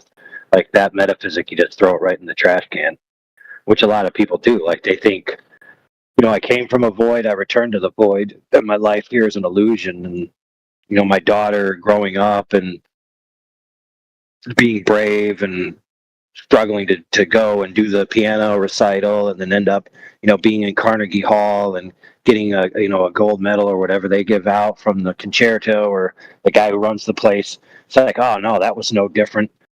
That was no different or no more important than the tide washing in and washing out.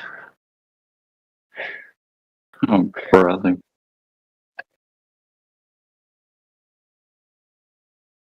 Oh, and it'll all all that journey.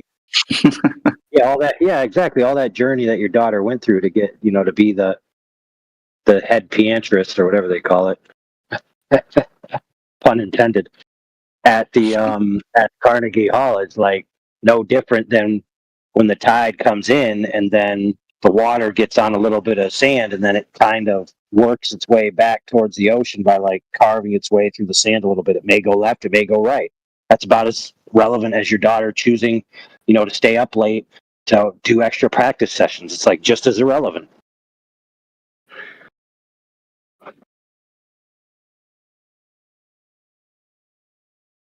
So yeah, the world stage in which you exist in is very intrinsic to your metaphysical outlook. So so like the kid earlier, he's like, "Oh, why would they lie about it?" It's like, dude, of course they're gonna lie about who you are, where you are, why you're here, where you're going, how you got here.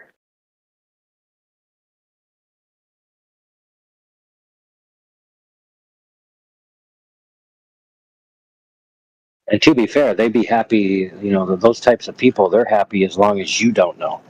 They could care less if you believe what they actually say. They just don't want you to actually know the truth. Exactly. Yeah. It's not like you have to accept their lie. You just have to be dithered enough to where you don't know the truth.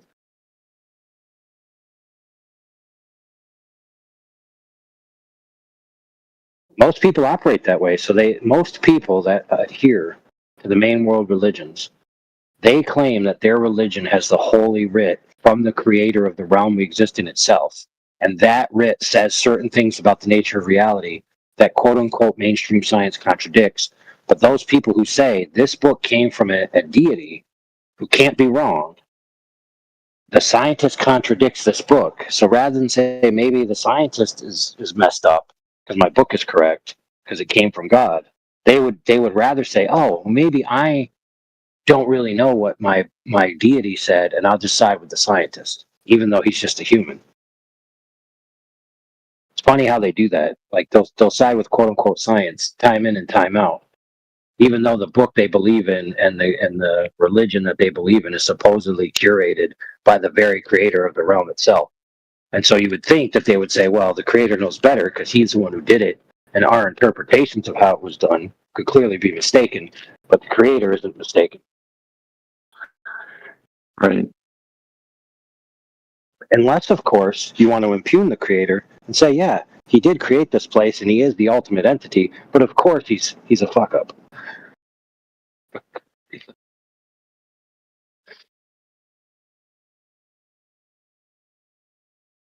He said he created, the earth and day and night before the sun and the moon, but he was actually mistaken because he's retarded. They just got that part wrong. Oh, did they say circle upon the earth? They meant sphere.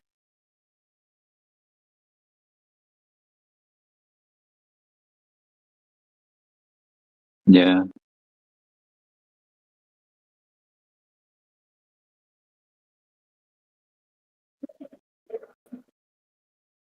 Oh man, I think I'm gonna get some donuts and then eat some chili, then fire up some Play Obscure Expedition 33. That's my plan for tomorrow. Maybe not the donut and chili part. It's a wild combination, man. They came out with a donut over here called what's it called? Orange creamsicle. That does sound pretty good. So next time I buy ice cream, I'm going to buy the orange creamsicle ice cream from a Friendly's, and then I'm going to buy the orange creamsicle donut. Oh yeah, it's going to be great. Have them back to back.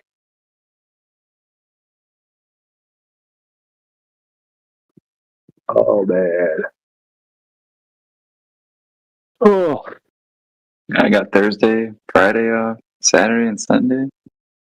I'm teaching classes. I am down. It's like a whole new game. I'm back on it. Hey dude, if they're really going to gaslight you, like do that thing where they change the reality every time you play until finally there's like this breakout where so like nobody's actually had this game long enough to do like a new game plus 7, And it's like when you get to New Game Plus 7, all of a sudden it's totally different. What? That'd be nuts. Yeah, that would be.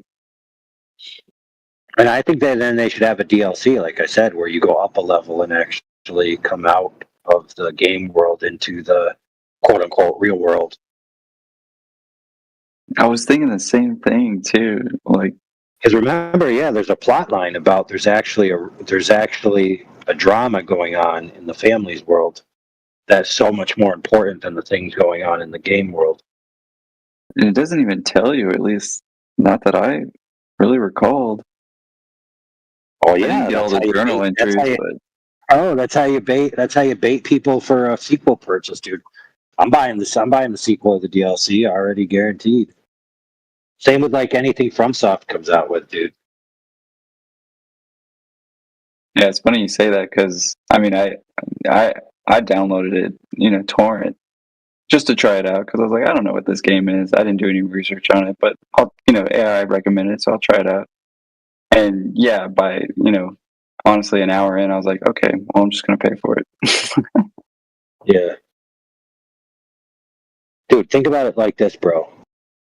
Elden Ring's DLC was a serious contender for Game of the Year. So a DLC to the previous Game of the Year was better than the majority of the games published that year. And then they had to categorically exclude it because they said technically a DLC for a main game doesn't count as a separate game and therefore it's not eligible. But other than that, it would be in the runnings and maybe even win.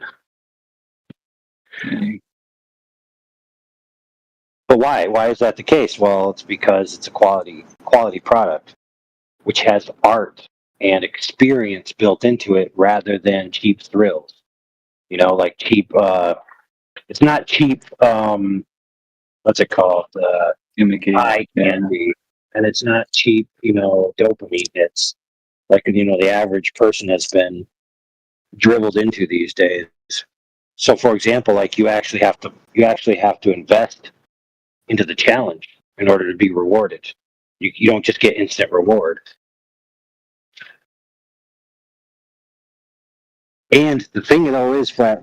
Like everyone who says that they've experienced these types of games, it's like when they submit to the arduous journey of accomplishing the challenge, right? And they get beat, but they don't give up, and then they do become victorious through their hard work. It's way more of a sense of satisfaction than just being given the answers or this, single button combo that just does it all for you. Exactly. See, that's what I meant when I said, like, I haven't felt this way about a video game since, like, Crash Bandicoot in PS1 1997. I didn't have a memory card. So you sat there and you made sure, like, you worked on your skills and you got better and better and you finally beat them and it was that much more rewarding. And I just hadn't had that in a video game since this one. To be fair, I don't play a lot of video games. Yeah, the same thing goes for a lot of things in life, like your worldview. Like most people's worldview, they were given it on a silver platter. They didn't actually come up with it on their own. Most people have not arrived at a worldview through their own efforts. They were just told this is the worldview you should adopt, and then guess what? They adopted it.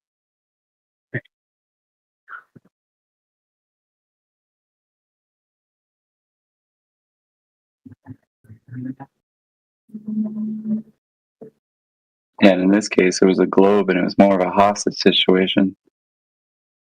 Yeah. Hey, what's that thing in the room, teacher? Oh, I'm so glad you asked.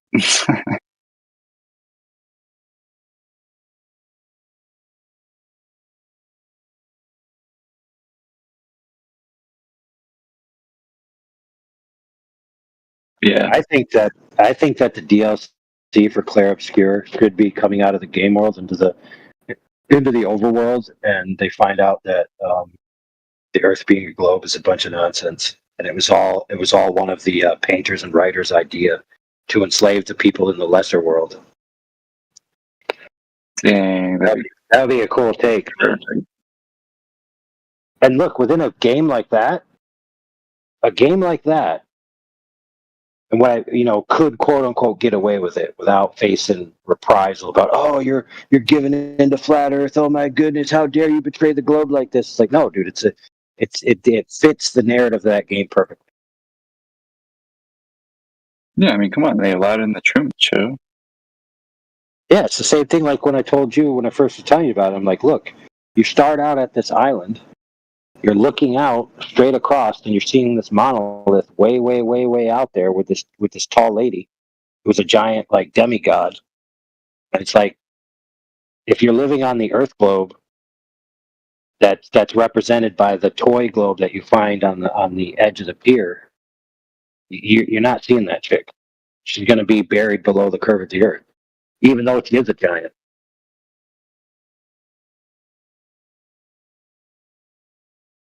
Dang. Well, it just makes me think too. Like, go ahead. Oh, sorry. It just made me think. Like, eventually, everybody has all these lives too, and it makes me think of Nimrod. You know, all these people coming together to kind of defeat the Painterest. You know?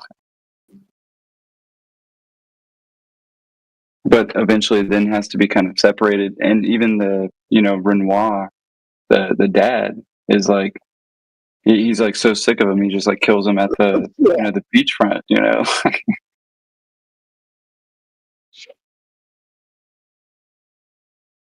Like they're tired of playing the game, even, or being attacked. Yeah, it's like if I just go to the beach, once a year, I can spend the rest of the year chilling. Exactly.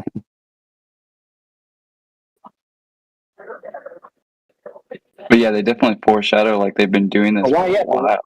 You know, like. But why is that guy going to the beach to stop the people from finding out what's really going on? Is because he is living with he's living in the benefit of the illusion. The perpetrated system that's happening is benefiting him, and the more he stops people from overthrowing it, right, he gets to keep what he has, right? Because he knows if people find out the truth, that he's going to lose what he has, even though what he has is an illusion. But he likes it. He likes living in the illusion. He knows it's an illusion, and he prefers the illusion. So he's going to fight against anyone trying to take his illusion away. Kind of like all the triggered Grovers that came in here the past few days.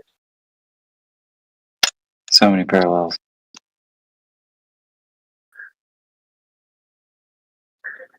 Hello. What's going on, man? Hello.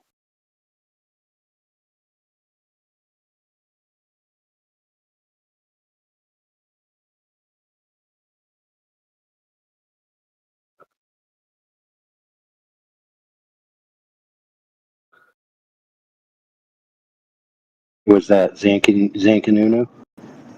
Yes. All right, you're pretty low. So let me see if I can turn you up on my end. There we go. That would help. Yeah, no, my headset Yeah. is pretty bad. I got to buy a new one soon. All right, it sounds pretty clear. It just says on the low end, so I turned you up.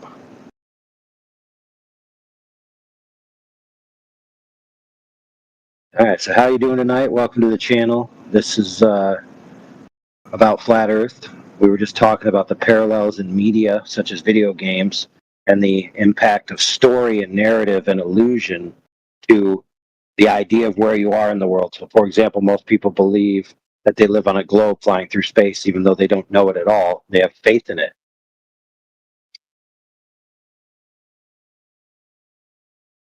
Interesting.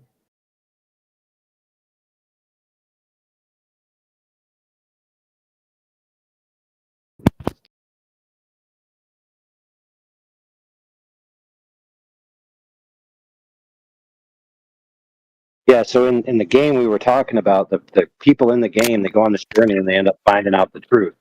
Kind of like flat earthers went on a journey. We went to the actual Earth. We were told we live in a certain world, but we checked the world and we found out that that world we were told is an illusion, an imagination, a fantasy, because the world we actually live on, the water on it is actually flat and horizontal, just like we experience it. And the idea that it's a giant globe floating in a cosmic void of space is a fantasy, borderline a religion.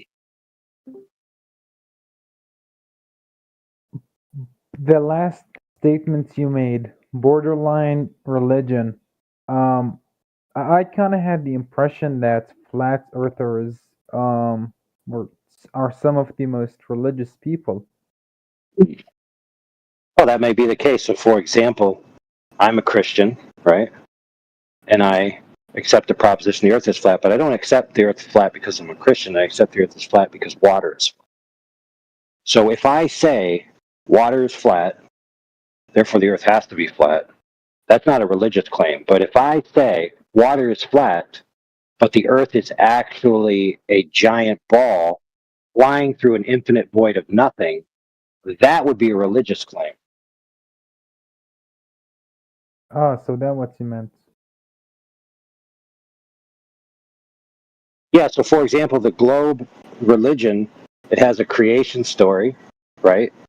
How the globe got here from the past. You know, you got the Big Bang, then you got all this matter floating in the sky, and then it kind of just forms together into this giant ball, and it starts to spin, and then it gets zapped by lightning, and then, you know, something mud puddle, and then finally humans come along after they turn from fish into monkeys. You know, all this religious creation story that nobody's ever seen with their own eyes or been able to experimentally validate, and they have no evidence that none of that happened. So they teach kids this. This is where you came from. This is how everything was created. This is who you are. Sounds like a religion to me, brother.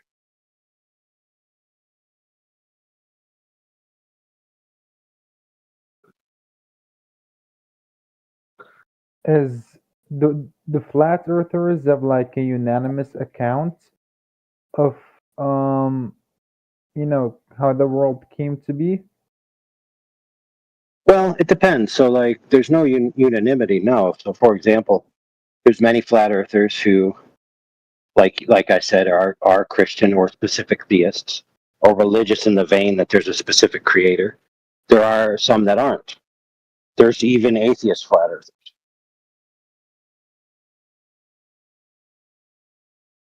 So, in other words, some people claim that they know based on their religious or scriptural predispositions, and some people claim to not know. But it doesn't change the fact, because whether you know how the earth got here or didn't get here doesn't change the fact that it's here. And if it is here, then it is what it is. And if you measure the thing and it measures to be flat on the surface of water, and water covers 70% of the territory, you can't have a 70% flat thing that's a ball. It doesn't work. So the earth is clearly flat and clearly not a flying space ball.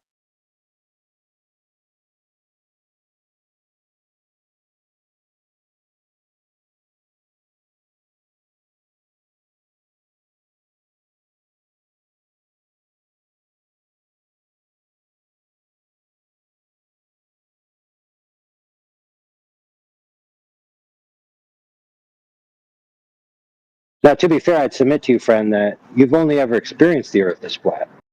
You've never seen it as a ball. You don't have any knowledge that it's a ball. And any of the evidence you've presented, you never actually validated. And most of the people who gave you the evidence, they don't know it either. And if you ask them, they'd tell you, I don't know. They'd say somebody else knows. So they have no firsthand knowledge. You have no firsthand knowledge. The only knowledge you have is your experience of the world, and you experience it as flat. Everywhere you go, it's flat. Everywhere you go, it's horizontal. Everywhere you go, up is up, down is down. Wouldn't you agree? Observationally speaking, yes. All right, so then that means then the claim that it's something other than what you observe is the extraordinary claim that needs the evidence.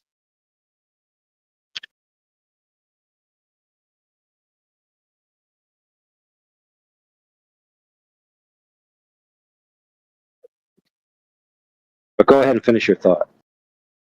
Oh no, I had nothing to say. I really kind of knew nothing about like the flat Earth world until very recently, and I joined this channel just to kind of know more about it. Oh, cool. I would actually submit to you, friend, that you do know about it.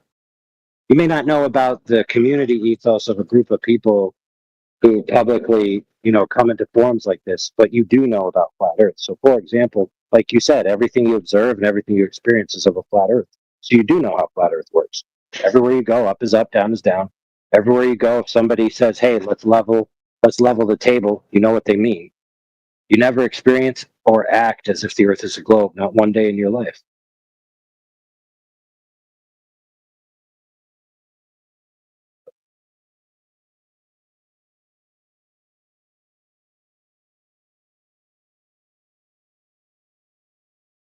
However, friend, since I've never lived your life, I could be wrong and you actually have experienced the Earth as a globe, to which you'd have to tell me that experience in order for me to know.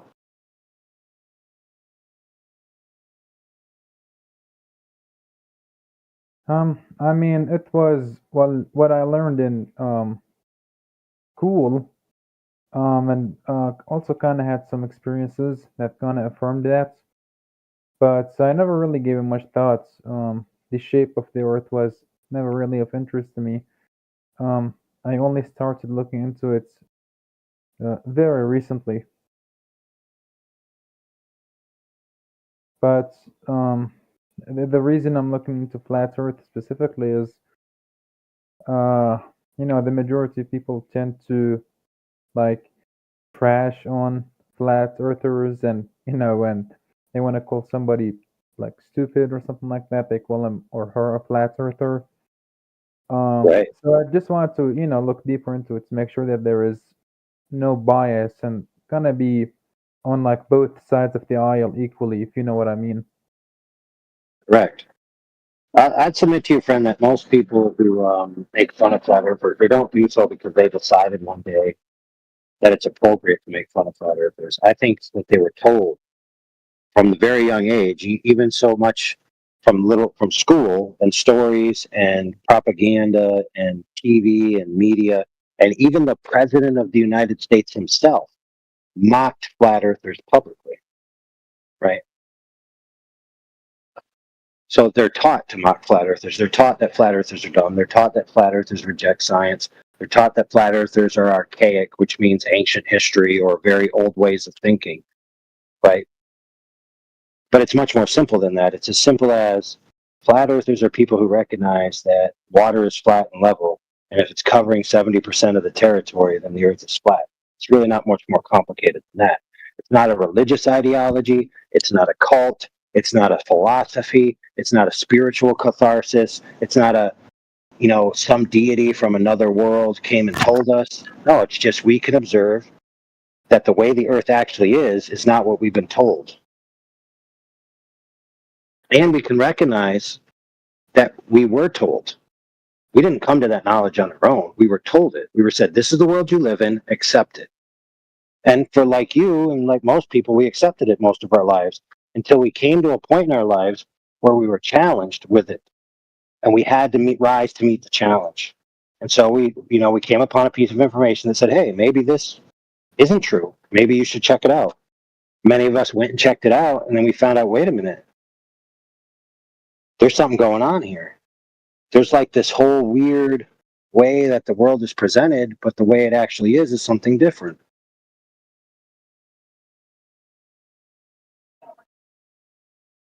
Now, if you think that somebody like that is worthy of being mocked at and laughed and the butt of all jokes, to where it's people are comfortable denigrating them, even telling them don't breed, even telling them that they should do bad things to themselves. Like, do you think that that's what should happen to flat earthers just because they don't accept the mainstream narrative?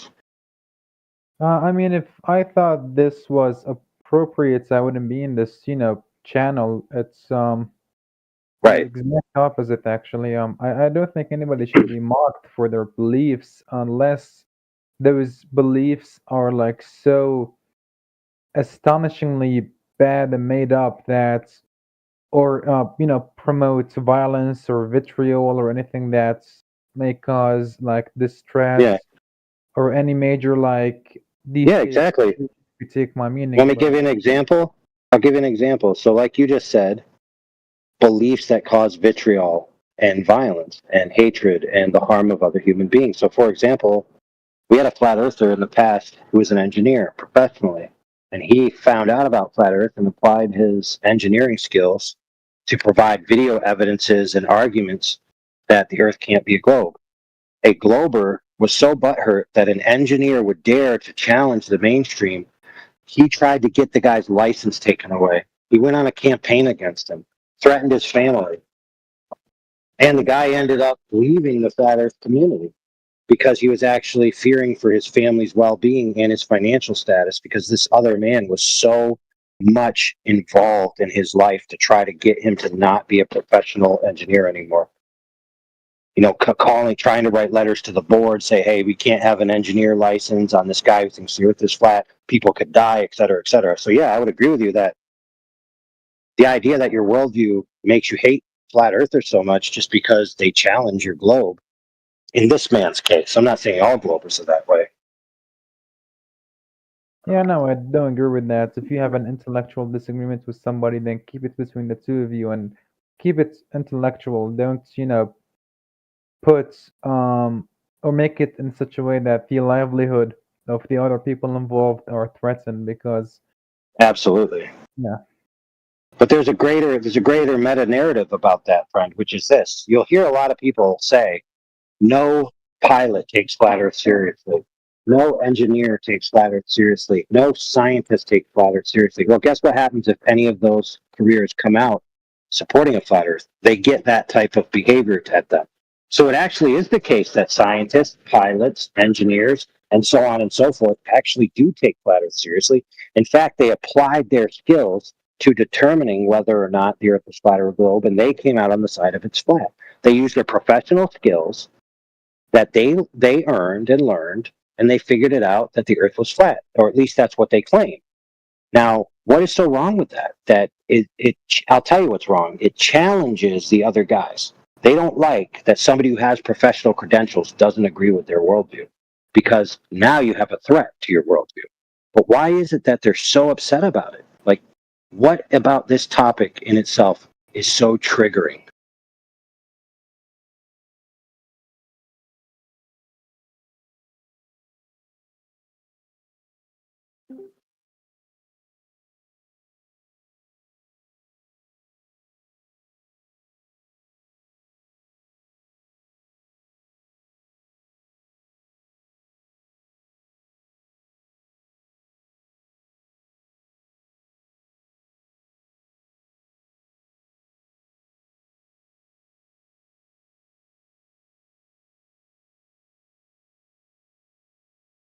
Yeah, it triggers people, brother. Definitely does. They get upset about it really badly. Yeah, a lot of things do. I just wish people were more open-minded to disagreements. But I would like to know, what do flat earthers think is the reason that the globe narrative is the one being promoted and pushed, and not the flat earth one if it were the actual truth? Well, I mean, you said it yourself. If the globe is not true and the flat earth is true, then why would the globe earth be pushed? Well, the answer is that when you want to control somebody, the more amount of truth you control and the less amount of truth they know, the more power you have. I mean, according to game theory, the question of why should you lie to people is not the question. The question is, why should you ever tell the truth? And the answer is never, unless it's specifically in your best interest. So in other words, everything you give out to people who are less powerful than you could be a deception.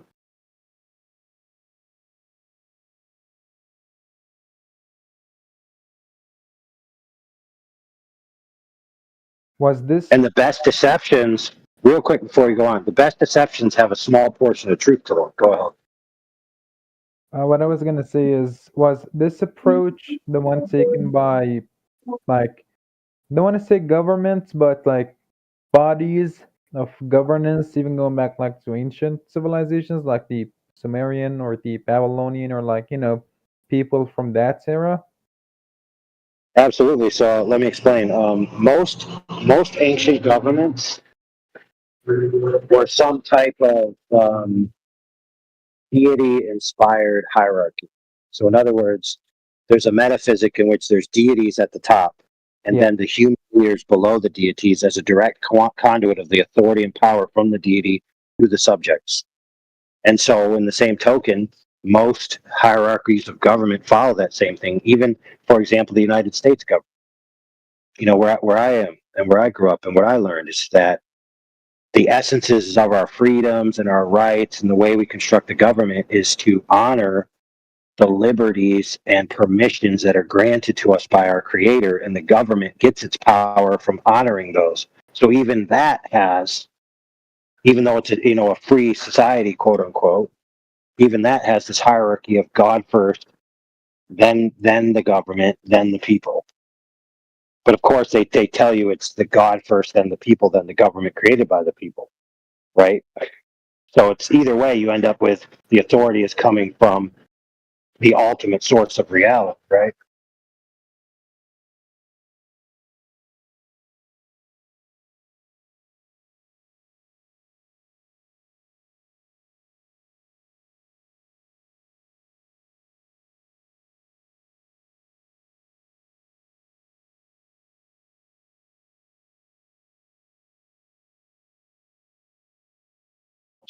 So the simple answer to that is powers that be have always been tapping into the metaphysical claims to get their source of power. Yeah, it's a good way of recognizing. Times.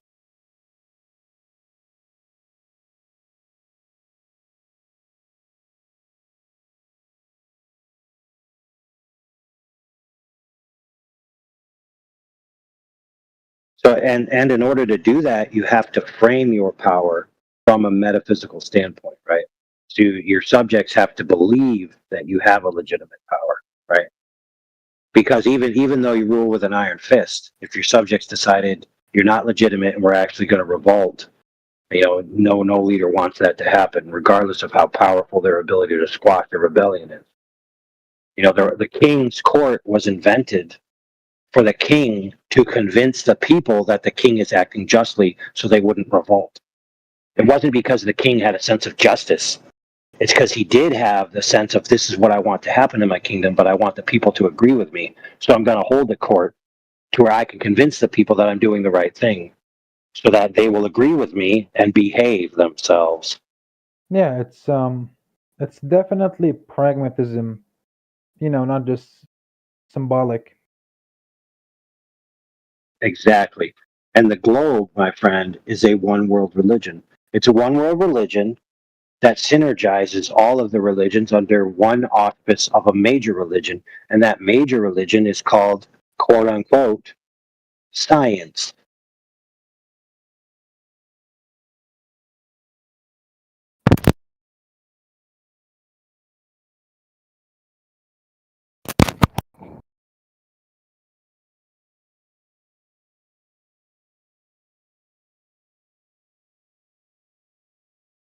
Now, but of course, it's not real science, friend. It's science, so called. Science in name only. What it actually is religious dogma most of the time. Like, for example, the Big Bang. Like, it's complete conjecture and philosophy and a fantasy. They have no evidence that it ever occurred. Pure mathematics at best.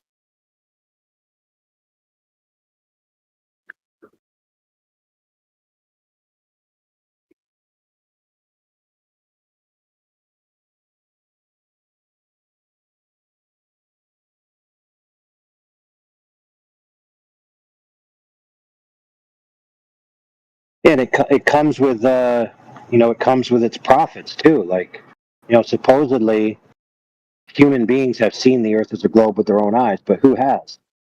I'll tell you who. Only about 20 people who were all in the United States of America's space program in the Apollo missions. Nobody else has ever been allegedly or even have claimed to have been far enough away from the Earth to see it. So the only people who actually have firsthand knowledge are these 20-ish elite men who are essentially prophets and priests. Hey, God took me up into the heavens so I could see the earth, and I came back down to tell you. Believe me.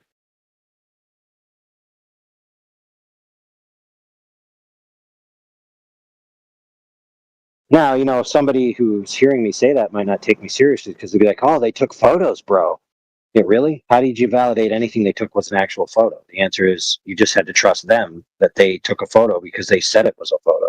So again, you're just trusting those guys. No different than trusting a clergy of a giant church. But didn't during the time when the Apollo mission was done, it was the Cold War between the U.S. and the Soviet Union. Like, wouldn't it be in the best interest of the USSR to having debunked the claim? How could they? They had no more advanced technology than the United States.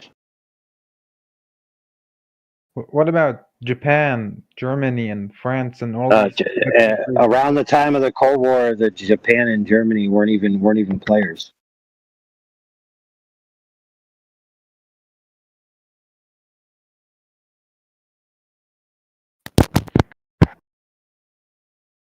Keep in mind, we're talking about elite power structures that are based on metaphysical assumptions and having the populace agree. So you go back even in history, kingdoms would collaborate with each other.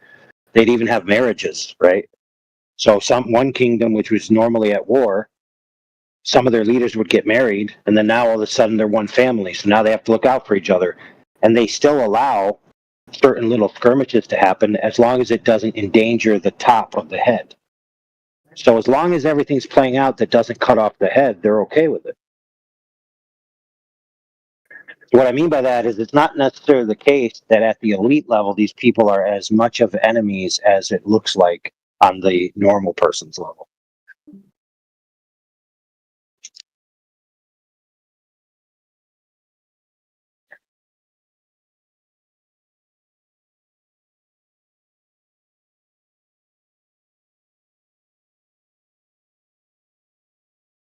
Yeah, but none of those guys have the technology anyway, dude. It's like you think that the America actually went to the moon, right?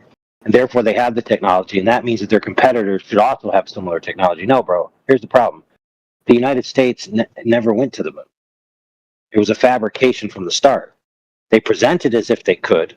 They may have even told their engineers we can, but they had in the background a competition of let's do it for real, and then let's also set up a way to fake it. Because we promised the American people we were going to do it within 10 years and beat the Russians. So we have to do it. We're either going to do it for real or we're going to fake it. Either way, it's getting done. Turns out they couldn't do it for real, so they had to fake it.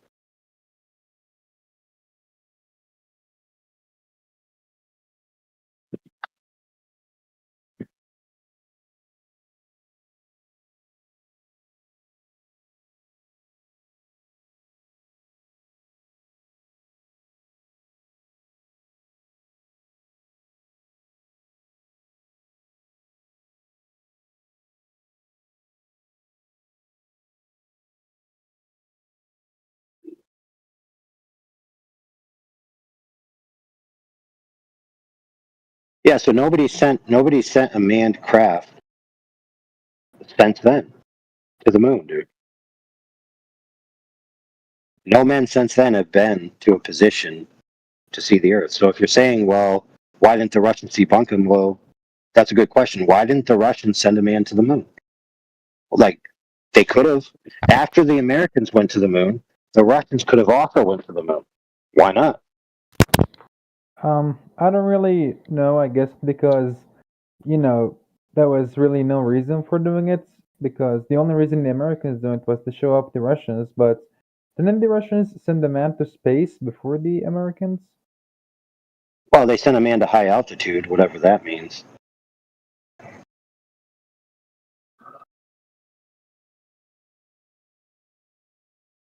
But yeah, if that's the claim that they had the first manned space mission, that's their claim, sure. And then Americans are like, oh yeah, look at this, we went to the moon, ha ha ha, we're the winners.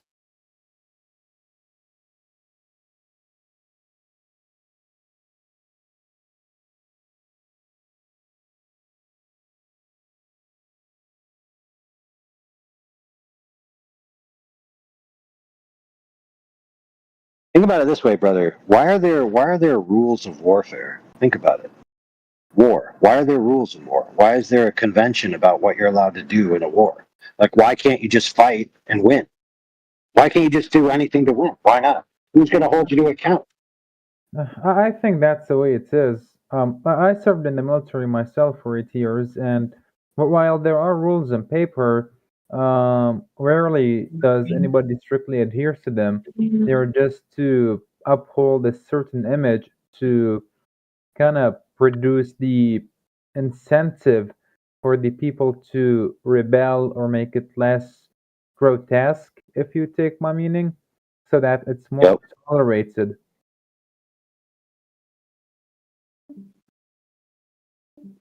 Right. So we're actually operating the way we've always been operating, where the kings want to protect themselves from the uprising of the people, right? And so they have all these things in place to keep the dynamics going, and the kings are all playing on a higher game. And the plebeians, the normal people, the citizens, they're all playing a different game, right?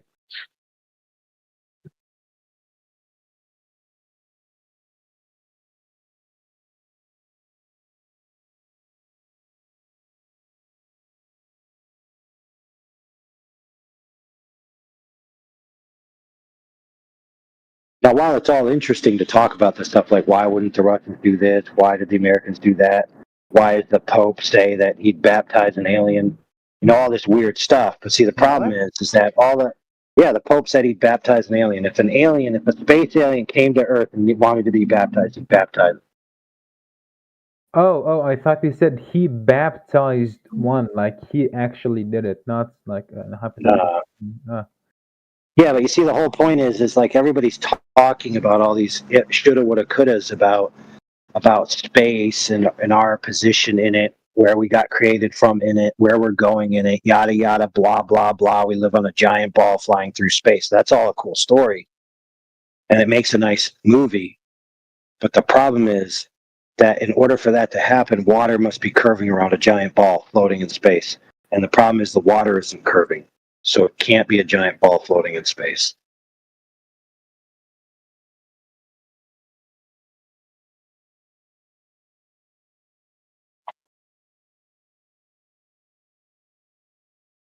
Now, it seems simplistic when I say that, but it really is that simple. It's either the water's curving or it's not. If you go out and you find out that water isn't curving, then all these stories you were told about the Earth being a ball, how it formed to be a ball, how it came from the past to be a ball, how the Big Bang pooped out a bunch of dust which became a ball, how this giant ball is going somewhere in the future.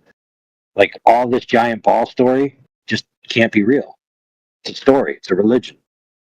It's a dogma. It's a fantasy.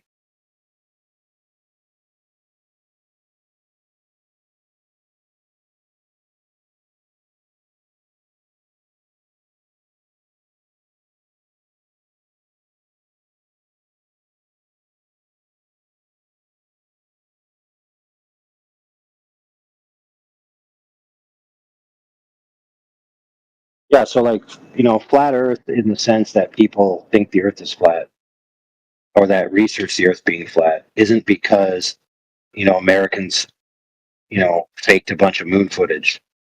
It's because the Earth is flat. Flat Earthers isn't because, Russia had a secret nuclear program and they tried to, threaten the United States behind closed doors with ICBMs. No, it's because the Earth is flat. Flat Earth isn't about, kids are starving in Africa and you shouldn't care about NASA because you should be giving money to the kids so they could have water and food. No, it's not because of that at all. It's because the Earth is flat.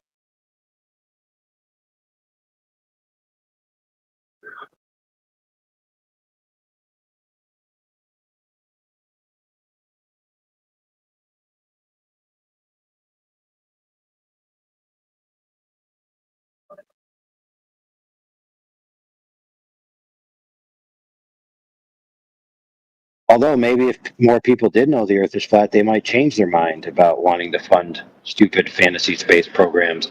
And maybe they would change their mind about actually wanting to send billions upon billions of dollars to help kids have clean running water instead of promise kids that one day they'll get to live on Mars without clean water. Like, hey, kid, I know there's dirty water and you're dying of disease, but guess what? One day we're going to live on Mars, even though it's a joke. We could take all that money we waste on fantasy and we could actually invest it in our own world.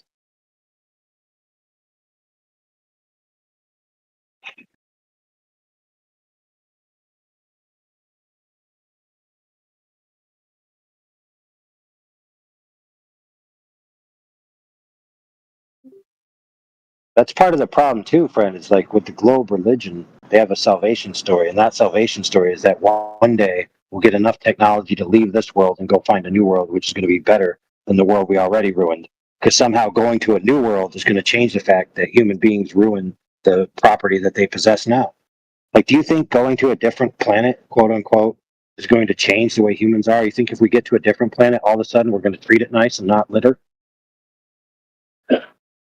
Humans gonna be humans, you know.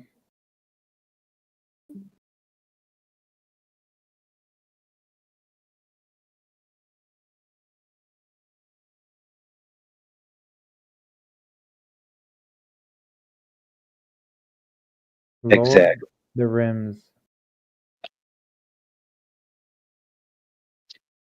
Yeah, but see, the thing is, you say humans are going to be humans, but humans are going to be humans, which means they're going to lie, they're going to deceive, they're going to want power, they're going to try to control others, except when it comes to the globe. Then all of a sudden they're completely honest.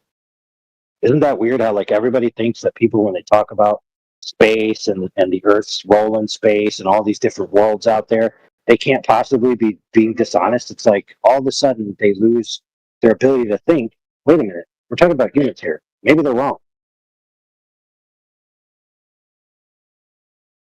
I think it's just because they feel overwhelmed when trying to confront any mainstream narrative, regardless of its truth status. You know, they see people from different countries, people working for different institutions that, you know, compete with each other, and they just kind of intuitively assume that, okay, it must be true.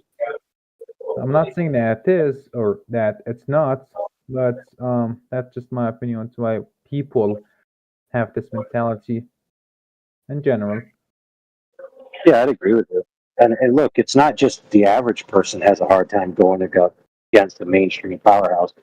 Professors, scientists, people involved in research, all those guys, they have a hard time too. So, for example, it's well known that when you go against the Einsteinian, neo-Darwinian evolutionary cosmogony and cosmological paradigm, which is basically just the mainstream worldview, you get shunned, you get blacklisted, your stuff don't get published, you don't get tenure, you don't get rehired, right? In fact, there's documentaries about it where people testify that in the university they were in, they tried to submit, you know, challenges to these paradigms and they were shut down faster than a ton of bricks.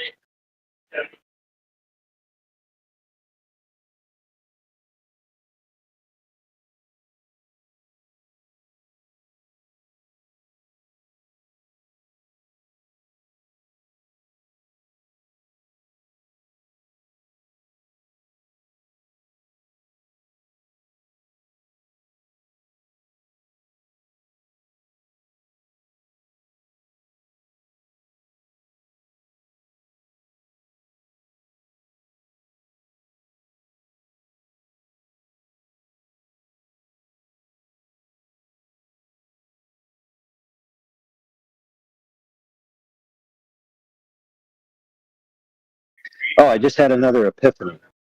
It has nothing to do with what we're talking about. It has to do with a different argument that I have to talk to my colleagues about at another time. But I'm just marking a note right now so I don't forget. It's about the horizon. Put a pin in it at this day, at this time.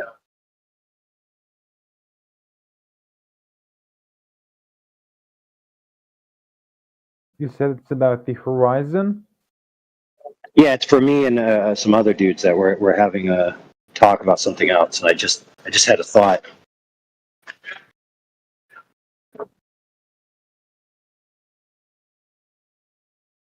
Now I got to go into the back chat and write it down so I don't forget.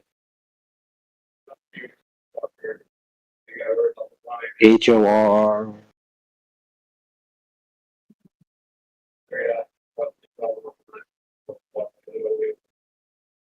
Oh man.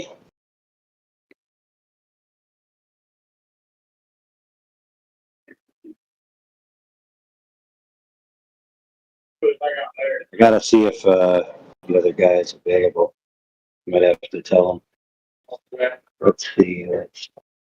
How come nobody's awake, man? I mean, it's pretty late. That's true.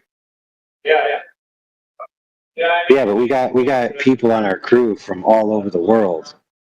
We got Australians, we got Brazilians, we got Paraguayans or whatever they call themselves. We got Russians.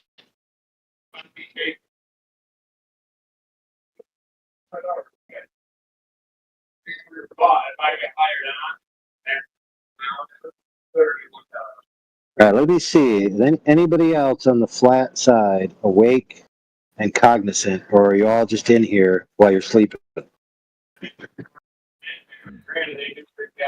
Sorry, what did you say?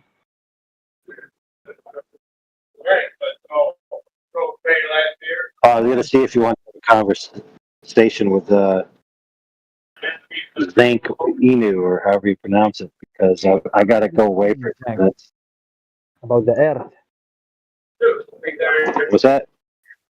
About the earth. Oh man, you low too. Why is everybody so low? Hmm? All right, listen, I'll be back.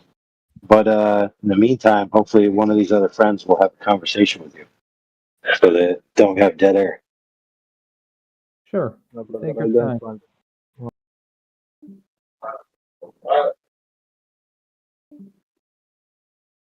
want. Flat Earth.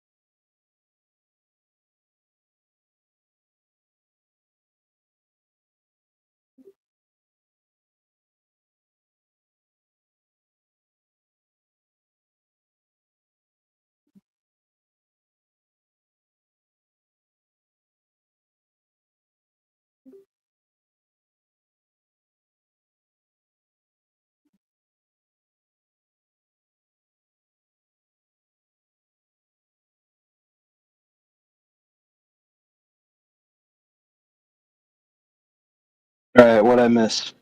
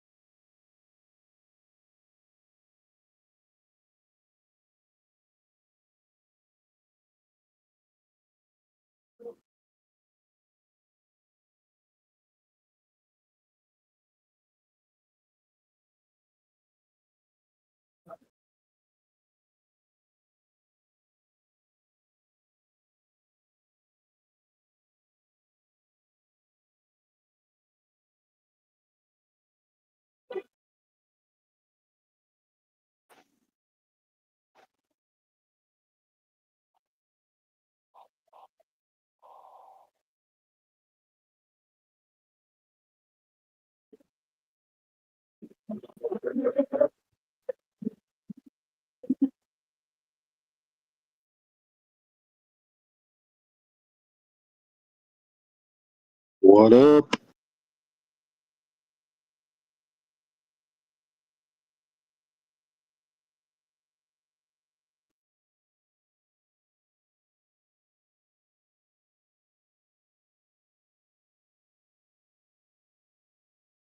Bill.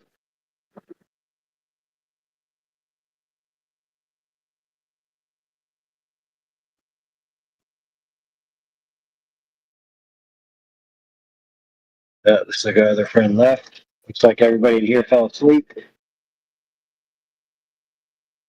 That's what I'm about to do, maybe. Fall asleep live on the mic.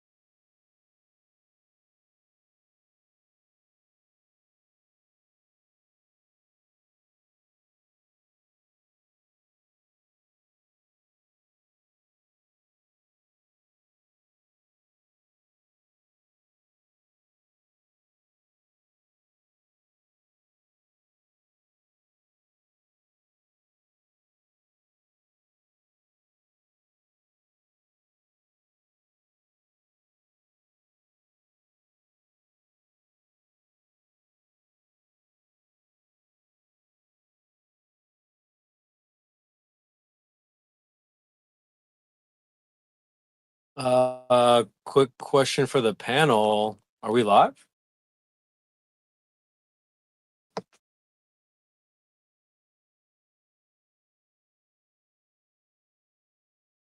We are not live.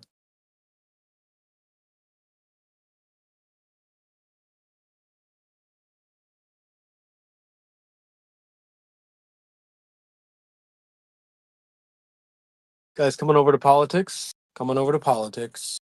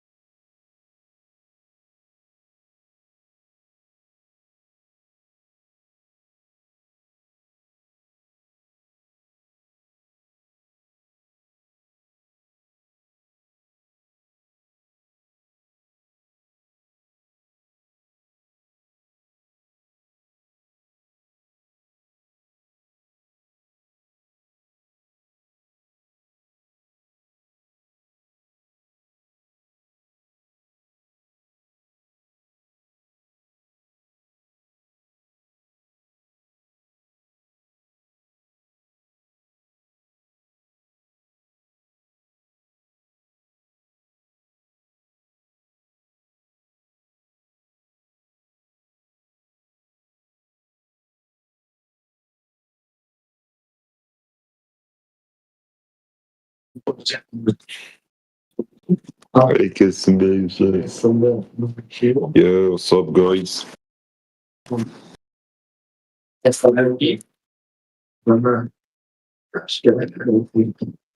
Стержень, да, стержень. بس هر سجن هر بله دجمنداری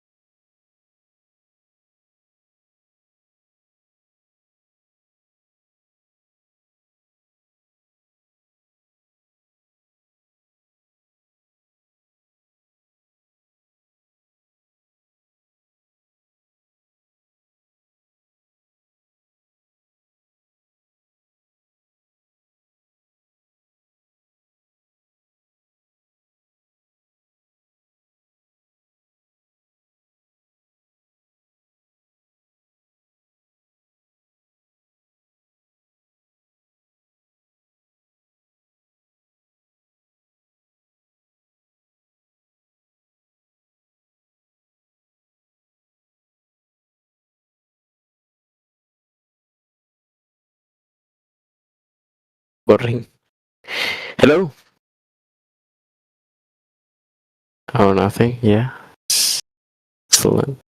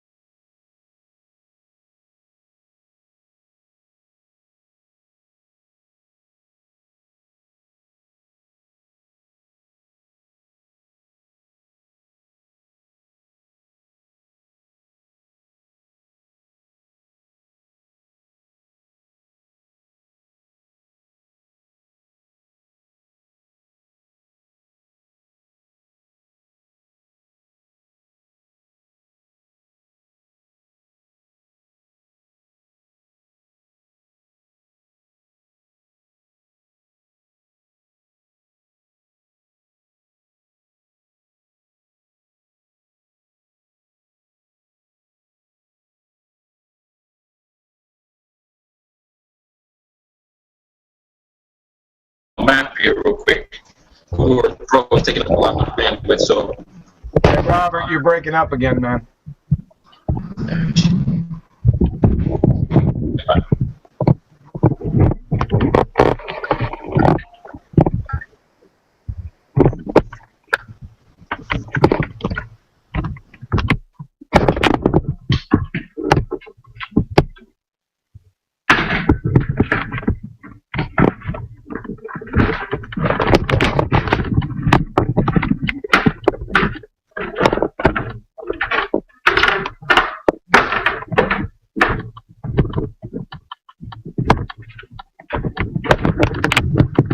Guys, any better? Mark,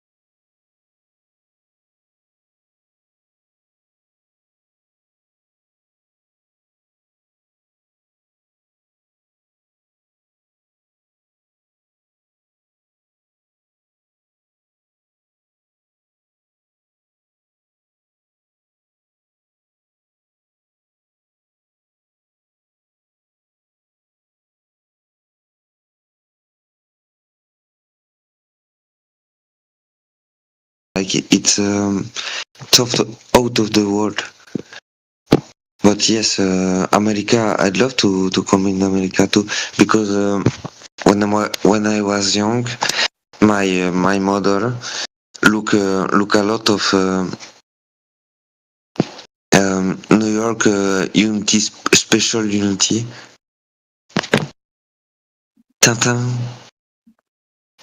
No. Did you know that several U.S. states, including Kansas, are flat as a pancake because the Earth measures flat? Did you know that there's no globe, Mr. Belchin? Give me one. Oh yeah, there he is. Stray cat. All right. Yep. Let us know when you're back. Let me just 1 second. Okay. Yeah. Okay. Hello, okay. guys.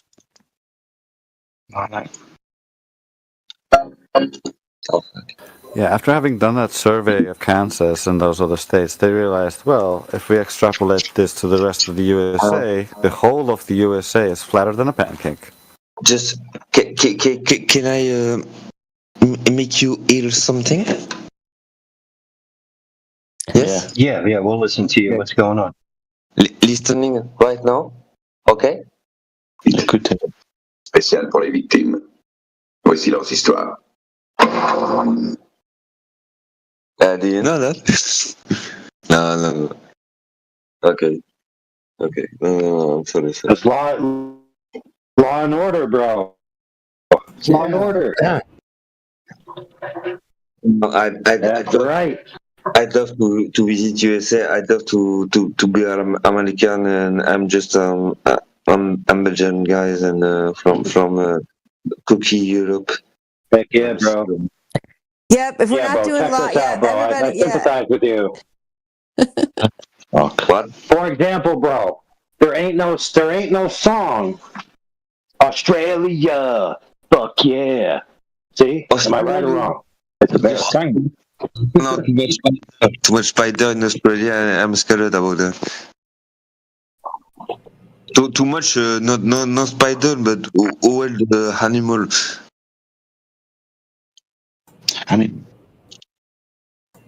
Yeah, there's no song that says "I love Australia." I love Australia. I have one song saying that. Okay, let me 1 minute and I find that for you. Okay.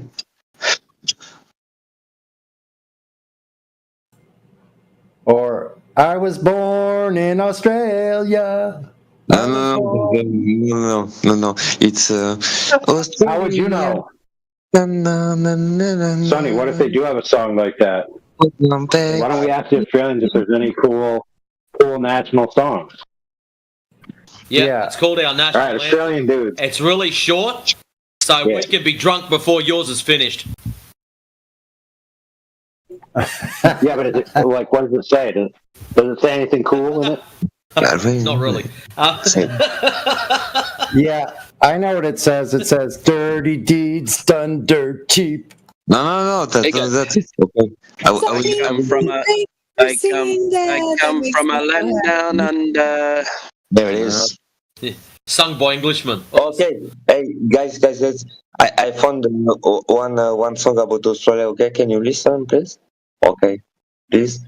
Okay, I put it right now.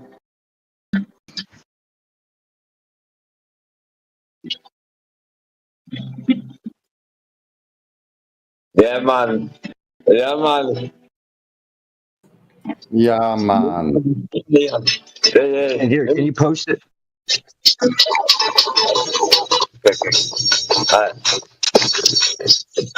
Okay. I'm following it. Okay. So It's just posted in the side chat. I know it's right now.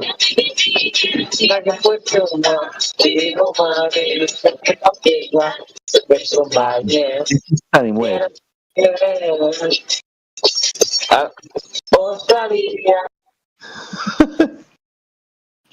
Hey, Matrix, do you guys got a lot of breweries in Australia? Breweries. We've got a couple. Yeah, there's a pub on every corner though, if you want. Yeah. There's a No, they there's started a what? a lot. There's a what on every corner? Pub. Oh, a pub. Okay. How do corners work on a flat Earth? I'm gonna do a very good job. I thought you were going to say there's a poisonous spider on every corner. Well, there is that too. Où est Secrétaire? Secrétaire is right. Yeah. Yeah, people used to more often say all the corners of the earth or the four corners of the earth. People used to say that. I guess they don't say that very much anymore. Oh, he's writing. Thank you very What did you say, Stray Cat? What did you say? He was saying thank you because he was done playing his song. Thank you. Okay. Especially yes, he's writing. Thank you, especially to Secret Agent Man because he look like very kind bro. It's my bro. Oh yeah, Secret Asian Man. Yeah, he's way kinder than me, Stray Cat. You better stick with him. Thank you very much. Earth is flat. Okay, yes, I know about that. Yes. I know Earth is flat. No, I'm joking. Oh, great. Oh, okay. I'm joking. So, Matrix, the reason why I asked about the breweries is because it's a big thing in up in Jersey. There's like a bunch of privately owned breweries, people, all types of craft beers and stuff.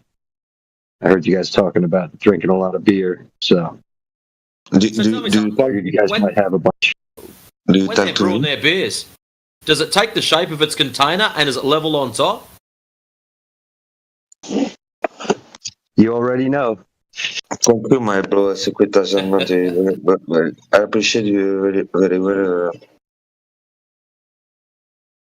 Isolate myself. Thank you. Because I'm speaking not very well English. I'm sorry, my guys. I'm sorry, everyone here. I'm sorry, my guys. I'm trying to speak my best English. You're doing very well. Thanks, bro. I'm Perfectly understandable. trying my best, bro.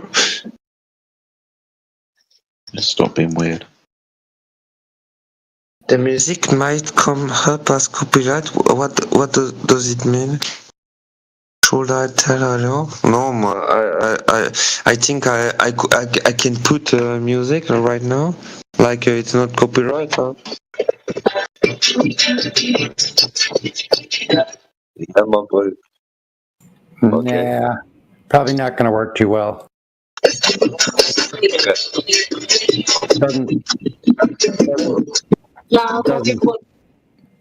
It doesn't sound so good.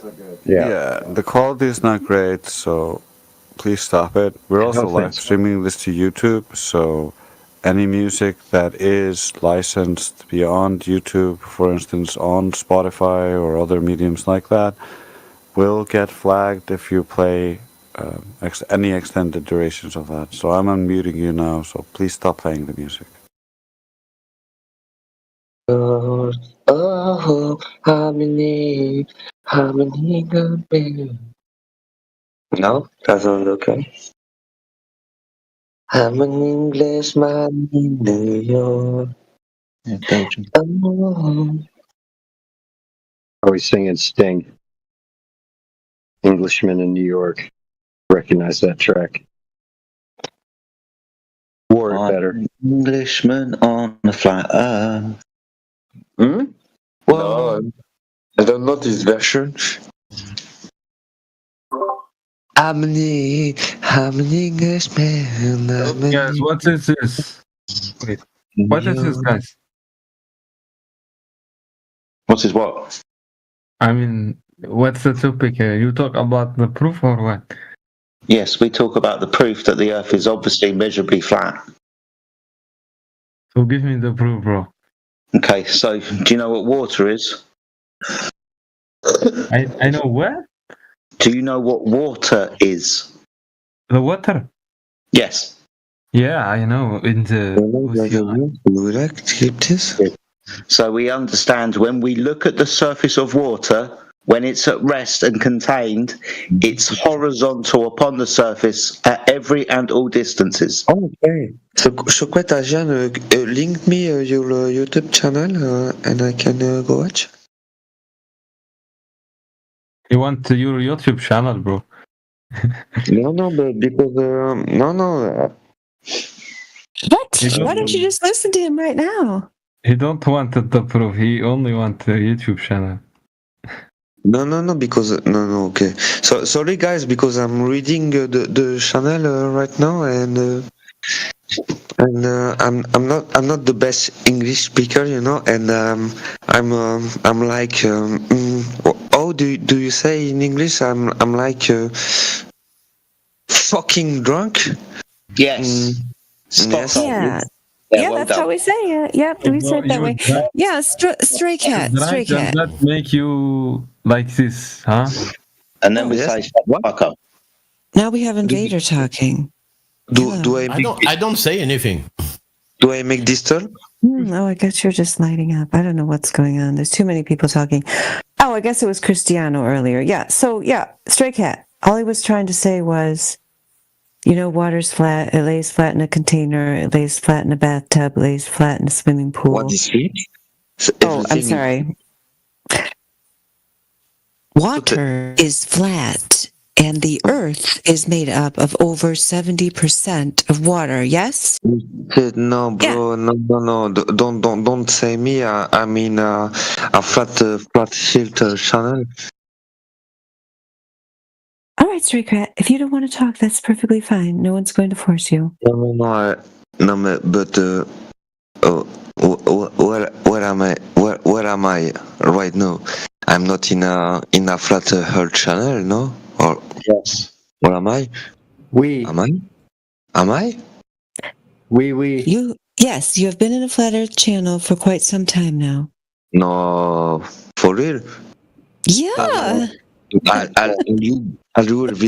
everyone guys thinking the Earth is flat. You've been here for so long and so drunk, you now think the Earth is flat. Yes, of course. Yes, I'm so drunk. No. Just tell him that, Jedi. Just keep repeating it. Okay, I can respect that, Bruce. I can respect that. Okay, even if I'm in a channel, I have no problem with people thinking.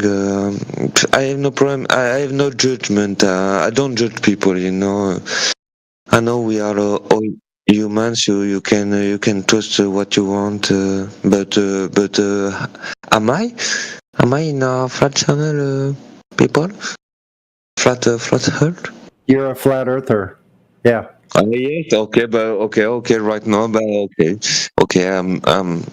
right now I'm a flight earther, okay? Yes, you are a stray cat. You are a stray Yes, I cat. am. Yes, I am. You just wandered Yes, into our channel. yes, Now we're sir. adopting you. Yes, Yeah. I am. Yes, sir, I am. Yes. Okay, don't interrupt the lady, but yeah, you're a stray cat. You're a flat earther now. So welcome to Flat Earth. Sorry, I'm sorry. I'm sorry. I won't lie, I'm a little drunk, but right now I'm listening to you all. My boys, my guys, my girls. Okay, so stray cat, since you're really drunk, we appreciate that. So why don't you just put yourself on mute right now? Because Jedi was talking. Jedi, hold on to somebody else. So just mute yourself. It's fine if you're here and you want to listen. That's fine. We don't mind you listening, but you're a little bit drunk, so maybe just put yourself on mute. Okay. I swear a little bit. I'm not that old, but yes, I swear I'm listening. Don't put me on mute, please. Okay, just put yourself on mute. It's fine. We won't mute you, but just put yourself on mute. You can trust me. I swear. Yeah. Put yourself on mute, and then we would see the symbol there. Because I'm pretty sure Stray Cat was the one that Jedi was trying to answer, but you did not let him really finish his answer. It seems like that's what happened. So, I mean, you could let him finish his answer if he wants to, because other people might be interested, even if you're not. You speak too fast, my sister. I'm so sorry. I can't understand everything you said. But I swear I won't disturb. Okay, I will put myself in mute. Okay.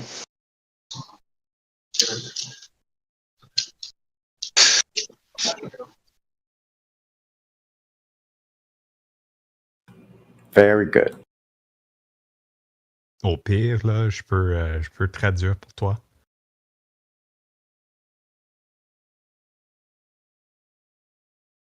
Yeah, does anybody else have a question? I don't know if Jedi wants to finish his answer about the water. Grace is here. The gentleman left that Jedi was speaking to, I believe. Yeah. Okay. Well, too late now then. French guy's not here anymore.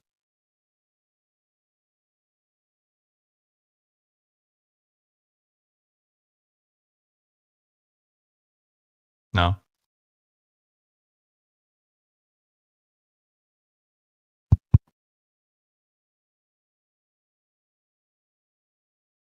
Never mind.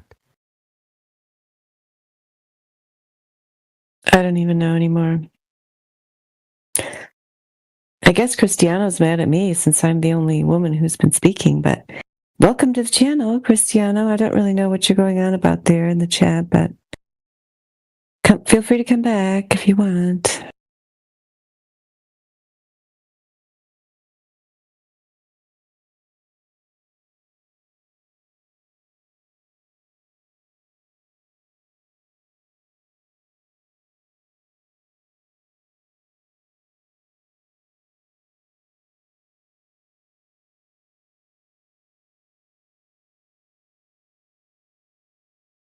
And I guess they don't have testosterone in his country or something.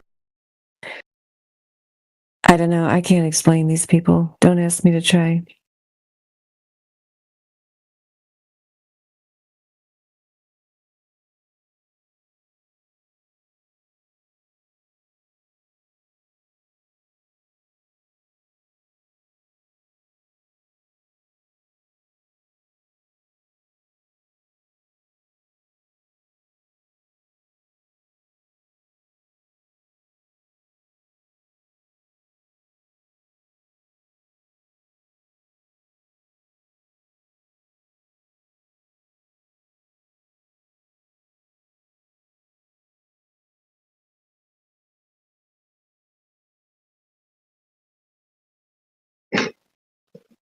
but nobody is talking.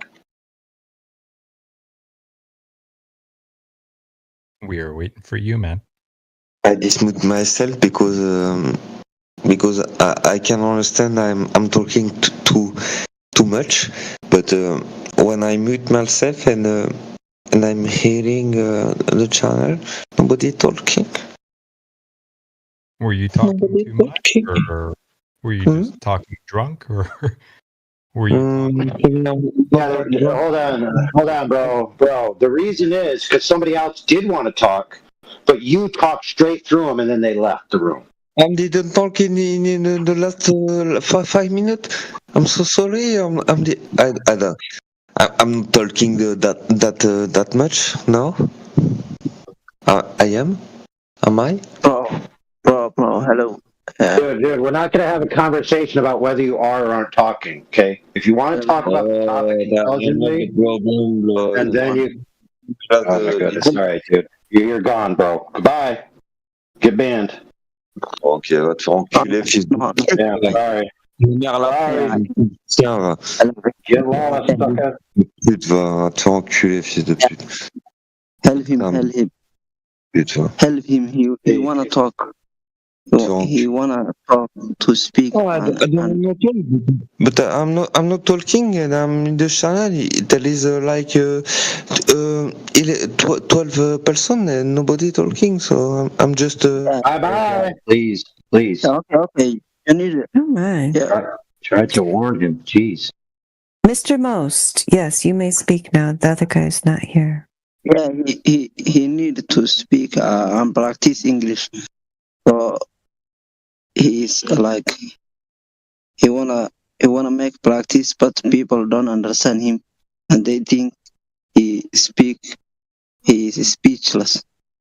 So if you see someone we were talking to him for quite some time. We've been talking to him for a prolonged period of time. Yeah. Yeah, but I think he don't know the rule. So yeah. So, Mr. Mothstaff, let's just not talk about other people.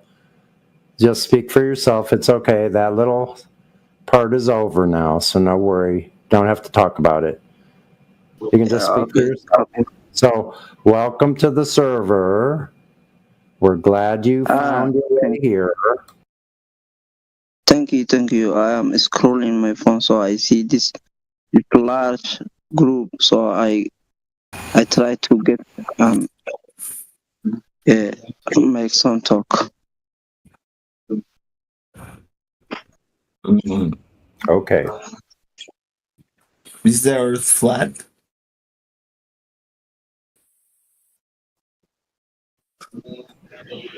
Yeah, measurably, observably, and practically used as flat, yes.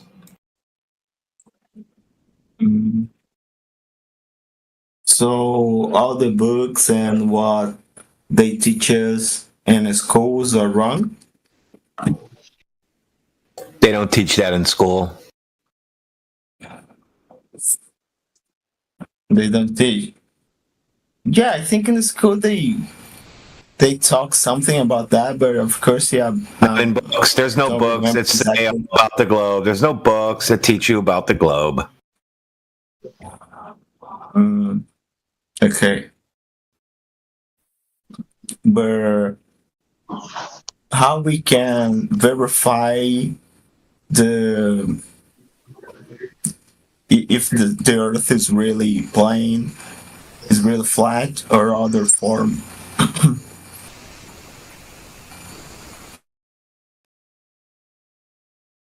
Measure it.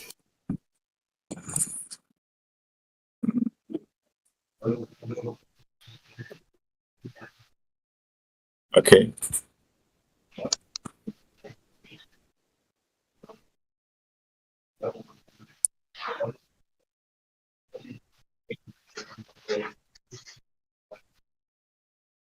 All right, so he said measure it. Then what do you say to that, my friend? You think that's a good answer? A bad answer? Yeah, it's a good answer, but I don't know how exactly we can measure the Earth. Oh, there's many ways. You can use theodolites like they use in surveying. That'll give you a good, perfect straight line as long as you're within its limits of its use for the device. You should be good. Lasers, that's another one. That's good. That'll get you right there. You'll know it's flat. Mm-hmm. Yeah. Two things now.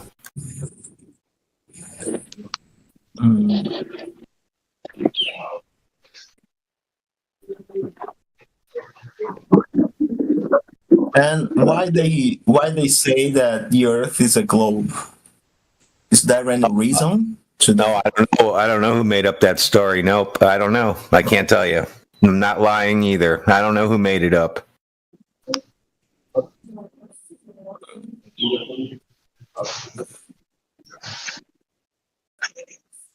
Yeah. I think who the same guy who made up the veganism, you know.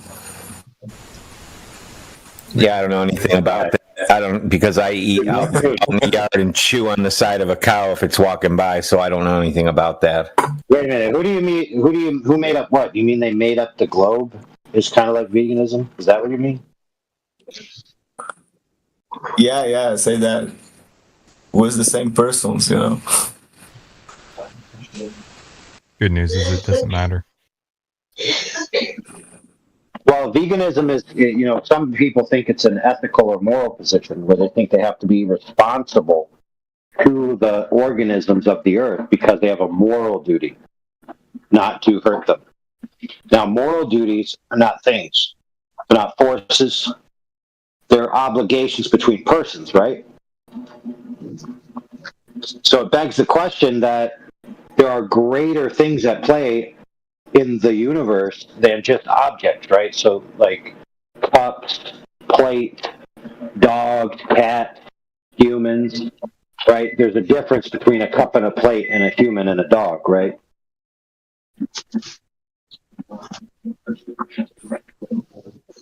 I'm not sure my dog thinks he's a human. Yeah, that could be the case. But your plate never thought it was a human. No, that's true. My plate doesn't think that. Especially when I talk to my plates, they tell me different things. Some humans could think they're plates. Right, but the moral of that story is that veganism has a moral component. And we understand that people are motivated to do things, to change their entire lives based on decisions that they think are making them more moral or that they're trying to get away with something, right? So if you ask yourself, well, why would they tell us a lie about the nature of the earth? Well, maybe it has something to do with the moral dimension of reality rather than about the actual structure of the earth. Maybe it's something greater than just the sum of the objects.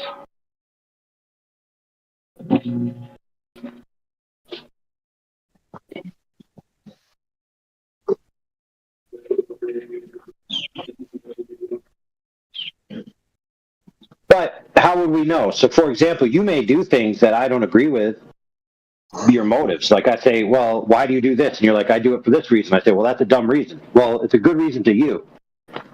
So everybody has the reasons why they do things that matter to them. And so you can't tell someone, hey, I don't think your reason's good enough, therefore you're not doing what you're doing. No, they're still doing what they're doing. It doesn't matter whether you agree with their reasons. So whether they have this reason or that reason doesn't change the fact what the earth is, right? If the earth is arranged horizontally and all the water is level on the surface and the earth is flat, then that's what it is. It doesn't matter what people think about it.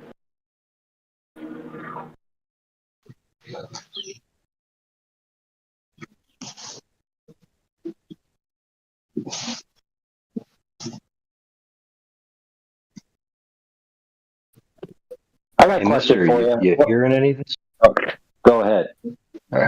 I'm just making sure he's hearing what you're saying. Said a word.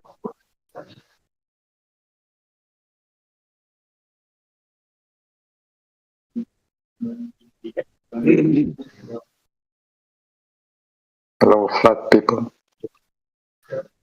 Flat people? People aren't flat. What the fuck? If they live in a flat surface, maybe they are dogs. It doesn't make them flat. No, they don't become dogs because they live on a flat and level surface. I thought you had the idea that the world is 2D. Wow. 2D. I'm joking. What is 2D? What's 2D in reality? 2D is an abstraction. And not in reality. Okay, what is reality? Uh-oh. No, we got one here. Got one on the hook. Did you eat breakfast this morning? Sorry, Jedi. It's in the middle of the night. It occupies height, width, length. Base. So how do you guys explain the GPS? Triangulation, trilateration taken from a flat surface. Yeah, in the middle of the ocean? Yeah. If you want. Yeah, it's still triangulation and trilateration from a flat surface.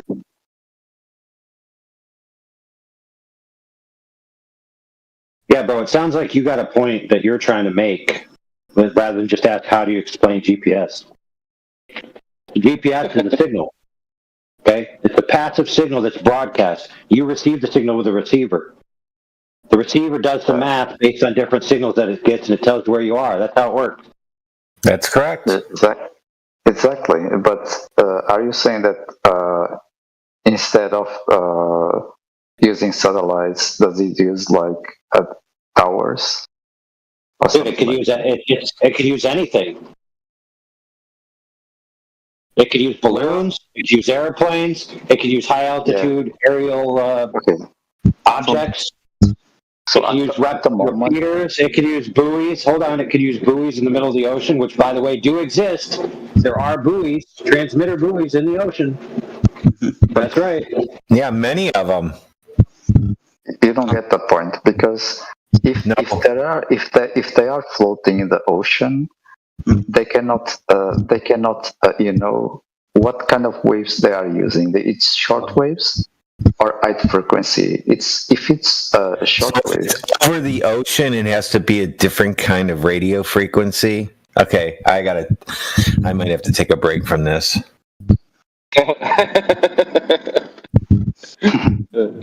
Well, what I'm saying is, like, with high frequency, you use ocean. How about ocean waves?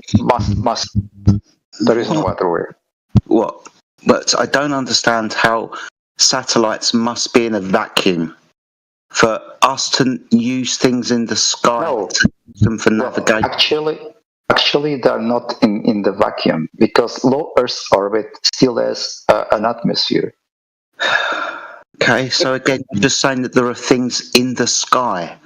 Okay, there can be things in the sky on a flat Earth. We tell you that we're just going to be sending and receiving signals, and we're going to be using right-angled triangles. Okay, but the question is, how come they don't fall? Oh my god! How come a balloon doesn't fall? Well, the balloon is different, because the balloon is gas, or the gas is lighter than the air, so it goes up. Maybe it's odds, depends on the way. But explain the satellites, because you see them in the sky. Starlink. Explain the Starlink. It doesn't fall. Why doesn't fall? Sorry. When you say satellites and you see these things in the sky, you say that they orbit around a sphere, right? No. I'm not assuming. I'm not assuming. So there's nothing for me to explain then if they're not orbiting around a sphere. No, I'm not. Well, obviously they are, but I'm not saying this. Sorry. I'm just trying to understand. Hold on. How do you guys explain this? My friend. Okay. You said obviously they are. Okay, I'm going to need you to expand on that point. What do you mean by obviously they are? Have you got, for example, the the measurements from the satellites themselves that show you that they rotate 360 degrees? You said obviously. Okay, so obviously.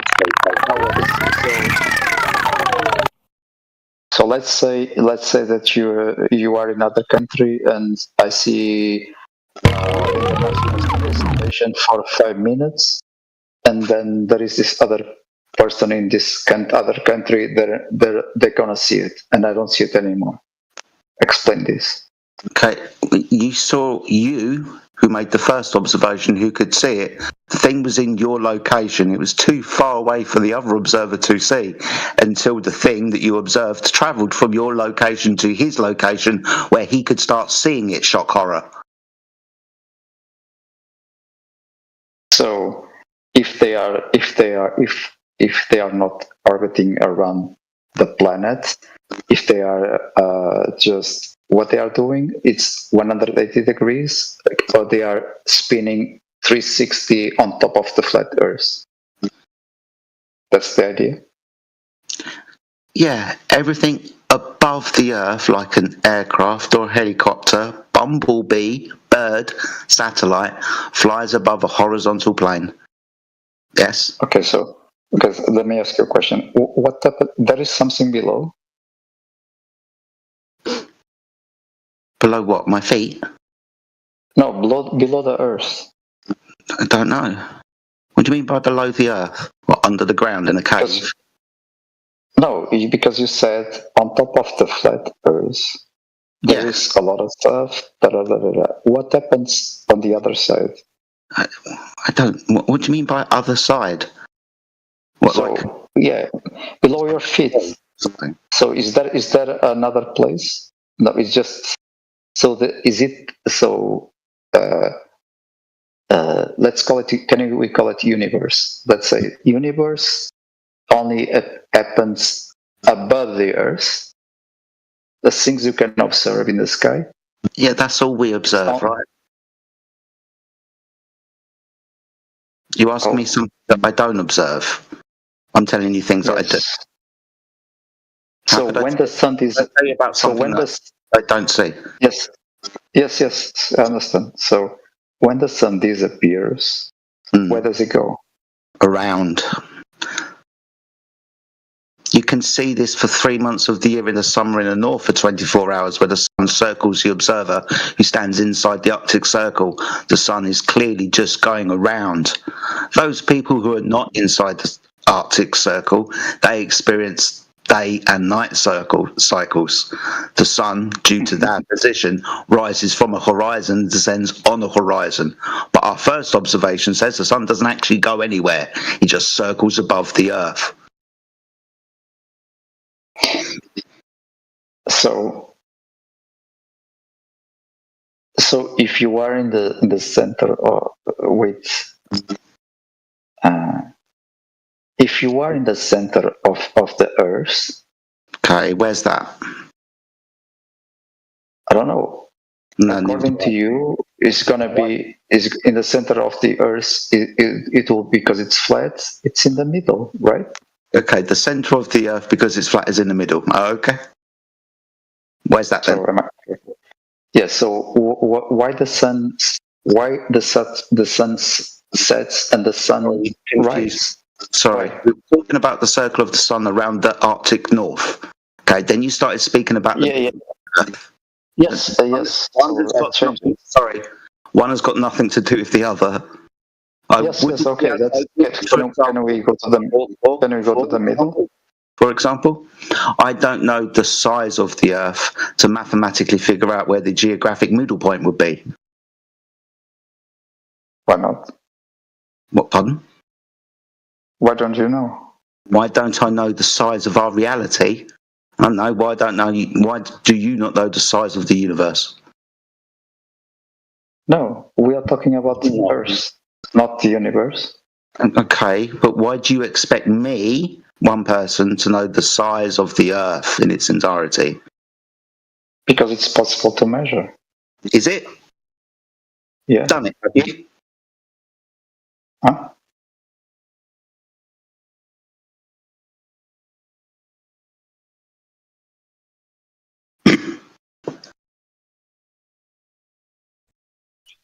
Bro, this room is aggressive. What?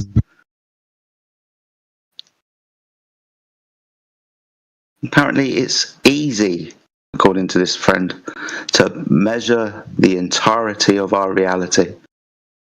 Okay. No, you are talking about Earth. Yeah, the Earth. Yeah, the surface upon which we dwell. Yeah, you're saying that it's very easy to measure the entirety of that reality, that surface. And I'm asking you if you've done that. Oh, did you ask? Because you cut out. Yeah, sorry. Have you done that then?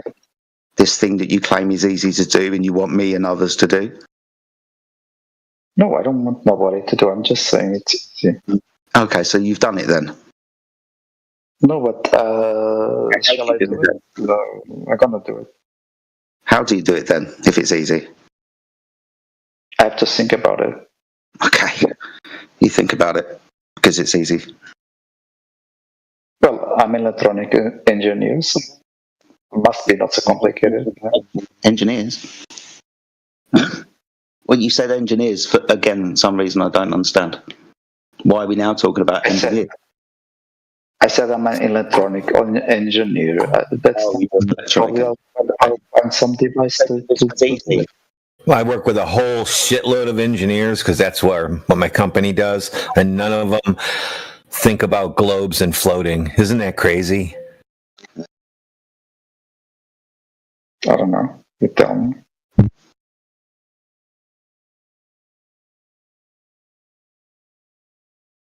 So it's easy. It's easy to measure the entirety of the Earth, and from that point we can figure out if it's flat, the middle of the Earth. But what's that got to do with when we were talking about North? Because you couldn't explain how the sun rises and how the sun sets. I just did. In the middle. In the middle. In the middle. But where's the mid? So where's the? What do you mean sunset and sunrise is in the middle? Isn't it what happens? Where's the middle? You have day and night. You have day and night. Yes, we have day and night. The sun moves. What's that got to do with the middle? The middle of the flat Earth. Where's that then? It's right in the middle, right? Yeah, this is becoming circular. Where's that middle then? Don't say it's in the middle. Flat Earth. It's supposed to be a disc, right? No. Who said the Earth was? I don't know. Okay, so what is it? So this is why I asked you earlier. Do you think the Earth is a disc when you started thinking about the other side, like the other? No, but I assume you guys think. Yes, exactly. You assumed. You didn't ask. Okay, I'm asking. And now you're asking. What do we think the Earth is? Well, it's measured to lay horizontally at mean sea level, with topography above and below that waterline, mountains, valleys, and the seafloor. But the water measures to be horizontal. The extent of this horizontal nature to our reality, I don't know. The shape of our Earth and the entirety of our reality, I don't know. I do understand that water measures flat, though. The water measures flat? Yes, flat, horizontal, a straight line from left to right, not a curving line. A sphere needs curvature. We don't measure that. The water's horizontal. So, but there is an end, right? Where is it? I don't know. I'm asking you. No, I don't know. So, does the Earth has limits around? Possibly. So, if it has limits, it is. Would you say it's a disc? If it has limits, would I say it's a disc? No. Because I'll give you why. There are multiple shapes, not all of them regular. There are even irregular shapes, like the shape of a lake, or a leaf, or a mountain with the Earth. I mean, yeah, but I was meaning. So I was saying that, like the borders of like you spoke about pole the borders of the place, they have a limit, right? So it's some kind of disc. Why has it got? Sorry, why has it got to be a disc if there's borders? I've got borders in my living room, but that doesn't mean my living room is a disc. Okay, so what do you call it then? What do you call it? I don't know, because like I said, I haven't measured the entirety of the surface of the Earth to give you a claim to shape that I've measured. Plus, space is fake, so it's not floating there. No. Obviously, the Earth is the floor of the universe upon which we stand, and the sun, moon, and stars reside above us 90 degrees upwards. All of those 90-degree lines, when we all point up and point at the stars, they're all parallel to each other. Okay, hold on. So if the sun moves 90 degrees, how come it disappears? That's dependent on the observer. Like I said earlier, it won't always disappear. Like, for example, up to nearly 6 months of the year in the 2 summers in the south, where you can see the sun rotate around the observer. It's why it's the 24-hour sun. Doesn't go anywhere, doesn't dip down. It just depends upon you, the observer, and your relation to its location. If you're standing underneath the sun, you're going to see it rise up from one horizon and descend to the other horizon, because you can't see the whole diameter. Can you explain to me, where does it go? Nowhere. It's above the Earth. 24-hour sun, there's the sun, we see it. So you are saying that you are saying the sun goes below the Earth? No. When I described the 24-hour sun rotating around the observer, did I say the sun went below the Earth? But if it's in the sky, you're going to see it 24 hours. Yeah, so it doesn't go below the Earth. There it is, in the sky. So explain night. My God. I'll tell you what, I'll do this for you. I'll try and help you a bit more. In the northern summer, when you stand inside the Arctic Circle, you can observe a 24-hour sun for up to 3 months of the year. Conversely, in the winter in the south, it's perpetual darkness, 24-hour no sun above the horizon for up to 3 months of the year. So what do we think's happened? As the sun changed location, can you not see it anymore? Yes, but what about the mid, though? What do you mean, what about the middle? Where's the middle? Middle of what? That's got nothing to do with the surface of the Earth. That's probably got to do with an angle I'm just saying, how come the sunset and the sunrise? To do with the middle of the Earth, unless it's proven to be so.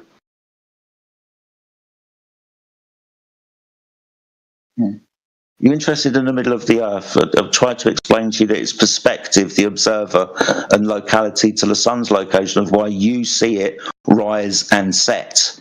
But in the summer where you are, you experience day and night.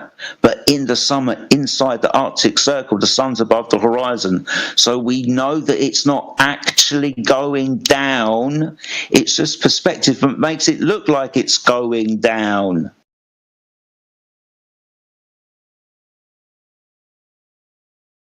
You know when you look down a corridor and you see the ceiling above your eyes, and when you look down the corridor, the ceiling looks like it's getting closer to the floor.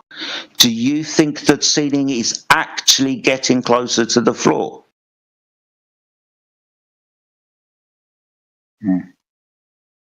It's perspective why the sun appears to go up and down, dude. Oh, I see.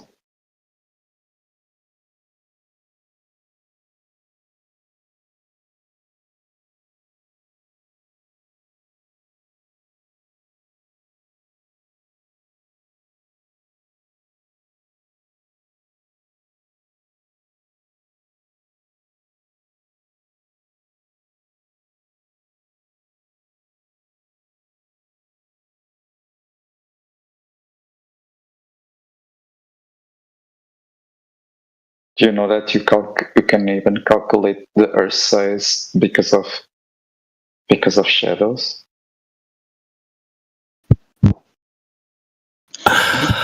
That's a new one. Jedi just jumped out a window. Yeah. Hold on, I want to give him something. Here. I'm going to post something for you. We're selling these. If you want to buy a pair, this is how you can prove Earth is a ball. You can buy a pair of sticks that I'm selling for $50, and then you stick them in the ground, and then you can say Earth is a ball. So there is no space. There is no nothing. You observe everything. Everything is some kind of conspiracy theory. Uh-oh. Why you sound like a conspiracy theorist. No, you are. No, you keep saying that stuff. I'm just saying because you guys keep saying there is a global conspiracy. You keep saying you're making a conspiracy and you're ascribing that conspiracy to us. You're a conspiracy theorist. Or according to you, I am. Well, you came up with a conspiracy, so what are you if not that? No, I didn't come up with nothing. No point in bring up a global I just can make the calculations. You can make the calculations when they said it's a global conspiracy. Yeah, yes, I can make calculations. It's kind of easy. That's lovely. You guys probably don't understand, so they come up with conspiracy theories. Sorry, but we don't understand what in particular. Well, basically everything. There is no space. The Earth is flat. Okay. All this stuff. Tell me what we don't understand. I asked you what in particular. What don't we understand? You don't understand all the universe. Were you upset at me? Are you upset with me because I told you that space is fake? Because after that, you just went into a whole. I think I heard depression shooting out of your head. You gave up. You really gave up at that point. What? Sorry, I'm reading something. Oh, okay. Don't read anymore. Tell me when you're done reading. Okay, I stopped. What is it? Oh, okay. You're upset because space is fake. After I said that, you decided everything's a conspiracy theory and you don't know what's real anymore. Isn't that crazy? What? When did this happen? Right after I told you space was fake. That was the end of it for you. We heard the spiral go downhill. Well, because there is no other way of if you say it's going to be fake, what's the point of discussing facts? Did you ask us why? Did you ask us why we make that claim that space is fake? It's not fake, dude. No. I know you think it's not fake. I'm asking you, why do you think we say it's fake? Don't even know. Because you guys don't understand, probably. I don't know. Okay, because we don't understand. Right, probably. I'm almost 50 years old. Right, for almost 40 years of my life, I believed the same thing you did.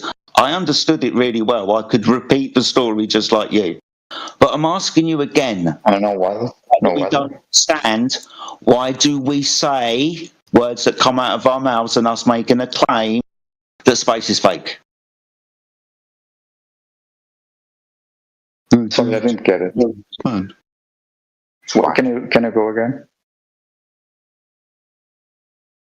Yeah, he asked you a question. Yeah, he asked you why you think that we are saying that space is fake. He's asking you to reframe our argument and repeat what you've learned so far.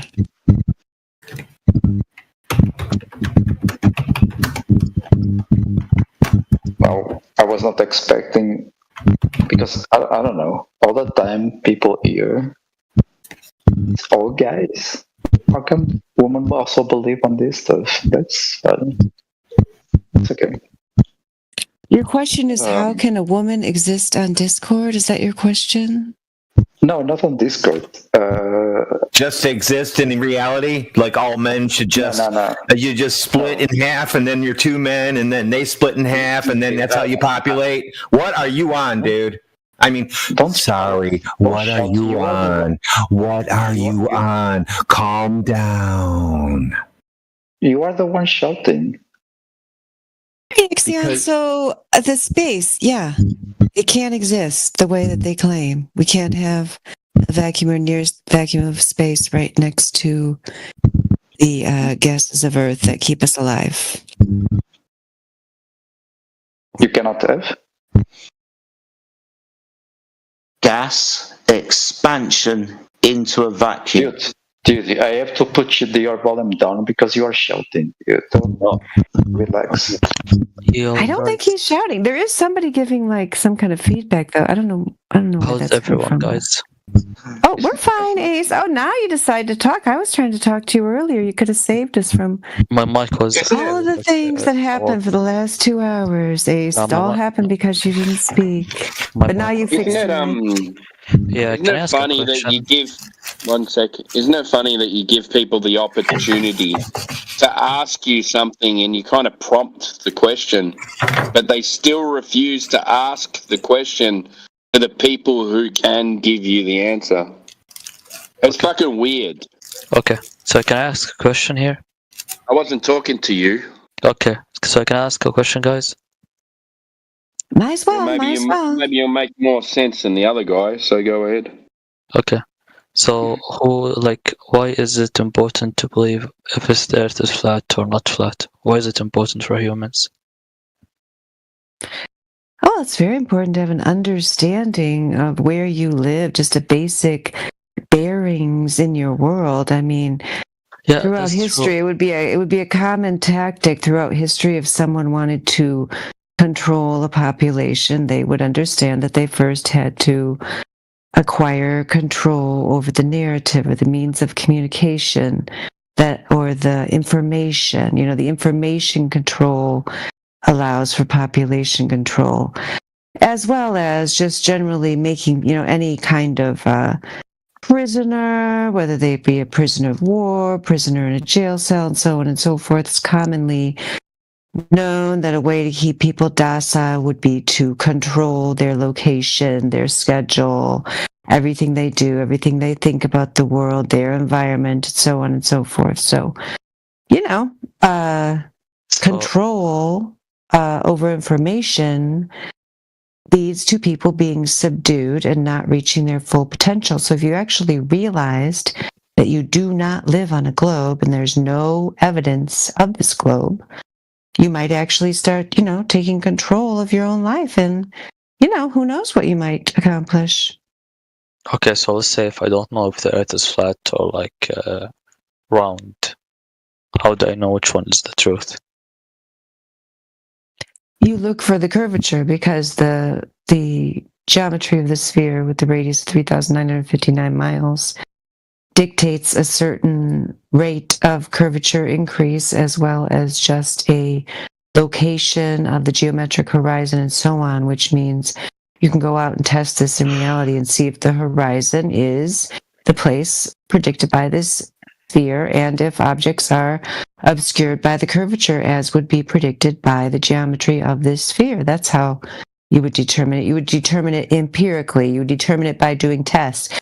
You would determine it by following the evidence where it leads, not where you want it to go. So if the proofs are so strong that the Earth is flat, why are round Earth believers still fight and debate for it? Great question, Ace. If you find out the answer to that, let us know. Why do you think people fight for the globe so hard? Because humans love to fight about anything. I don't know that.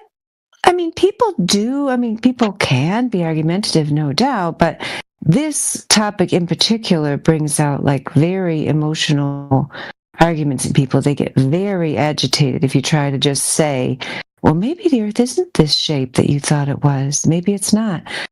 Shouldn't be that big a deal. If I just said, maybe this table, isn't a perfect square. If we actually measured, each edge, maybe the person who made it made a mistake, and even though it looks kind of square, maybe they were a little bit off. Maybe it's actually a rectangle. Like, you wouldn't get upset about that, but people get really upset when you tell them they don't live on a globe. We witness it like day after day. So why do you think they get so upset about?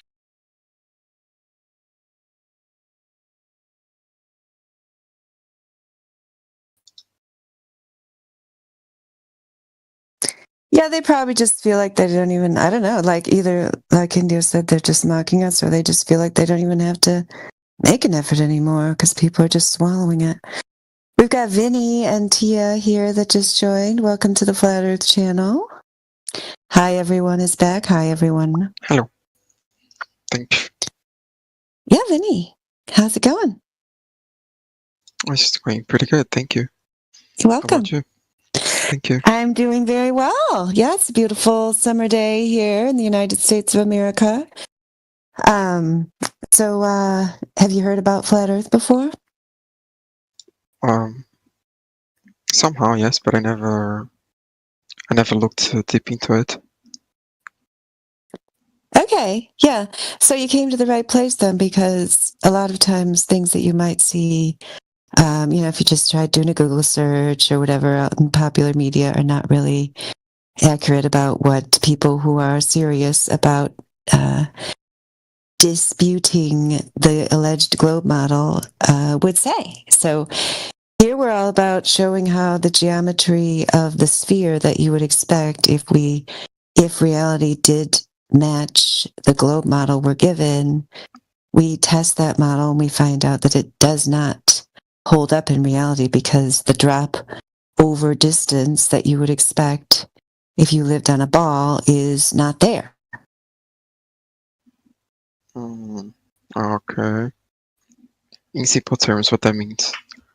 Yeah, so, Vinny, you go out in the world and, if you were never told that you lived on a ball, you just look out there and it would seem like you weren't moving, right? It would seem like the sky, the moon and the sun are moving ahead above you in the sky. And it would seem like the earth, just goes out in all directions, especially when you're looking over water. That's where we do a lot of our observations and tests, are on large bodies of water like the oceans, the Great Lakes, bigger lakes, etc. Because you observe, right? Have you been to the ocean? Oh, yeah. Yeah, you observe, like, as far as you can see, it looks flat, right? You can see the horizon. Yeah. Yeah. I have one question though. Can I ask you? Oh, please go for it. I've heard like some people saying like if it is like all flat, why can't we see the biggest like towers or mountains in the world? Great question. We were just talking about that earlier, because that's one of the claims that was found in the top 10 fallacies that don't prove the globe article that we looked at earlier. So anyway, yeah, no. I'm just saying that, I'm saying it's a normal question. Yeah. So, we have limitations of vision that go beyond, even though we have demonstrated many times over, and we can show you more information about that if you're interested, that, there is no geometric horizon. There's no this limit of the horizon that you would expect on a sphere we don't see. We do acknowledge that there's other factors, such as just the natural limitation of human vision, angular resolution, and so on, that make it so you can't see forever. There's also atmospheric conditions, weather conditions. There's many reasons why you don't suddenly become a superhero if the Earth is flat. You still have limitations, and the way this is demonstrated in reality is you can sometimes be, like, if you were looking out over the ocean like we were talking about,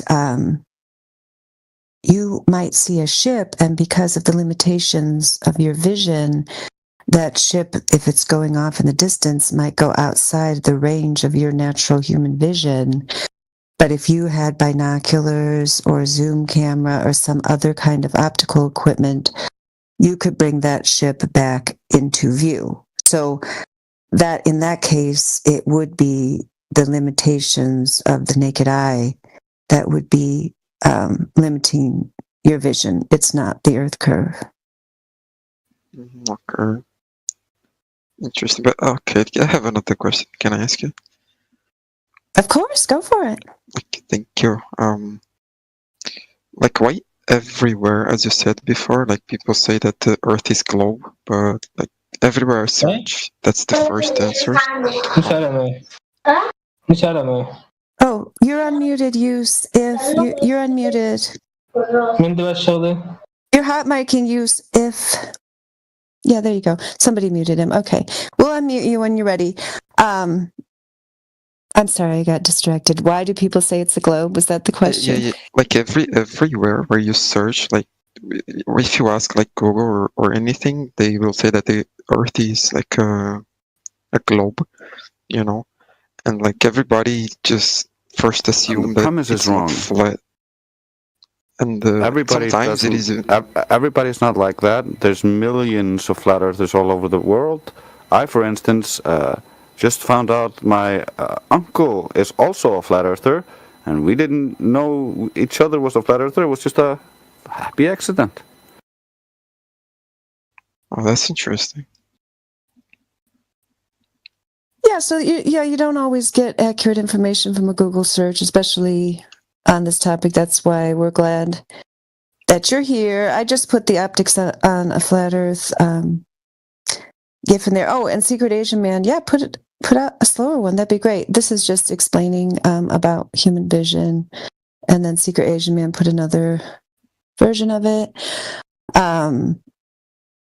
There's this globe idea was a philosophical concept first introduced by the cult of Pythagoras in ancient Greece. And then, sadly, for various reasons, it got reinforced, especially in the 1950s after the United States government in particular realized that there was nothing to, there was conclusively, once we could get high enough where we would have seen a sphere if there was one, once it was pretty much just realized by humankind that the thing people always assumed throughout human history and all ancient cultures, that the Earth is flat and stationary, just as it appears, once that was conclusively proven by higher levels of the military and the government, then they started a propaganda campaign to really push this globe on the Earth, and they started their fake moon landing propaganda. They lit the 3 whistleblowers on fire in the Apollo 1 mission, and they just kind of did a lockdown on information to try to get people to be indoctrinated into a mental construct that is completely antithetical to what people experience in reality. So that's why we're to this point now where, if you just do a Google search, you'll come up with a bunch of propaganda, anti-flat Earth, fallacious nonsense. But if you come here to the 24/7 channel in Earth, wherever we are, Earth, what is this called? English Hub? Yeah, English Hub, politics and religion, our home server, 24/7 Flat Earth. You can join that by typing in discord.gg/Flat Earth.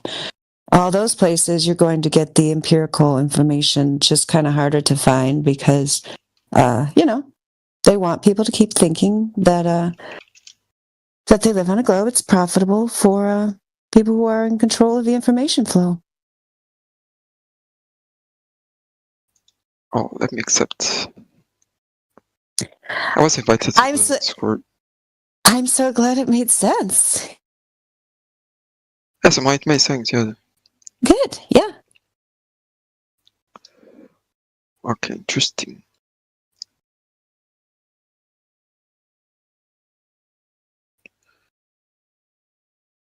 Yeah, I would also say most people are absolutely not lying. Like the vast majority of people, even professors and scientists, they haven't actually really questioned that the Earth's a globe. They also just, took it on good faith, right? They were taught it from a young age. And then through university and whatnot, right? They're just regurgitating textbooks to get their positions that they're in. So most people don't know anything else than that worldview. They've never considered any other options. Yeah. I'm so glad you brought that up. Thank you, DJ. That was the missing piece of what I was saying. Thank you so much. All righty.